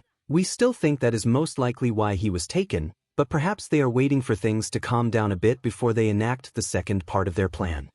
He sighed. Endeavor isn't helping the investigation either. He simply blames us for letting his son get kidnapped and then not being able to find him. He doesn't seem to care that we have 0 leads, and he puts everyone on edge, always hanging around and saying hateful things whenever he is at UA. Having a student kidnapped is a nightmare scenario and something I hoped never to have to deal with when I became principal, but it's even worse that the victim is so high profile. How are the other students dealing with it? Night Eye asked. Not very well. 𝐒𝐿 frowned. We have every member of Class 1A meeting with Hound Dog weekly, but they still feel Todoroki's absence sharply. I believe they have started mourning him. The last time I checked, they had set up a small memorial on his desk. They changed the flowers every few days. Other than that, they have been adjusting well to the dorm system and there haven't been any more major incidents, so it's going about as well as we can hope for. It'll take time. Night Eye said sadly. Hopefully we will find him soon. If what we just learned leads us to Mastermind, perhaps he'll be able to lead us to the League. Tsukachi nodded absently. He couldn't let himself get his hopes up that they would find All Might's killer, not when Mastermind was so slippery. Who knows, Todoroki had a strong quirk, so maybe he would be able to escape and find his way back to them. But Eri's words echoed in his head as he said goodbye to Night Eye and 𝐻𝐻𝐿 and sat down to do paperwork on the Overhaul massacre. Even strong people get hurt sometimes. Izuku and Shudo were busy making katsudon in the kitchen of the apartment that acted as Mastermind's base while Toga and Twice chattered away on the couch and Dabi glared at them from the armchair. And then, he had the audacity to look surprised when I stabbed him. Toga smiled widely, showing off her fangs. That makes sense. You're lying. Twice was wearing his mask inside, but no one really minded, since it made him more comfortable. Izuku had a theory that breaking his arm might help Twice realize that he was real and not a clone, but that wasn't really something he was comfortable bringing up with Twice, even if they could tentatively be called friends. Toga nodded seriously. Yep. It was such a cute expression too. All wide-eyed and bloody. It was a shame it didn't last longer. Dabi groaned and threw a pillow at them. Just shut up already. Just because you decided to be best friends does not mean the rest of us want to be subjected to your crazy bullshit. Be nice, Dabi. Izuku wiped his hands on a towel as he walked in from the kitchen. I, for one, am very happy Himiko has finally found someone to spend time with that's as crazy as she is. Ah, mine-chan. Himiko jumped up and threw her arms around him. That's the nicest thing you've ever said to me. Izuku laughed as Dabi rolled his eyes. Go ahead and laugh, Midoriya. It's not like you have to live with them. 𝐂𝐸𝐽 came up behind Izuku and raised an eyebrow at his brother. I'm pretty sure you're just jealous cause there's no one as crazy as you. That's it. Dabi jumped up and grabbed the seat cushion from his chair and ran at 𝐸𝐸𝐽, whose eyes widened as he dodged Dabi and grabbed a pillow from the waiting Twice. 10 out of 10. Hit him harder, you're so weak. Twice cheered. Go 𝐸𝐸𝐽. Go Dabi. Be nice you two, stop fighting. Himiko and Izuku were holding their sides laughing as 𝐸𝐸𝐽 and Dabi chased each other around the apartment. From what 𝐸𝐸𝐽 had said in their text conversations, Izuku had gathered that Endeavor hadn't ever really let either of them just play around and be kids, instead insisting they train constantly while isolating them from their other siblings and from kids their own age. Once the rest of the league had discovered this fact, they had taken it upon themselves to introduce the two to everything they missed out on during their childhoods, resulting in them being the second and third most immature members of the league. First place still went to Shigaraki. Izuku ducked back into the kitchen to check on the food. All right you two, calm down and come set the table. Food's ready.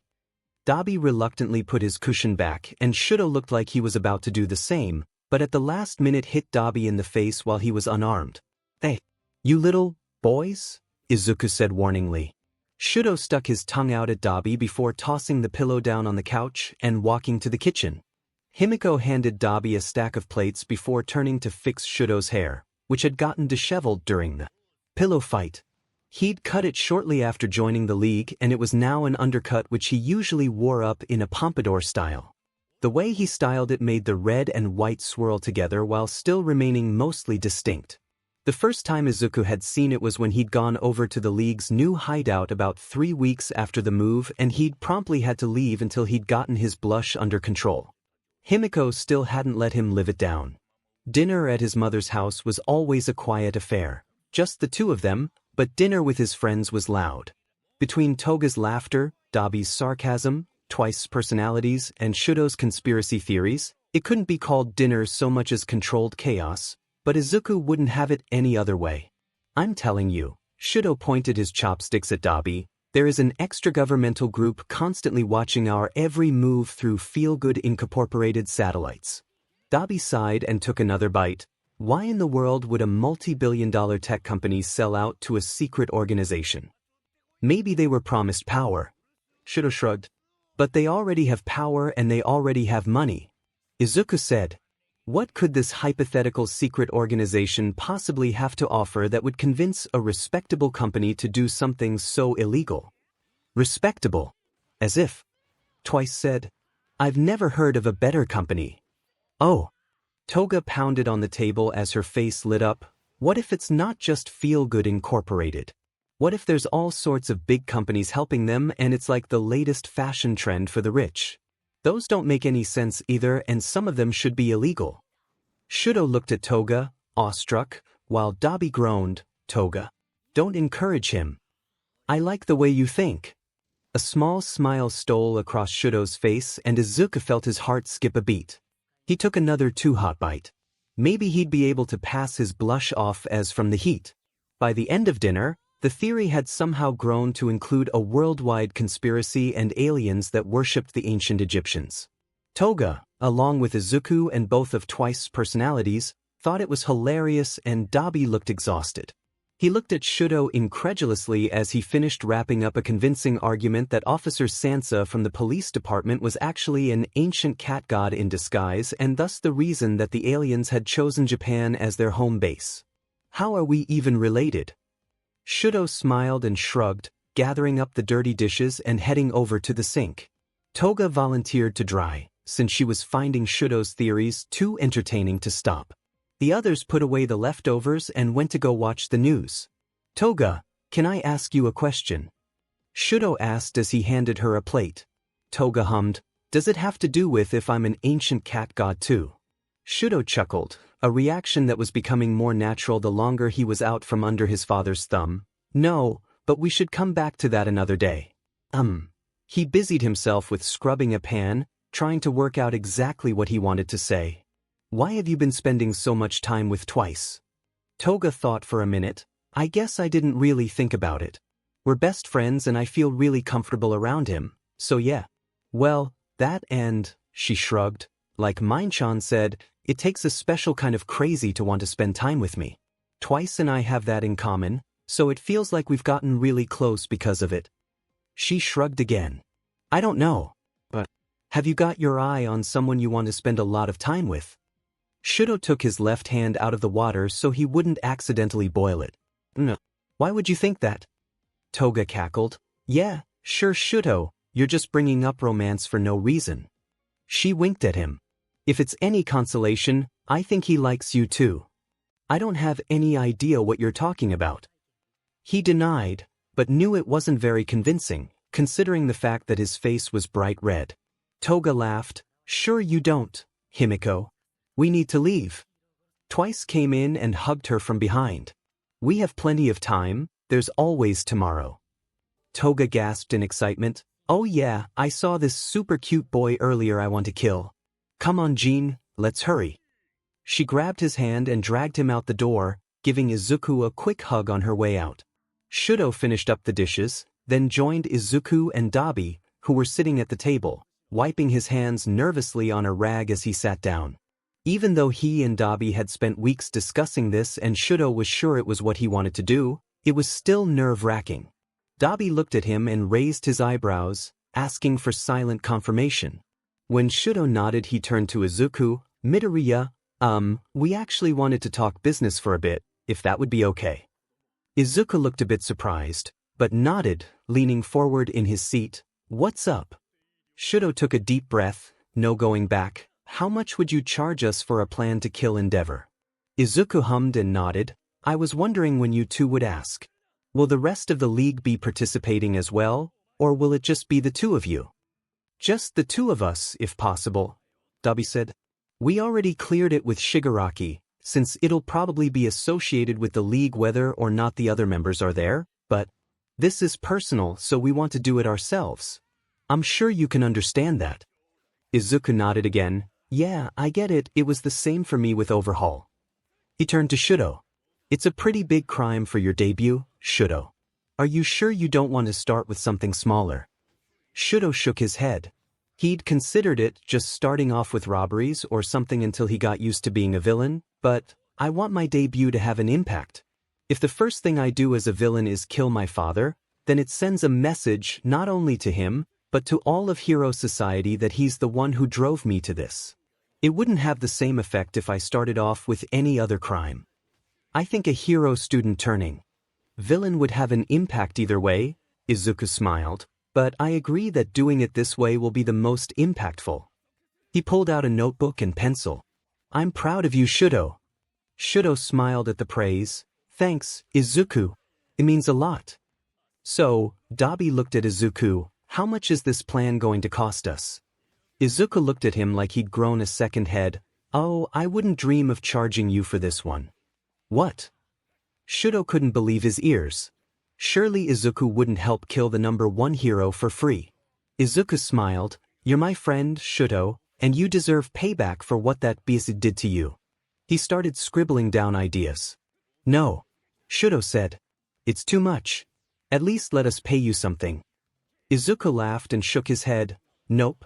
Just consider it an early birthday present or something. 𝐻𝐸𝐿 glared at him. My birthday isn't for months. Izuku shrugged. Maybe it's for Dabi's birthday then. His birthday is after mine. I don't care. Izuku looked at him as Dabi lost control of his laughter. Seriously, 𝐻𝐸𝐿. It's the least I can do. 𝐻𝐸𝐿 pouted, but knew he wasn't going to be able to change Izuku's mind. Izuku smiled widely as he realized he'd won. So, have you thought about a villain alias yet? You should probably have that picked out before your debut. 𝐻𝐸𝐿 shook his head. Honestly, I hadn't really thought about it. I've just been going by 𝐻𝐸𝐿. No, that just won't do. Izuku shook his head. You need a name that strikes fear into the hearts of your enemies. Think about what you'd want on your wanted poster. 𝐻𝐸𝐿 just looked at Izuku confused. Why? Wouldn't any name strike fear into people's hearts if I do things people are afraid of? Izuku groaned and hit his head against the table while Dabi laughed. No, I've got the perfect name for you. Peppermint Boy. 𝐻𝐸𝐿 scowled and Izuku raised his head up to reveal a terrifying glint in his eye. No, what about Endeavor? Dabi grinned. Daddy issues? Father killer. Ice princess. Don't I get any say in this? Shudo grumbled. Nope. Izuku and Dabi said in perfect unison, and then Dabi gasped in delight. I've got it. Isa thought. Izuku had tried taking a drink of water, but ended up snorting it out his nose. You two are terrible. Shudo shook his head.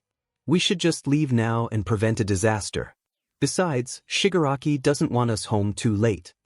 Dabi didn't stop laughing, but stood up and grabbed his coat. See you later, Midoriya. Don't get into too much trouble. Me? Trouble? Izuku said innocently. I would never. Shudo shook his head. Yeah, 'cause you're just a paragon of perfection. Izuku gave him a bright smile that made his heart skip a beat. Obviously. I'll send you the completed plan within the next week or so, and we can go over and see if you want to make any changes.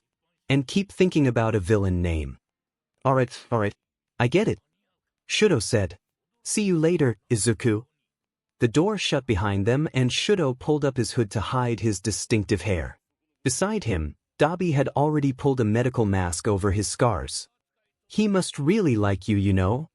Dabi said as they started walking. Shudo looked at him in confusion. What? Dabi rolled his eyes. Midoriya? He never gives plans away for free. And he lets you call him by his first name. If that isn't love, I don't know what is. Shudo sighed. With our family, I don't think either of us would know love if it bit us in the butt. Dabi shrugged. Fair enough. But still, he must really care about you, even if it's just as a friend. Shudo paused and looked up, back at Izuku's apartment building. I hope you're right.